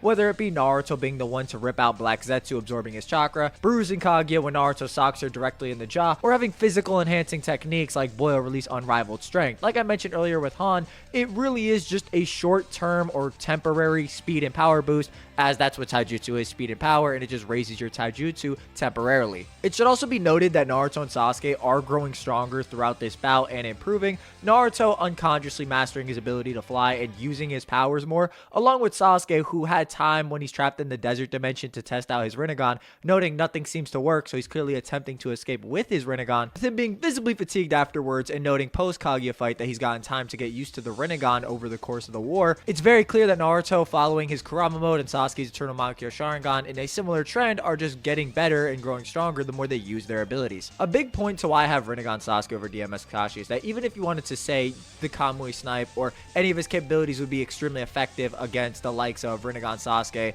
in 6-path Sage Mode Naruto, which I think is a very fair take, their avatars are quite a bit stronger than they are physically, with Sasuke's avatar being directly on par with Naruto's. Sasuke's avatar is shown being physically on par with Naruto's QB avatar in that they can exchange blows when they punch each other's fists or do that fist bump, or when Naruto parries off Sasuke's blow off the hilt of his blade with his own wrist in the Kurama avatar. It's just shown that they have to be physically relative, otherwise one side would just win out in this bout. A lot of people take Naruto playing defense or not wanting to kill Sasuke a bit out of proportion in the sense that they attribute it to Naruto lowering the stats of his avatar, which isn't the case. It's more so in how Naruto's fighting. We see that Sasuke's Susanoo blade is able to affect Naruto's tails, as Naruto requires 2 QB tails to block one of Sasuke's Susanoo sword, and we actually see that the sword and the tails dissipate after repeated clashes, with Naruto having 7.5 tails after repeated clashes off screen. We also see that when Naruto actually does take a more offensive approach and uses the Bijou Bomb, Sasuke counteracts with his Susanoo Shidori, in which case both avatars show comparable durability as they both take relative amounts of damage, with Sasuke noting that's not even close to good enough to kill me. It's also very important to mention that when the perfect Susanoo and Kurama avatar clash, both Naruto and Sasuke enter that mental space that's distinctly noted even in this scene all the way back to part 1. When two shinobi of high enough level face off, they can read each other's thoughts through no more than trade of blows. It's also being present in the 5 Kage Summit, where both Naruto and Sasuke concede that in a future fight, if they were to fight, they would both die from going all out, with the duo entering the same mental space and the same narratives applied, as Naruto makes the exact same note to Sasuke about shinobi reading each other's thoughts when they're both high enough level. People do like to cherry pick this narrative, but if you're going to use it in the 5 Kage Summit, you also have to use it in the final valley while providing additional context. It adds credence to Sasuke's statement, if you keep stalling, you'll eventually die, because let's face it, if Naruto keeps stalling, Sasuke will continuously break down his avatar and kill him once it's destroyed. A lot of people don't quite understand that a lot of Naruto's Bijou abilities at this point aren't particularly that powerful in comparison to his full power or the Kurama avatar. For example, Boil Release is just a temporary speed and power boost that doesn't do any real damage to Kaguya. Naruto's 9 Bijou Rasen Shuriken, which is discussed as his ultimate ninjutsu in the databook, doesn't do any damage to Kaguya and was used for the sole purpose of making the Bijou inside Kaguya react. Another perspective is that Kaguya only throws smaller variations of her 8 trigrams vacuum palm against Naruto. She does a smaller variation when Naruto uses Boil Release to respond, and even when Naruto's using his QB arms to respond to Kaguya's vacuum fist, they're nowhere near the size of the 4 ginormous vacuum fists that are used against Sasuke's perfect Susanoo, which Kaguya goes out of her way to dodge, which she doesn't do in character for most ninjutsu. So the variations used against Sasuke in all likelihood are much stronger due to them having far more chakra imbued. And if you're going to argue the AP of the jutsu doesn't increase or they don't get fundamentally stronger the bigger they get, Naruto's chakra arms that were on par with smaller variations of Kaguya's vacuum fist couldn't even crush a fireball from Sasuke, right? So it's just ridiculous. It's just ridiculous to try and argue they don't get stronger the bigger they're at. This isn't to downplay Naruto's performance. It's quite the opposite. It more so illustrates how his base 6-path Sage Mode is superior to Sasuke's Rinnegan, with Sasuke needing the perfect Susanoo to combat Naruto's full power, with those avatars being relative. Sasuke outside his avatar doesn't have the raw feats or anything in his arsenal to enhance his strength to the point he could contend Kaguya without it, as the only time he's seen physically messing with Kaguya is in the perfect Susanoo, where he's shown parrying off her physicals. And while Sasuke parrying off Kaguya is a good feat, I don't want to, downplay it, it should also be noted that Kaguya uses a huge amount of chakra whenever she changes the time space of the world, that being wherever she just changes, she puts everybody in a new time space, in which by the time Sasuke does parry off her blows, she's done that for the 4th time, sending them into the root time space. And her being fatigued may be evident off the fact that Naruto's actually able to affect the Bijou inside of Kaguya, which stabilized when she absorbs a ton of chakra from the Shinobi Alliance. With the Kaguya fight, you just do want to have proper context and understand that pretty much everybody is scaling to some arbitrary version of Kaguya that is most likely not at full power. This is also important for establishing Sasuke over Kakashi, at least with the perfect Susanoo,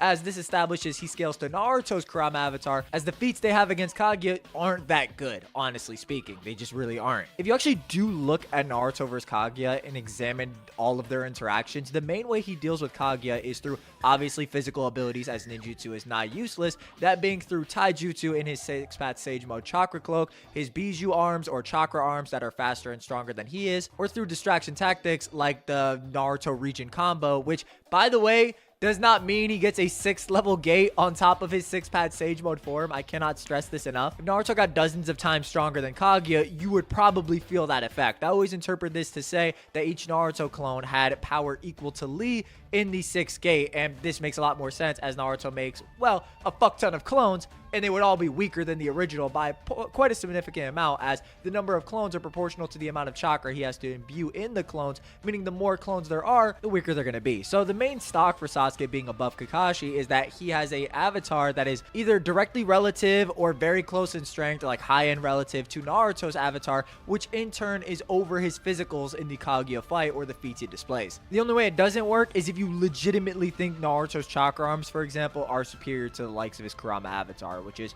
kind of absurd in my opinion. Sasuke also does have all of the Rinnegan abilities, or at least to our knowledge should have all of them at this point, even if he hasn't fully mastered them, like the Preta Path, which he uses against Naruto in the Final Valley, or him utilizing Chibaku Tensei against the 9 Bijou, which should be stronger than regular Chibaku Tensei since he makes the Bijou the center of gravity and doesn't spawn out black orbs that absorb everything into their center of gravity. At number 3, we have Naruto Uzumaki. I already touched on previously why I think his physicals or his just, 6-pad Sage Mode on its own is superior to Sasuke's Rinnegan, at least when he's in base. Yeah, you can make arguments like Sasuke could absorb Naruto's ninjutsu with the Preta Path, but an ability alone probably wouldn't close the difference between the two, just like it didn't close the difference between Madara and Hashirama. Now, even though I said what I said about Sasuke scaling to Naruto's avatar, it doesn't really change anything because Naruto holding back becomes a lot more apparent when you see what he does after Sasuke absorbs the Bishu, and that he's able to form 3 partial Kurama avatar clones that are all capable of fighting Sasuke and forming their own Bijou Dama,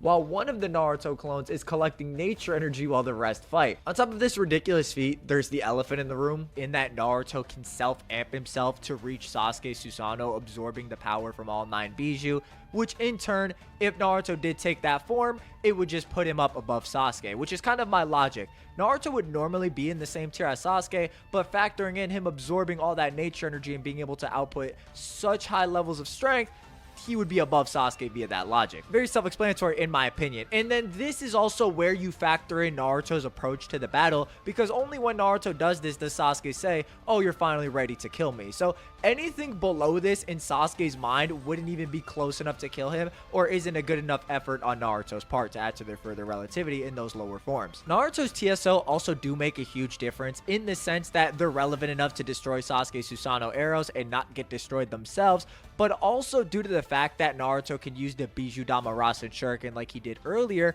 but he can use 2 TSO to make a far larger variation on par with the Mega Rasen Shuriken he used against Sasuke's Indra Arrow. Naruto's TSO all get destroyed in this fight as he uses 2 against Sasuke's Indra Arrow, and 1 is still remaining as we see it in the corner of the panel when Naruto's in his Kurama avatar, in which after this clash, all 3 of Naruto's remaining TSO that he came into the fight with are now gone. This also puts into perspective that if Naruto went into the Sasuke fight with his TSO, it would have been a much harder fight for Sasuke, as for example, when Madara is dropping meteors, Naruto can make 6 Bijou Dama Rasen Shuriken utilizing 6 of his TSO, and these are the same attacks that he thought would be damaging to Sasuke's perfect Susanoo. It's just a side point, but I do think it illustrates how a lot of these 6-paths users do progressively lose their TSO, which doesn't nerf them from a power perspective, but from an arsenal perspective. This magnet-style Shikaku Rasengan is not stronger than his Kurama avatar 6-paths amped Bijou Bomb. You know what I mean? It's just not. And even dating this back to the DMS Kakashi discussion, which I think is more relevant when discussing DMS Kakashi versus base Rinnegan Sasuke, or,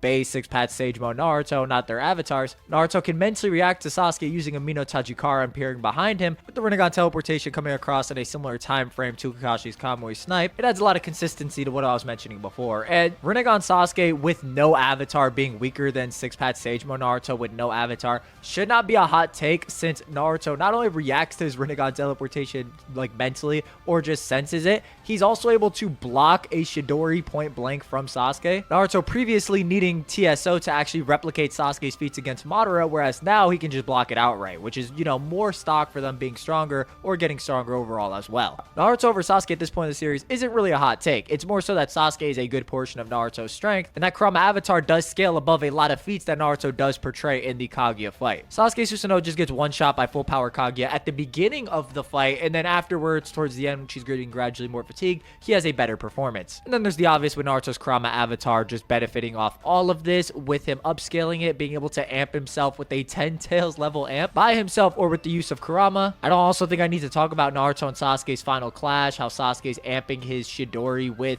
an element, whereas Naruto's using a basic Rasengan. I'm not putting Sasuke next to Naruto because he has the Tail Beast avatar or absorbs the chakra from the Bijou, although it's a very impressive feat. I didn't do this for EMS Sasuke, so I'm not going to suddenly do it for Renegade Sasuke. Pretty clear. At the number 2 slot, we have 10 Tails Hagoromo. Not the ghost version that was in the previous part that was really the main metric we had to use, but just 10 Tails Hagoromo, or when he was the 10 Tails Jinchuriki. Now, the way I rationalize Hagoromo in a statement with Madara in a complete context is that Hagoromo is referencing himself in his ghost form when he's not a 10 Tails Jinchuriki, as that is the form he died in, and he no longer has any of the Bijou. He's just base Hagoromo. We already knew from the Kaguya flashback that Hagoromo actually did possess TSO even before he became the 10 Tails Jinchuriki. Now, granted, we don't see quite as many on panel, but considering he has the staff, I think you can just make the case that they're just not being used at this moment, as he retains the same staff even when talking to Naruto. So I don't think him not having the TSO is really a debunk for him being that strong. You can also gauge Hagoromo directly off Naruto and Sasuke's performances, as they are utilizing his chakra in order to surpass the likes of Madara. Now, I want to be clear.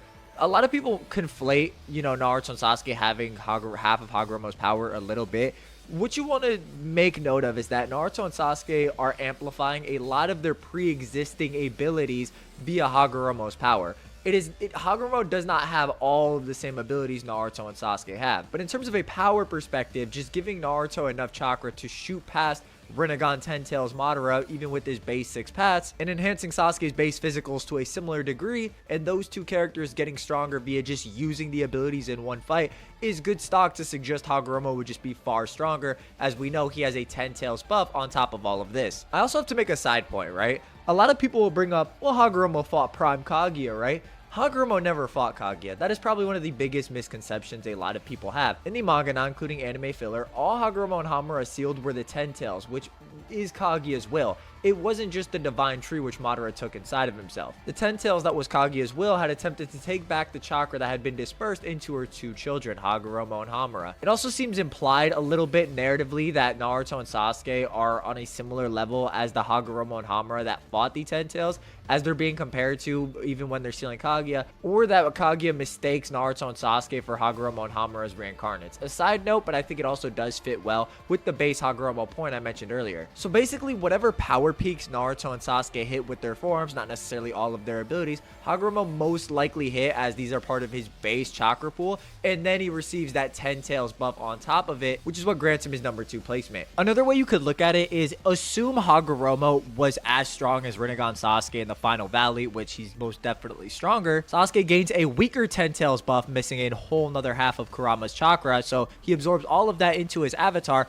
That is essentially what Hagoromo would have gained, but stronger through the 10 Tails. So Hagoromo on a baseline either has to be at Naruto and Sasuke's level during the final valley when they're powered up beyond their avatars, or in my opinion is just stronger by some immeasurable amount. The only other metric we have for Hagoromo is Kurama's note of he's merging all the disseminated chakra into one, and unbelievably well too. This either means Sasuke's Hagoromo level now, or this is more of a Hagoromo chakra control feat, which is what I lean into. So even by the metric of Naruto and Sasuke's final valley, Hagoromo is still somewhat of a benchmark for both of these characters, even when they're going beyond those Kurama avatar perfect Susanoo levels that I mentioned previously. So basically Hagoromo at number 2, just because the statements made about him previously are referring to his base form. I'm not going to make the Hagoromo stronger as a ghost arguments, because I don't really buy into that, but I will say I do believe when he's alive and has a 10 Tails, he is stronger than just his base chakra that he gave to Naruto and Sasuke. At the number 1 slot, we have Kaguya Otsutsuki. The main reason Kaguya just doesn't auto-wipe Naruto and Sasuke is partially due to the fact she wants to reabsorb their chakra, which is an idea she kind of gives up on midway into the ice dimension when Black Zetsu convinces her of it. This clearly affecting her performance, as at the beginning of the fight, she pulls through a portal with Naruto and Sasuke, only noticing her presence when she's emerged from the portal and right behind them. So this definitely afflicted her performance in the earlier fight, along with her progressively getting fatigued due to the dimension hopping and changing the dimension everybody's located in, taking up a ton of chakra. Some people might bring up the feat of Naruto blitzing Kaguya and ripping her arm off with a Kurama Claw. I'ma just say it. I'm gonna be honest, right?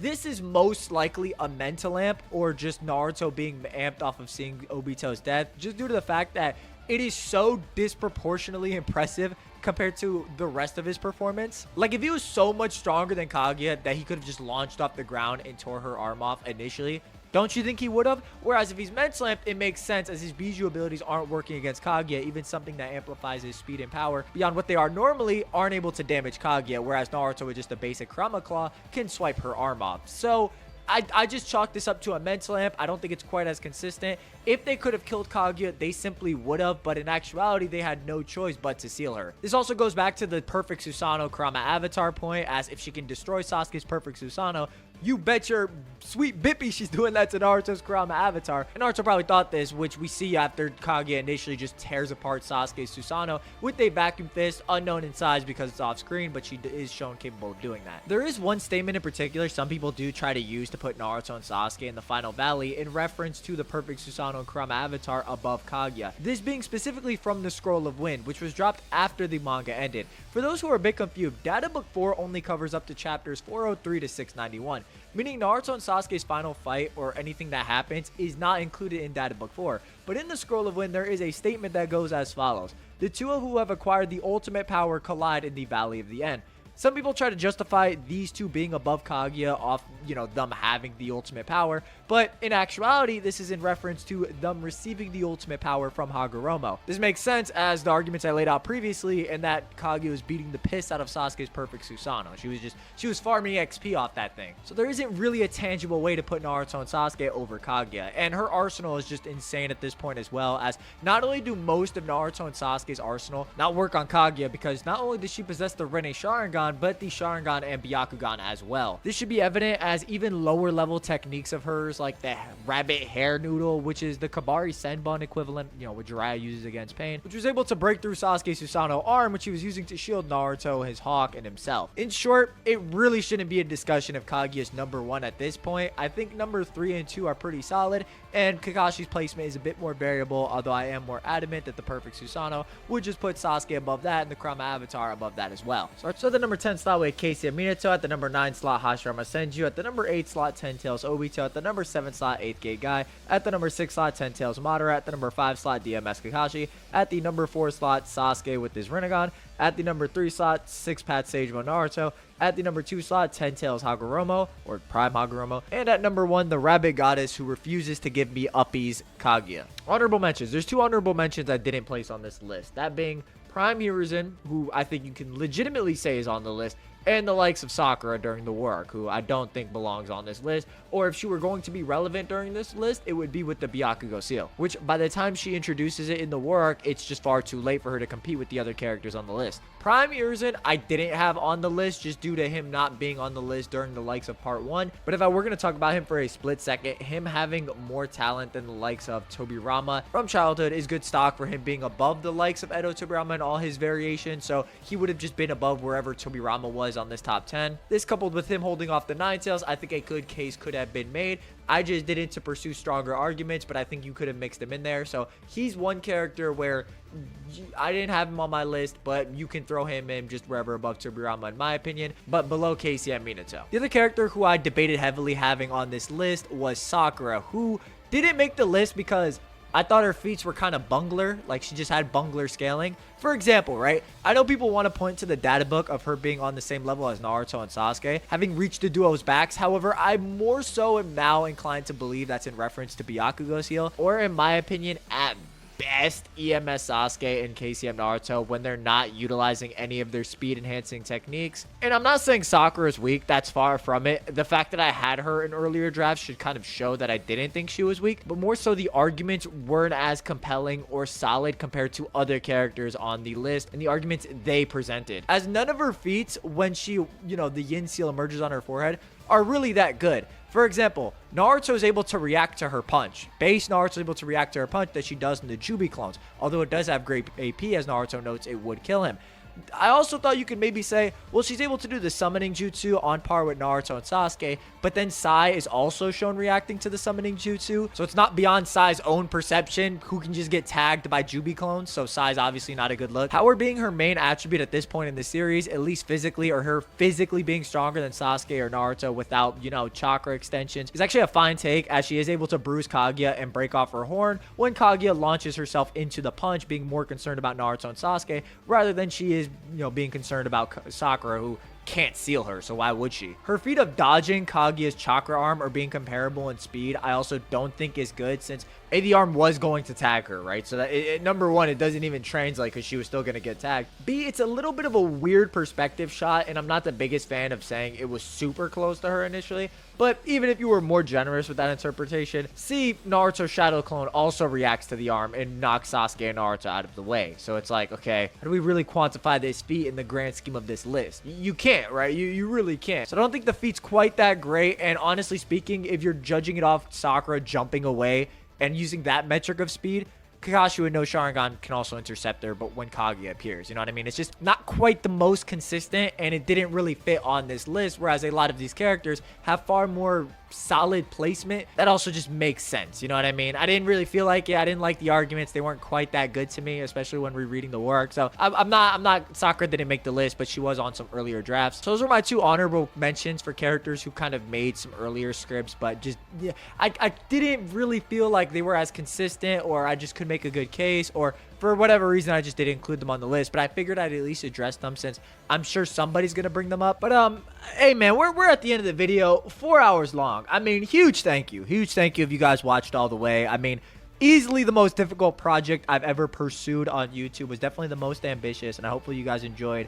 I really wanted to just bring my A game throughout the entire video, raise the quality each video, and just I'm really hoping you guys enjoyed it. I put a lot of elbow grease into this one. If you guys want me to introduce this kind of video format and go through Boruto, I can do that as well. Just know that this video specifically took a couple years off my life. I'm looking like granola, man. This attack cooked me. So a like would be appreciated. Let me know what you guys thought down below. I know it's nigh impossible for everybody to agree on placements and stuff like that, but let me know. Hopefully, again, huge thank you. I feel like I've said thank you 3 times, to everybody who watched the video, but I really appreciate it, and I hope you guys enjoyed the series. It's a lot of work, bro. I got wrinkles, bro. I got gray hair. I grew a 3rd leg. No, that's always been there. All right, I'm gonna get you next time. Bye-bye.